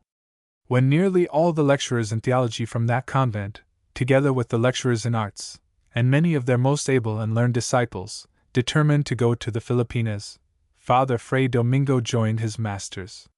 He suffered his life long from headache. Being sent to Bataan in company with 3 other fathers, he, as the youngest, had to carry a very heavy burden of duties. He was fortunate enough not to suffer from any further diseases, the Lord being pleased not to add any to his constant headache. His mortification, fasting, and discipline were very great. He wrote some devout tracts in the language of the Indians, and some others in that of the Chinese. He had printed for the Chinese in their language and characters an essay upon the Christian life, with other brief tracts of prayer and meditation, in preparation for the holy sacraments of confession and the sacred communion. He wrote a practically new grammar of the Chinese language, a vocabulary, a manual of confession, and many sermons, in order that those who had to learn this language might find it less difficult. He was prior of Manila, and in the 3rd year of his priorate the news arrived of the death of Father Fray Pedro de San Vicente, who was going to España as definitor in the chapter general and as procurator for this province. Since it was necessary to send another in his place, Father Fray Domingo received the appointment to the duty. Like his predecessor, he died on the voyage from the islands to Mexico. Chapter 65. The foundation of Manavag and Pangasinan and the deaths of some religious. In the year 1605 the missionaries to Pangasinan, not contented with the fruitful results of their labors in the level region of that province, took under their charge the village of Manavag, situated among the mountains at a considerable distance from the other villages. The first entry into this village was made by the religious of our Father St. Augustine in the year 1600. They built there a church named after St. Monica, and baptized some children. The village was so small, however, that it was not possible for a religious to find enough to do there to justify his continued residence, and accordingly it was visited from Lingayen, the capital of that province, which was at that time in their hands. It caused them a great deal of labor, since they were obliged to travel 3 days if they went there by water, and 2 if they went by land, and therefore it was seldom visited, and little good resulted to the village. Inasmuch as the whole population were heathen, they required much persuasion to lead them to baptism, and a great deal of attention to their religious instruction. On this account, those fathers placed the juridical renunciation of the said village in the hands of the bishop, Don Fray Diego de Soria. The bishop, being a religious of our order, asked his brethren to take charge of this village, since there were in it many baptized children, and no other body of religious could care for and guide them. The bishop, in asking the religious to take this matter in charge, was laying upon them no small burden, yet the need was almost extreme, and the great labor brought with it great reward, for, as the apostle says, each man shall be rewarded at the last judgment in proportion to his labors. Hence they determined to assume the charge, and the superiors sent their father Fray Juan de San Jacinto, 50, a devoted religious and an indefatigable laborer in the teaching of the Indians. He went to Manavag in the year mentioned, and the fact was spread abroad among the neighboring villages. On account of the great love which they had for the order, and especially for the religious who was there, for he was like an angel from heaven, some other hamlets were added to that one, and the village of Manavag was made of reasonable size. The Negrillos and Zambalis who go about through those mountains were continually harassing this village, partly because of their evil desires to kill men, and partly for robbery. They often came down upon it with bows and arrows, and with fire to burn the houses and the church, which was practically all of straw. They committed murders, and robbed women and children. Those in the village being thus terrorized, and the men being unable to prevent the evil, since their enemies came when they had gone out into the fields, it was determined to take as patroness the Virgin of the Rosary, that she might aid them in this need. They accordingly dedicated a new church to her, and solemnized the dedication with many baptisms of adult persons. Within a few months, there was not a heathen within the village, a clear proof that the presence of heathen in the country is due solely to a lack of missionaries. Wherever the missionaries are, all are immediately baptized, and not only those of that village which has the missionaries, but some of their neighbors also, participate in the teaching of the religious, and in the favors of Our Lady of the Rosary. This is plain from a miracle which occurred a few years after, and was verified before the Vicar General of this country, who at that time was Father Fray Pedro de Madalena. It happened thus. For led was from Manavag, in a village of Igalote Indians who inhabit some high mountain ridges, there lived an Indian chief, a heathen, by the name of Dogarat, who used sometimes to go down to the village of Manavag, and to listen out of curiosity to the preaching of the religious. Since the matters of our faith are truly divine, the Indian began to incline toward them, and even toward becoming a Christian. He therefore learned the prayers, and knew them by heart, and the only thing which held him back was the necessity of leaving his vassals and his kinsmen if he was baptized, and going away from the washings in a river of his village, where they used to gather grains of gold, which come down with the water from those hills and ridges where they are formed. God our Lord, to draw him to the precious waters of baptism, brought upon him a severe illness. When he felt the misery of this disease, he sent to call the religious who was at that time in Manavag, Father Fray Thomas Gutierrez, who came to his village, called Ambayaban, and visited the sick Indian, giving him thorough instruction in the matters of our holy faith. When he was thoroughly prepared, he baptized him, and named him Domingo. By the aid of the Lord he recovered, and used to attend church on feast days. He asked for a rosary, which the religious gave him with a direction to say the prayers of the rosary every day, that the Sovereign Lady might aid him. He went out hunting once, and in order that the rosary, which he always wore about his neck, might not interfere with him or be broken by catching in a branch, he took it off and hung it on a tree, and with it a little purse in which he was carrying a trifle of gold.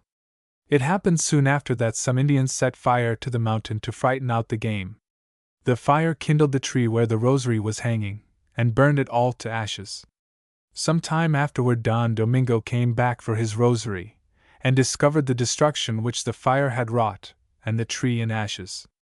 As he was looking among them, he found his rosary entire and unhurt, while everything else was burned up, and the purse and the gold were consumed, though they were close to the rosary, which did not show a sign of fire. The Indian, amazed, went and told his story to Father Fray Thomas, who for a memorial of this marvel kept the miraculous rosary among the treasures of the church, giving the Indian another in its place. There it remained, in token of the esteem and respect which Our Lady willed that the fire should pay to her holy rosary. 50. In the month of June, 1607, Father Fray Juan Baptista Gasset ended his labors happily in the convent of Santo Domingo at Manila. He was a son of the convent of preachers at Valencia, and a beloved disciple of St. Luis Beltran, whom he succeeded in the office of Master of Novices at Valencia. When St. Luis returned from the Indias, the Lord moved Father Fray Juan to go to them, as he desired to reap a harvest of souls, and feared that they might strive to make him superior in his own province. He received the approval of St. Luis, and went to the Indias at the time when Master Fray Alonso Bello went out from his convent of Murcia, by command of our Lord the King and of the General of the Order, to divide the province of Vaxac from that of Santiago de Mexico. Being threatened with a superiorship in the province of Vaxac, Father Fray Juan did what he could to avoid it. When a company of religious under the leadership of Father Fray Pedro de Ledesma passed through Nueva España on their way to the Filipinas, Father Fray Juan decided to accompany them, though he was already of venerable age, and he reached Manila in 1596. Here he was greatly honored, and being too old to learn the Indian languages, was retained in the convent of Manila to act as confessor and spiritual guide to a number of devout persons in the city. He was made definitor in the first provincial chapter, and was later obliged to accept the office of prior, having no other country to flee to, as he had fled from España to the Indias, and thence to the Filipinas, to avoid this elevation. He was given to devout exercises and to prayer, reading often from some devout book, usually from St. John Climacus, and afterward discussing the passage, and making it the basis of devout meditation. After leaving the office of prior, he returned to his life of devotion and abstraction. On the 20th of July in the same year, Father Fray Miguel de Oro ended his life in the province of Nueva Segovia. He was a native of Carrion de los Condes, and he took the habit and professed in San Pablo at Valladolid. He afterward went to the religious province of Guatemala, where he remained for some years, but afterward returned to España. In 1599 the plague attacked all España and raged with especial violence in Valladolid. Father Fray Miguel, with 4 other religious of our order, devoted himself to the care of those who were plague-stricken. After the plague he retired to the convent of La Peña de Francia, but his memory was constantly stirred by the recollection of his service among the Indians, and in 1601 he went with some other religious to Manila. He was assigned to the province of Nueva Segovia, where, although on account of his great age he was unable to learn the language, his holy example was of great value. He was of great help and comfort to the minister whom he accompanied, doing all that he could to make it possible for the minister, who knew the language, to work among the Indians, and to write in the Indian language compositions and spiritual exercises, which were of service to the ministers that came after them. He used to wear next his skin a thick chain, weighing 10 libras, and, that the other brethren might not perceive the marks of it on his tunics, he used to take care to wash and dry them apart. He died as a result of a fever caused by the heat of the sun. Father Fray Miguel was of swarthy complexion, with black and very prominent eyes which inspired fear. After his death he remained handsome, fair, and rosy, which caused those present to wonder, all supposing that these were signs of the glory which his soul already enjoyed. Chapter 66. The establishment of 2 churches in Nueva Segovia. In the month of August, 1607, at the octave of the Assumption of Our Lady, a church was erected in the village of Nalfoten, the chief village among those which are called the villages of Malageg, i.e., Malog, in Nueva Segovia. This church had the name, and was under the patronage of St. Raymond. The Indians of these villages were and are courageous and warlike. Hence before the coming of the faith they were constantly at war among themselves and with their neighbors, being men of fierce mind and lofty courage, and highly prizing their valor, strength, and spirit, an inheritance left to them by their ancestors. Thus they and their neighbors of Gadarang and Talapa, with whom they were very closely related, gave the Spaniards a great deal of trouble, and were feared and still are feared by the other Indians of that large province. In the village called Nalfoden, the chief and lord at this time was a young man named Pagalayan, to whom our Lord, in addition to high rank, great wealth, and courage, had given a quiet and peaceful disposition. He was a friend of peace and of the public weal, seeking not only his own advantage, but that of his people, and striving to secure what he recognized as good, and in him ran side by side the love of peace, and military spirit and courage, in which he was distinguished and eminent, and for which he was therefore feared by his enemies. God our Lord, so far as we can judge, had predestinated him for himself, and this he showed by the great affection with which he listened to matters dealing with the service of God, even when he was a heathen and was living among barbarians, idolaters and demons, such as were all his vassals. When he heard that the Atabes Indians, his neighbors, had religious of St. Dominic who taught them a sure and certain road to salvation, and to the gaining of perpetual happiness for the soul in heaven by serving God in peace and quietude, he strove with all his heart to enjoy so great a good. He discussed the matter with his Indians, and with their approval went down many times to the city of the Spaniards to carry out his religious purpose, endeavoring to have the Father Provincial, Fray Miguel de San Jacinto, give him a religious for his village. The provincial would have rejoiced to give him one, but those whom he had were so busy, and he had already withdrawn so many in response to such requests, that he was unable to satisfy this good desire, except with the hope that a missionary would be provided there as soon as the religious had come whom he was expecting from España. The good Pagalayan, although he was somewhat consoled, did not cease to complain, with feeling, that he had been unable to bring to his village the good which he desired for it. As he was unable to obtain a religious, he took with him a Christian child from among those who were being taught the Christian doctrine in the church, that the boy might instruct him until a father should come who could complete and perfect his teaching. Nay, more, he and his people, having confidence in the promise which had been given them, erected a church in their village that they might influence the religious to go there, and have that stronger reason for supplying a minister to them rather than to other villages which had no church. All this greatly affected the religious, and finally, in August of this year, 1607, Father Fray Pedro de Sancto Thomas 51 went there and found the church already built, and the whole village, men, women, and children, gathered on purpose to receive him, as they did with great joy and the exhibition of much content. This caused like content in the soul of Father Fray Pedro, who, giving many thanks to the Lord, whose work this was, firmly resolved to labor with all his strength in this vineyard which seemed to bear fruit before it was cultivated. Father Fray Pedro was very well suited to begin a conversion like this, for he was so simple and affable that the most remote barbarians, if they talked with him, were compelled to love him. He was of a very gentle nature, and extremely open-hearted, being entirely free from any duplicity or deceit, and acting in all things with the bowels of charity. This is the greatest snare to catch love which may be set for men. Hence they received him as if he came from heaven, and at the beginning they listened to him, and obeyed him with great zeal. The devil at these things suffered from rage and the worst pains of hell, as he saw himself losing, all at once, villages which had been his for so many ages. Hence by the means of a sorceress, a priestess of his, named Caquenga, he began to disturb the Indians, to whom this wicked woman said such things that many determined to follow the rites of their ancestors and not to receive the teaching of the divine law. So devilish was this cursed Anitera that she kept stirring up some of them against the religious, while at the same time with those who wished to keep him she pretended to be on their side. Thus she deceived them all, especially those who were influenced by their zeal for ancient superstitions. Hence they themselves killed their fowls and the swine which they had bred, tore down their houses, and cut down their palm groves, in which their principal wealth consisted, and crying out, "Liberty!" they fled to the mountains.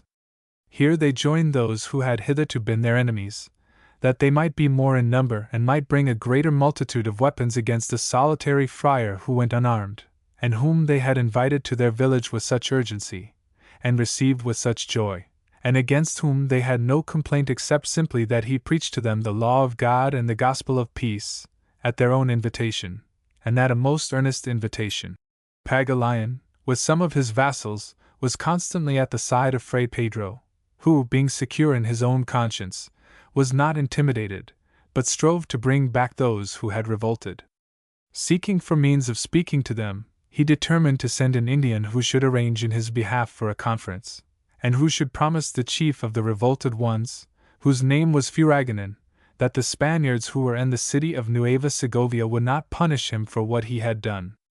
That the Indian might feel safe and might believe him, he gave the man a relic of St. Thomas to carry, for among them there was no one who knew how to read or write, because they had no letters of their own, so that he was unable to give him a letter, or any other token better known as coming from the Father. This, however, sufficed to cause Furaganan to listen to the messenger without ill-treating him, and he agreed to meet the religious at a certain place and on an appointed day. As a token of fidelity and peace, Furaganan sent his bearer out, a dagger with which they stabbed close at hand, and can easily cut off a head, that it might be put in the hands of the religious. They met on the assigned day, and the Indian, annoyed with Cacuenga, who had caused the disturbance among them, immediately joined the party of the religious against whom she had caused them to rebel. Furaganan asked them to give him this Indian Anitera as a slave, alleging that she had been a slave of his mother, and that in this way and no other could quiet be restored, because he could not suffer that this intriguing slave woman should, merely through her crafty acts, be more esteemed by the Spaniards than were the chiefs. She was, he said, full of duplicity, having remained with Pagulayan that she might be able to say afterward to the Spaniards that she was not at fault for the uprising, although, in point of fact, she had been the cause of it. Fray Pedro promised to look after this business with great diligence, and to do what should be best. The Indian departed, apparently in peace, but the others did not continue in that frame of mind. At midnight, while the religious was reciting the Matins, on the first Sunday of Advent, and when he had come to the first response, the insurgents set fire to the church, thus alarming those who had remained in the village, and causing them to take flight. Pagulayan came to Father Fray Pedro, and acting as his guide, put him on a safe road, carrying him at times on his shoulders across creeks and rivers on the road which they followed. At dawn they halted in a thicket, whence the father went to a little village farther down, because the place where they were was not safe. Here Pagulayan carried the robes from the sacristy, and Father Fray Pedro put them as well as he could into a chest, being obliged to leave out a canvas of Our Lady, which on account of its size the chest would not hold. Leaving it there, he went on to the village of Pia, where there was a religious with many Christians, and where the people were peaceful. The insurgents went straight down to the village where the chest and the picture were, and opening the chest, they took out the ornaments, the chalice, and all the rest, and profaned everything. They cut the ornaments of the Mass into pieces, to make headcloths and ribbons. They tore the leaves out of the missal, and drank out of the chalice, like a godless race governed by the devil. Taking the image painted on the canvas, they set it up as a target for their lances. One of them blasphemously said, "This, the fathers tell us, is the Mother of God. If this were truth, our lances would draw blood, and since she sheds none, it is all trickery and deceit." The savage said this when he was throwing his lance at the image, and his audacity did not remain without its punishment, for he was soon after condemned to the galleys. And here, in addition to the ordinary hardships suffered in them, he was maltreated by all the other galley slaves when they learned that his crime had been committed against Our Lady.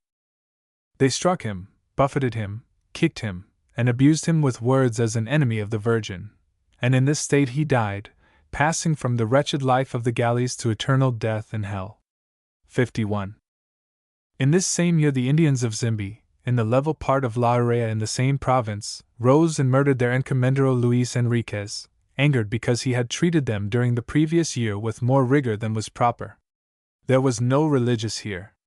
The Indians, in fear of like severity during the present year, had mutinied against the encomendero and thrust him through with a lance. Out of his shin bones they made steps to go up to the house of their chief, a piece of savagery such as might be expected from enraged Indians. Information of these two risings was sent to the governor of Manila, who sent out the Sargento Mayor Cristobal de Asqueda with a sufficient number of soldiers. He ascertained the facts in both cases and brought out the truth clearly, namely, that the excesses of the dead encomendero had caused the Indians of his encomienda at Zimbi to rise, and that the intrigues of Cacuenga had roused the Indians of Malagag. The latter, conscious of their fault, came to the city of Nueva Segovia to beg that the religious might return to them, and Father Fray Pedro de Sancto Thomas returned with them. He had greater confidence in the many hopes which he had, for many of them, that they would be good and faithful Christians, than resentment for the wrongs which he had received from others. All this disturbance came to an end, and he built convents and churches and baptized many. In course of time all those people were baptized. Pagulayan was named Luis, and one of his sisters was named Lusabalinan.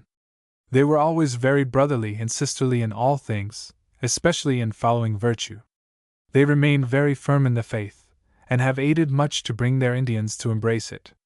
They lived according to the teachings of the faith, giving a noble example in this respect, and obviously surpassing all those of their land in everything that has to do with virtue and the service of God.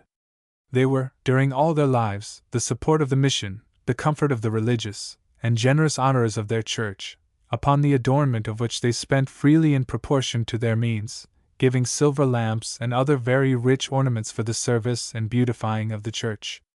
Nor did they forget the poor, not only of their own village, but of the others, who very often come to this one to find food, since this is generally the village where food is most abundant. Don Luis Pagulayan died while young, in the year 1620. His death was much regretted and deplored, as it still is both by the religious and by his Indians, and much more by his sister, Dona Lusabalinan. She is yet living, and perseveres in holy customs and in laudable acts of all the virtues, for she wears hair shirts underneath her dress as a married chieftainess, is constantly in the church, and is very frequent in her confessions and communions. She is very careful that not only those of her household, who are many, but all of the village, which is one of the largest in the province of Nueva Segovia, should carefully observe the law of God and hear and learn the Catholic doctrine. This she herself ordinarily teaches, and teaches well, for she has had much practice in this office, so that she greatly aids the ministers. A few years ago, there was in this province a great famine, and Dona Luisa, having very fertile land, from which she might have made a great profit, preferred to offer it to Christ through his poor. Hence she spent it all upon them, directing all the poor to come every day to her for their food, as was done. In any tumult or disturbance that may arise, she is one from whom the religious learn with perfect certainty the truth of what has happened, and by her assistance, for she is very prudent, the remedy is obtained. The Lord watches over her and prospers her in all things, not only spiritual, in which she surpasses, but also temporal, for she is one of the richest persons that there are in this province. When some superstitious performances were carried on here by some of the chiefs, she immediately informed the religious.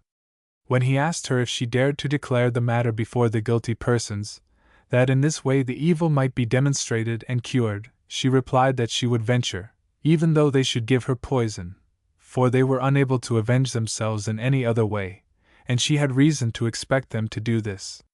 Such is the spirit and courage with which she serves the Lord and strives for the good of her fellowmen, and so little does she esteem life when there is an opportunity for her to venture it for such a noble end. In the year 1626, the names of those entered in the records of baptism in this church of Naufoten were counted.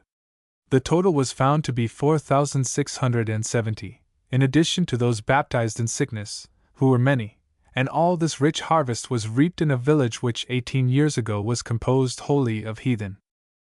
At the end of this year, 1607, another church was built in December, on Innocents' Day, in a village of the same province named Iquique, 2 days' journey up the river from the city of the Spaniards. The encomendero had collected his tribute from these Indians with great care, but he had given no attention to providing them with Christian instruction, as God and the King commanded him. The Lord, who overlooks many other grievous sins, was unwilling to let this pass without chastisement.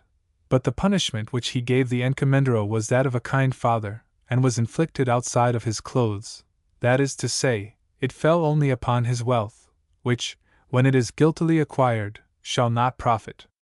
This encomendero lost all, and when these misfortunes came upon him, one after the other, he perceived that they did not come by chance, and saw what it was with which the Lord might be angry. This was his supporting idolatry and the service of the devil in this village, by his mere failure to provide Christian instruction in it, as was his duty. He repented of what he had hitherto done, and vowed to provide in this village the teaching of the true God, and a religious to preach and teach it. In this year he asked for the religious from the Father Provincial, Fray Miguel de San Jacinto, and one was given him. Since there was a discussion as to what patron this new church should be given, many slips with the names of saints upon them were placed in a vessel. 3 times the name of San Diego, patron of the Españas, came out, and hence the church was given this name, which has been retained in this village of Iquique. This has been done in spite of the fact that, on account of great inundations and floods of the river, it has been necessary to build the church on 4 separate sites, the first 3 having been overflowed, although it did not appear possible that the river should reach land situated so high. This river, however, is very large, and its floods are so extreme that they overflowed these eminences, until the church was finally placed where it now is, which is upon a very high hill. Here it enjoys without disturbance the fresh breezes, and is safe against any flood.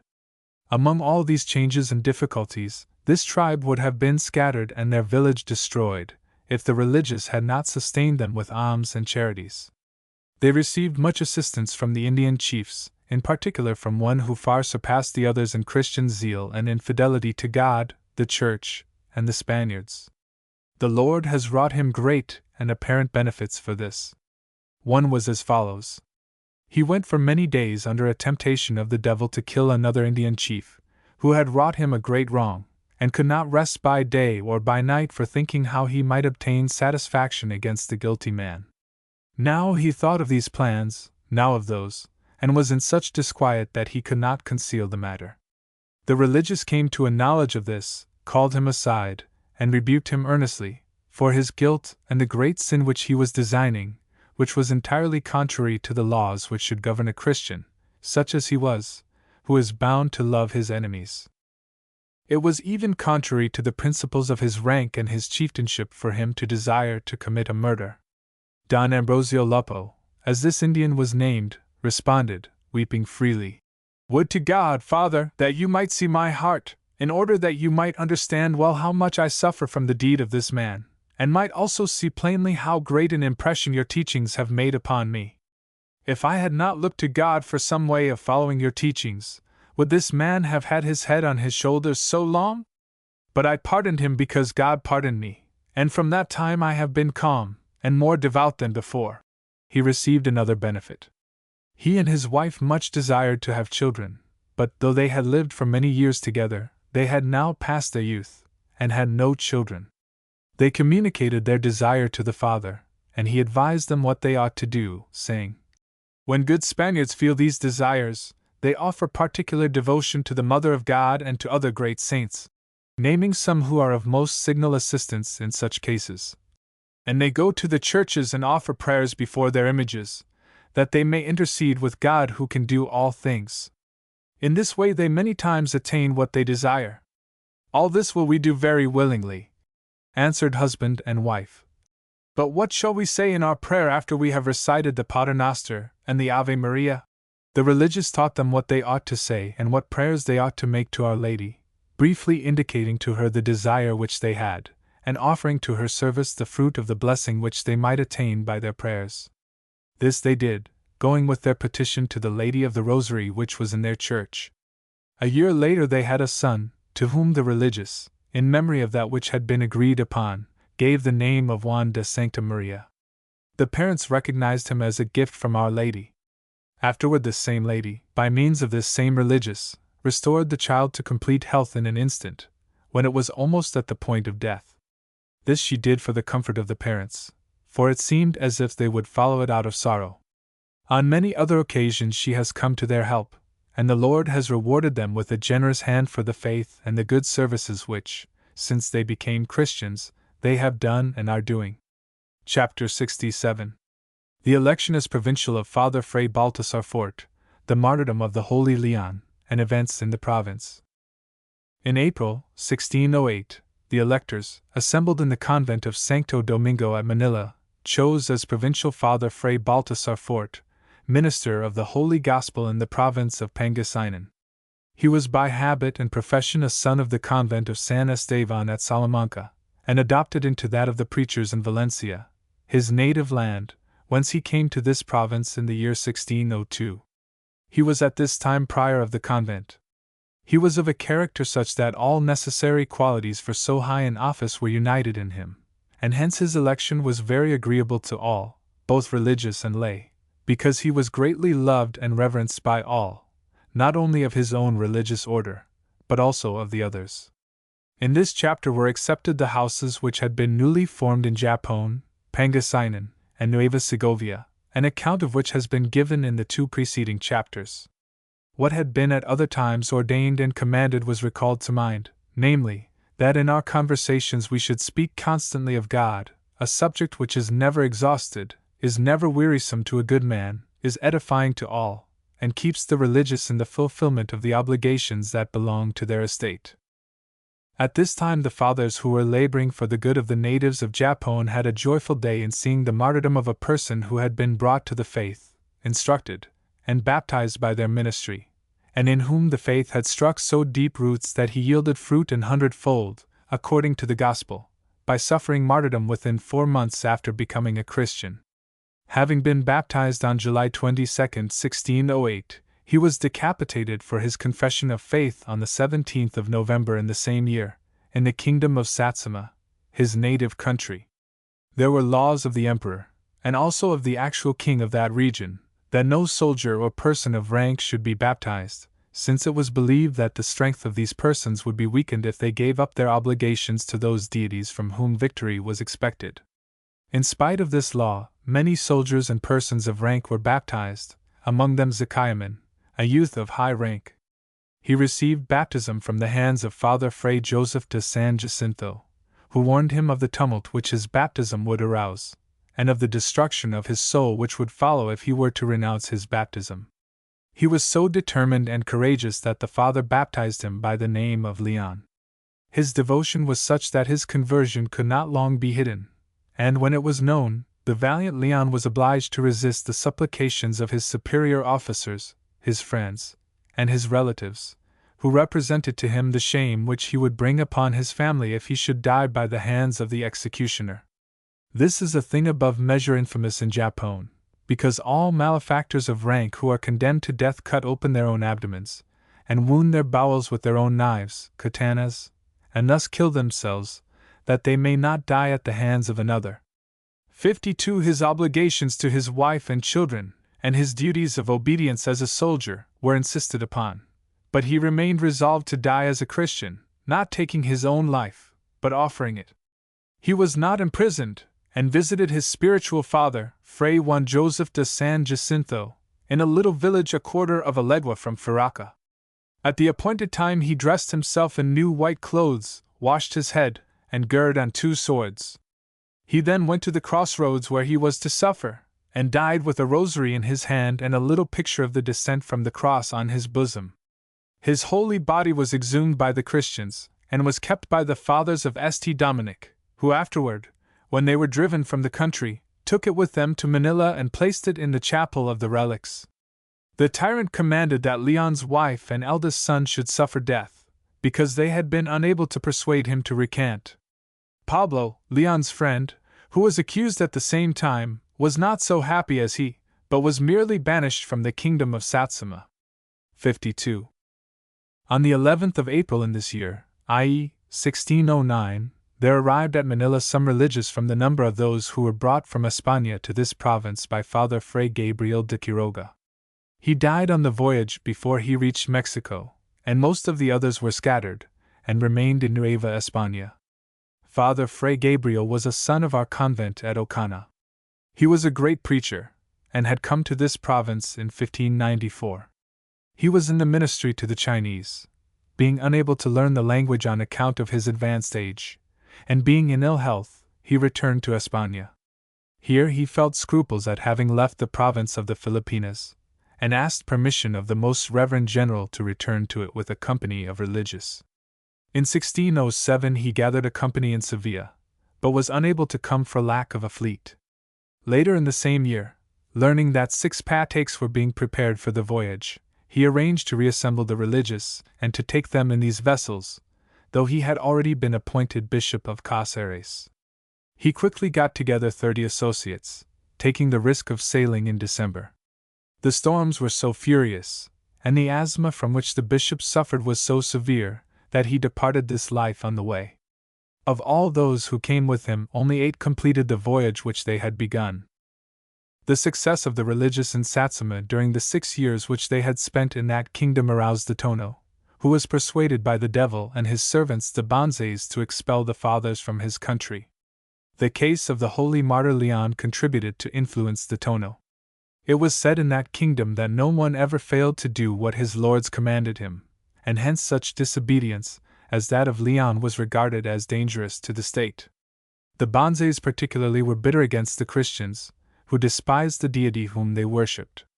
53. All the cases of misfortune and all the downfalls which had happened to Christian princes within a few years were referred to their belief, although the misfortunes of the heathen princes had been much more numerous. As the king of Satsuma was at this time actually preparing for a war of conquest against the islands of the Lukios, 54, he was greatly impressed by these reasonings. He was also disgusted because no vessels had come from Manila to this country, the desire for trade having been his chief object in sending for religious. The king of Satsuma sought for some pretext for expelling the father, without finding any. In the month of August he sent word to them that the emperor complained because the Spanish religious in his country had never appeared before him. This was only a pretext to get the religious out of the country. There were at that time in all Japan, outside of Nagasaki, not more than 3 churches licensed by the emperor, one in Miyako, of the Fathers of the Society, a second in Yendo, of the Franciscan Fathers, and a third in Osaka, of the Society. All the rest were practically in concealment, and had license only from the Tonos or kings. The emperor, though he knew this, paid little attention to the matter. The fathers, however, were able to say that Father Fray Alonso de Mina had visited the emperor, and had received license from him for the stay in Japan of the rest of the fathers. Still, thinking that they might do well to appear before the emperor, they decided to follow the suggestion of the Tono, and Father Fray Francisco de Morales went directly to visit him and was kindly received. Before Father Fray Francisco returned, the Tono gave commands that all the Christians should recant, and exiled those who refused to obey, confiscating their goods. When this happened, there were in Satsuma only the Fathers Fray Joseph de San Jacinto and Fray Jacinto Orfano. Father Fray Joseph went directly to appear before the old Tono, and was received with much apparent courtesy, which was a mere cloak for the evil which he was preparing to execute. The father also desired to go to visit the young Tono, but was advised that he could do no good, and therefore he went from village to village, strengthening and encouraging the converts. He and Father Fray Jacinto, happening to be both at once within the convent, the governor forbade the religious to leave the church, and prohibited the Christians from going to it, hoping thus to prevent the religious from receiving any support. There was only one half-leprous boy named Juan, who succored them at this time. When he went to buy what they needed, the people paid no attention to his coming and going, because of his being afflicted in this way. 53. 54. Chapter 68. The religious, being exiled and expelled from the kingdom of Satsuma, are admitted to other kingdoms. The kingdom of Japon is subject to constant changes and novelties, as may be known by those who have lived in it, and by those who have read what historians have to say of it. Although the plague of inconstancy is very common among all heathen, the Japanese are particularly subject to it. It is not to be wondered at that the king of Satsuma, after all that he had done to bring religious from St. Dominic to Manila, should have expelled them without any cause. The natural inconstancy of this race is sufficient explanation for his conduct. St. Francis Xavier was expelled from the same kingdom of Satsuma, as he was afterwards from the country of Yamaguku, 55, whence he fled to the kingdom of Ferrando. As early as the year 1555, the heathen Japanese believed that so soon as the faith should enter their country the kingdom would be destroyed, and in the following year the city of Amaguchi was destroyed, and there was a great persecution. In the year 1564 there was another persecution, even more severe, in Miko, the imperial court. Father Cosme de Torres was obliged to leave there and to go to the kingdom of Bungo. In Ferrando the churches were overthrown, and the Emperor Nabunanga imprisoned Father Argentino 56 and his associate, refusing to release them until he received, as a ransom, from the most noble and Catholic Don Justo the fortress called Takayama. 57 In 1599 the Taiko, i.e. Ieyasu, banished by public edict all the religious there were in Japan, all of whom were then Jesuits, declaring that all Christians were his enemies. But soon after he granted to Father Fray Juan Cobo, a religious of St. Dominic, who had come from Manila as ambassador, that he, and religious of the society, or of any other order, might preach and make converts in Japan. The sons of the seraphic Father St. Francis went, under this permission, in 1593, and were kindly received, but very soon afterward commands were given to crucify them, as preachers of the gospel. Father Fray Francisco de Morales felt that conditions were such that it was necessary to comply, and began by taking down the church and looking for boats to carry it in, for it was fitted together with grooves, without nails, and could be used elsewhere. They removed for a time to Miyako, and soon afterwards to the city of Osaka. In the erection of both churches they were bitterly opposed by the members of the other religious orders, although the others could not serve the 20th or the 30th part of the people of those cities. The Japanese banished from Satsuma suffered greatly. Among this people banishment is often worse than death, which is not greatly feared by them. Banishment is generally accompanied with a loss of their goods, so that those who are noble and rich are by it instantly reduced to poverty and drudgery. The fathers carried away their vestments, the timber of the church, and the body of the holy martyr Leon, removing them to Nagasaki. Father Fray Francisco also carried with him the lepers of the hospital which he had before his house, that they might not be left in the power of wolves. In the meantime, the affairs of Christianity went on prosperously in the kingdom of Fixin. In July 1609, Father Fray Juan de Sancto Thomas, who sent the first religious to Japan when he was provincial, came to Japan as vicar provincial, bringing with him as his associate brother Fray Antonio de San Vicente. He labored much and successfully in Fixin, and the Lord showed the fathers grace by enabling them to baptize many whom he had predestinated at the point of death. There were especially many cases of baptism of newborn children, whom the parents intended to kill, or left to drown in the river. 55. 56. 57. One day's journey up the river from Abalug, in the province of Nueva Segovia, there is a village named Fodol in the midst of a number of other smaller villages, as is customary among the mountains. When these villages were visited for the purpose of collecting tribute, the religious was accustomed to go along that he might be there conveniently to give them some knowledge of the law of God, and strive to bring them to a love of the faith by which they might be saved. This diligence, although it was exercised so seldom, only once a year, was yet not in vain, for the words of the gospel sown in the hearts of these heathen took root and caused them to go down the river, voluntarily, for the purpose of seeking a preacher to live among them, to teach, direct, and baptize them. Father Fray Miguel de San Jacinto, vicar of Abalug, sent their father Fray Diego Carlos. 58 The Spaniards did not dare to visit the village when they collected the tribute, except in numbers and with arms. On this account, and because they were surrounded by mountaineers who were heathen, untamed, and ferocious, it seemed to the Christian Indians of Abalug that the religious ought not to go without a guard to protect his life. But since the order given by our Lord Jesus Christ is not such, but directs that his preachers should go as sheep among wolves, Father Fray Diego would not receive the advice given him by these Indians, though they were friendly, and departed alone with his associate, as a preacher of peace and of the law of love. All the Indians, great and small, came out to receive them with great joy, and the religious immediately began to preach to them and to teach them.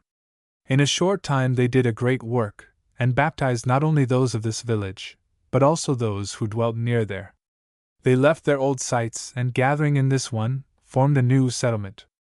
The church was built under the patronage of Our Lady of the Rosary, and here the Christian faith went on flourishing until the devil, hating so much good, disturbed them and caused them to fall away for a time, to their great harm, spiritual and temporal, though afterward, recognizing their error, they returned to their obedience to their Creator, as will be told hereafter. Almost in the same manner, and following the same course, another church was built at this time in the high region at the head of the great river, 6 days' journey from the city of the Spaniards, in a village named Batavag. Here Father Fray Luis Flores, who was afterward a holy martyr in Japón, gathered together 7 little hamlets, making one very peaceful one.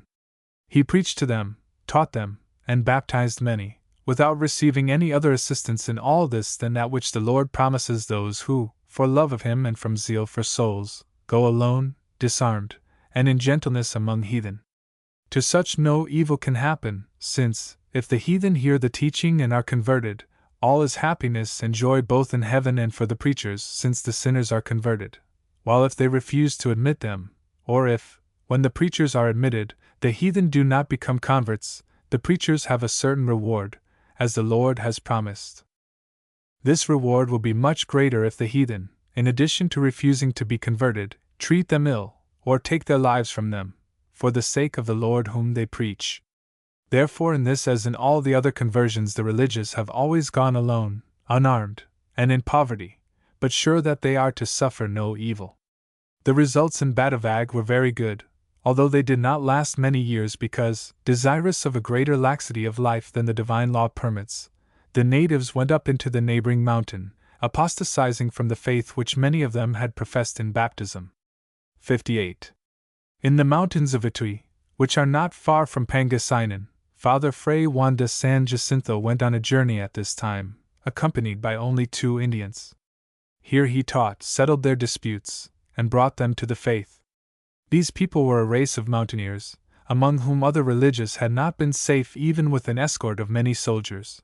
But the gentle manners of Father Fray Juan caused them to become calm, and many of them came sometimes to Pangasinan to ask that religious might be given to them. Many years passed before it was possible to provide them with religious, but the Father Provincial had, as minister of Pangasinan, seen their pious desires and wished to give them the religious.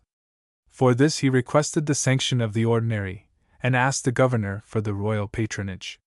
When the fathers of St. Francis learned this, they came and said that this conversion belonged to them, because it was very near to the ministry and the convent which they had in Baylor. The order, which needed religious in other regions, instantly yielded without any dispute, permitting the fathers of St. Francis to take charge of these Indians. This they did, but very soon abandoned them, since the region was not one to be coveted, but was very unhealthy.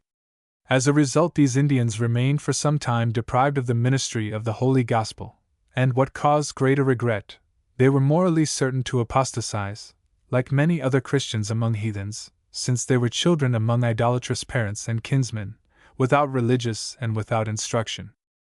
In this year, 1609, Father Fray Juan de Anaya departed this life. He was a native of San Pedro de las Duenas, 2 leguas from Segovia, and was a professed son of the convent at Valladolid, whence he came to this province in 1598. He was sent immediately to Nueva Segovia, the conversion of which had just begun. He learned the language very quickly, and so wrought with them that he not only taught them the gospel and the Christian life, but also civilization. He showed them how to build their houses, and how to work their fields, and taught them all other matters of human life, not only by instruction, but by example. He sought out the Indians, and brought them down from the mountains and the hiding places where some, deluded by their sins, had gone to hide from grace. Father Fray Juan was not content to ask where they were and to send for them, but, trusting in his natural strength, he went to look for them and brought them down from the mountains, traveling through the rough and thorny places among the thickets where they hid. He compelled them to enter upon the path of their welfare, not by the violence of a tyrant, but by the force of love and charity. When he was vicar of Pilotin, some of the poor Indians lost all their harvest from an overflow of the river. Not daring to wait for those who were to come and get the tribute, and indeed through fear of starvation, they left the village, and many of them fled to the mountains. Father Fray Juan was deeply afflicted because of the danger which their souls ran. This grief and his many labors affected his health, and finally brought on a flux, from which he died. Another religious, a subordinate and companion of Father Juan, Father Fray Vicente Alfonso, died 8 days later.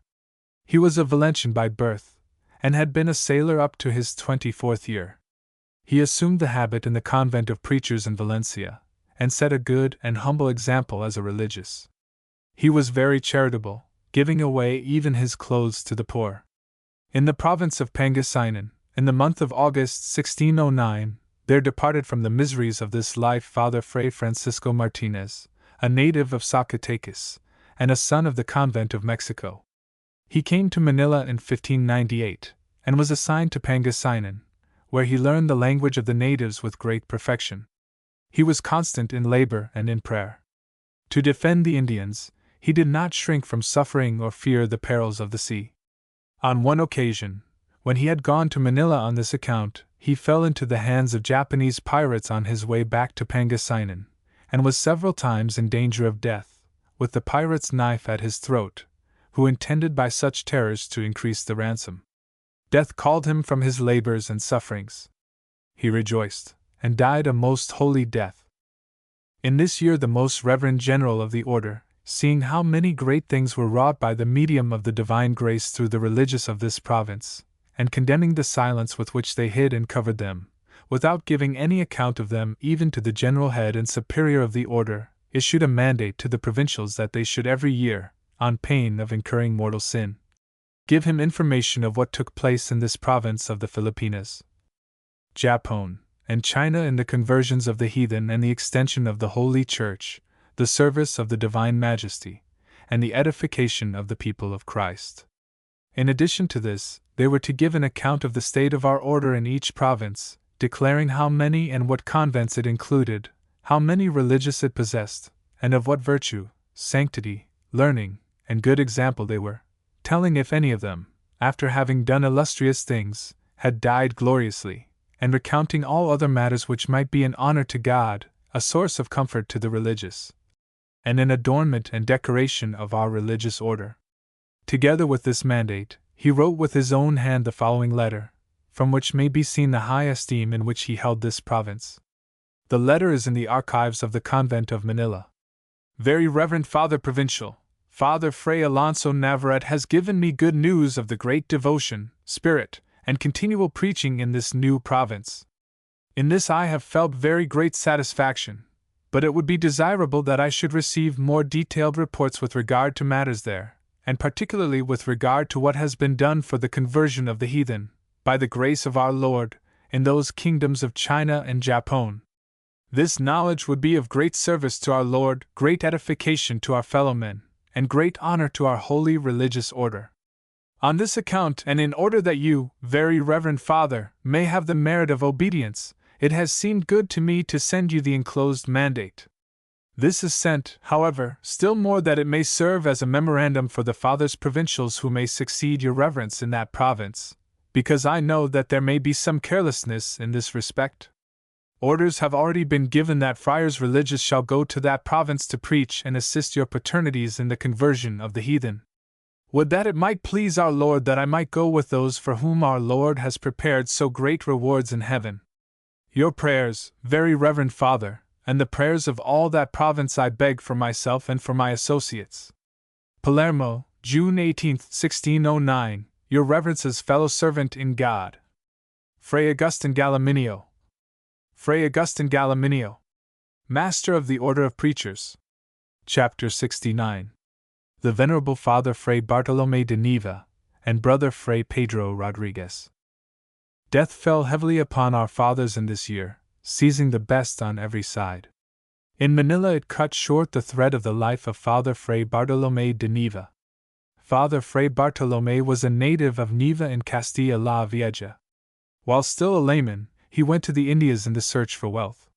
He spent some years in Mexico, and in spite of the great wealth of that country, the luxury of life there, and the agreeable climate, he could not be satisfied or find peace. Hence he determined to change his course of life, that he might find the calm for which he sought. Though he was already a grown man, he became a child in following the duties of a religious order. He assumed the habit in the convent of Santo Domingo in that illustrious city, and began not only upon the elements of the religious life, but upon those of grammar.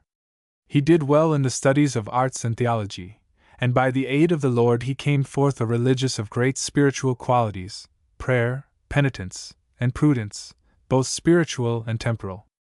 He joined a company of religious who passed through Mexico in the year 1594, on their way to the Philippines. He was too old to learn the language of the Indians, but he accompanied the brother who taught and baptized the Chinese in the hospital for that people, and thus assisted the other minister, whose duty it was to live in the hospital. When he determined to go to the Philippines, his companions in Mexico strove to prevent him, because he suffered from several infirmities, and the labors in the Philippines were known to be very severe. The Lord, however, gave signs that he desired him to go. He showed a special devotion to the Holy Virgin and was a useful and devoted minister. The Lord gave Father Fray Bartolome wonderful powers of spiritual conversation, and of insight into character, and even some powers of prophecy, of which a number of illustrations are given. Through him the Lord healed not a few sick. A letter of his is reported at length, in which he incites a sinner to give up his evil way of life, and shows a knowledge of the man's heart which could only have been given him by God. Other instances of the same sort are cited, and an account of the holy death of Father Fray Bartolome is given. At the same time there died Brother Fray Pedro Rodriguez, a companion of the first founders of this province. He was most closely associated with those who taught and baptized the Chinese. During his whole life he had sole charge of the temporal affairs of the hospital. Father Fray Pedro was not content with receiving those who came, but had persons to inform him if there were any sick in the orchards or quarries, or other places where the Chinese who live about Manila were gathered for work, and immediately sent to have them brought to the hospital. He often went in person to bring them, and, no matter how offensive or disgusting their diseases, he cared for them with his own hands. He waited upon them at all hours of the day and night, caring for their bodies, and he strove to teach them the things necessary for the salvation of their souls, as soon as their sickness gave him an opportunity. He suffered greatly from asthma, but, in spite of this affliction, he constantly employed the discipline of stripes, not upon his flesh, for he had none, but upon his bones, which were covered with nothing but skin, insomuch that some Spaniards came to look at him, regarding it as a marvel that such a living image of death should be able to stand. His head was like a skull with eyes in it, but so sunken that it seemed almost as if he had none. The truth is that he ate no more than sufficient to sustain him in this condition, yet he was so attentive and careful to provide dainty food for a sick man that the religious were sent there to him during their convalescence. He had no greater pleasure than this and his unexpected success in converting some heathen. The Lord provided him with these pleasures, which served him as food and drink to sustain his life. To the 2 hours of mental prayer observed in the whole province he added 2 others daily, continuing them after that which follows matins, and prolonging them till dawn. As soon as daylight appeared he left the work of Mary to go to that of Martha in caring for his sick, giving them breakfast after their own custom, which is followed in all the care that is given them, and in everything done for them. In spite of all these labors he thought so humbly of himself that one day when a religious heard him uttering heavy groans and deep sighs, and asked the cause, being unable to refrain from doing so, Fray Pedro answered that it was because he was so evil that, though he had so many times prayed to the Lord for a trifle of his love and charity, he had not gained it. The superior desired to try him as to his obedience, and seeing that he labored with such delight at the hospital, and took such joy in serving the sick, he determined to find out if there were some self-love hidden in all this. He therefore directed him to leave the hospital, and to come to the city and take up the office of sacristan in the convent. Fray Pedro immediately obeyed, and going into the sacristy which was entrusted to him, he fulfilled his duty with cleanliness, neatness, and good grace in all things, just as if he had exercised it all his life, and had never been occupied with the other. He was accordingly directed to return to the hospital, where he was more needed. The governor, Don Juan de Silva, went to visit the hospital, and when he saw this brother with nothing but bones and skin, and when he heard the things which they said of him, he felt such reverence for him that he kissed his hand, and offered him his favor for all things of which his hospital had need, and arranged to grant him all that he wished, for the governor looked upon him and venerated him as a saint. At the time of his death, about 3,000 who had died in the hospital had received baptism. In the intermediate chapter which took place in the following year, honorable mention was made of this religious. Chapter 70. Father Fray Luis Gandelo, his entrance upon the religious life, and his coming to this province. The events which happened in the case of this father are such as God rarely manifests, even in the case of those who are nearest to him, and I should not dare to bring them to the light if they were not attested by three notable circumstances. The first is that he never formed his own judgment about what happened, but submitted the matter to a learned and spiritual man. The second is that Father Fray Luis kept such silence about these things that he only revealed them under the solemn mandate of his superior. The third is the innocence of his life, and his marvelous virtue. A formal certificate as to these three circumstances is given at length. It is by Fray Juan de Sancto Thomas, and is dated at Manila, August 10, 1615. Father Fray Luis Gandelo was a native of the town of Aracena in the Archbishopric of Sevilla, and was born of a rich and noble family. At the age of 14 he made a vow to assume the habit of the Dominican order. This vow he was unable to carry out for 8 years, because of his duties to his widowed mother and his 2 sisters. While still a youth, he was favored with a vision of the Virgin, which was followed soon after by a vision in which the devil appeared to him. After his 2 sisters were settled in life, a certain trouble befell him in his own country, which obliged him to leave it and to go to the Indias. He dwelt for some time in Nueva España, where he lived with some freedom, the Lord preparing to drive him, by the very thorns which he should find in this road, to the religious life. His ancient desires to become a friar of St. Dominic returned to his mind, and he began to arrange with the prior of the convent of the city of Puebla to assume the habit. The prior and the friars of the convent, being asked by him if a secret business pledge which he had made had any validity, declared that it had no force in conscience, and would not hold him in a court of law if the party concerned would tell the truth of the case. He assumed the habit and waited for 14 months to be professed.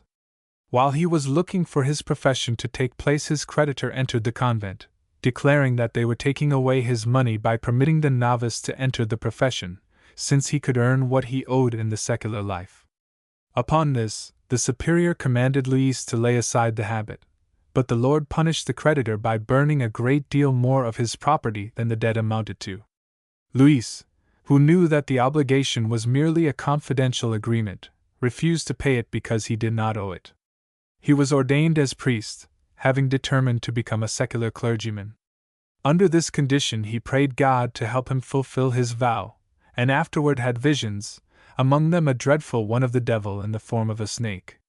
Being constantly attended by visions, he determined to carry out his vow, and one night heard a voice calling to him. "Luis!" He answered, "Lord!" And the voice went on to say, "Rise and go to Mexico to assume the habit." It seemed to him that it was the voice of his dead brother. His conduct when he came to the convent was such that the brethren there decided to grant him the habit and the profession together, since he had already completed his novitiate. When the founders of this province went through Puebla, Father Fray Luis desired to accompany them, but was unable to carry out his wish at that time. He received intimations from a holy woman, a penitent of his, that the Lord favored his desire to come to this province, and to this intimation were added other supernatural signs. A great scandal having arisen because of violence shown by the viceroy to a superior of a certain religious order, 59 Father Fray Luis felt called upon to preach against the viceroy. He was condemned to exile in the Filipinas, and received the sentence with joy. He accompanied Father Fray Juan Cobo, who was exiled for the same cause, as is narrated in chapter 24 of this history. 59. To be concluded.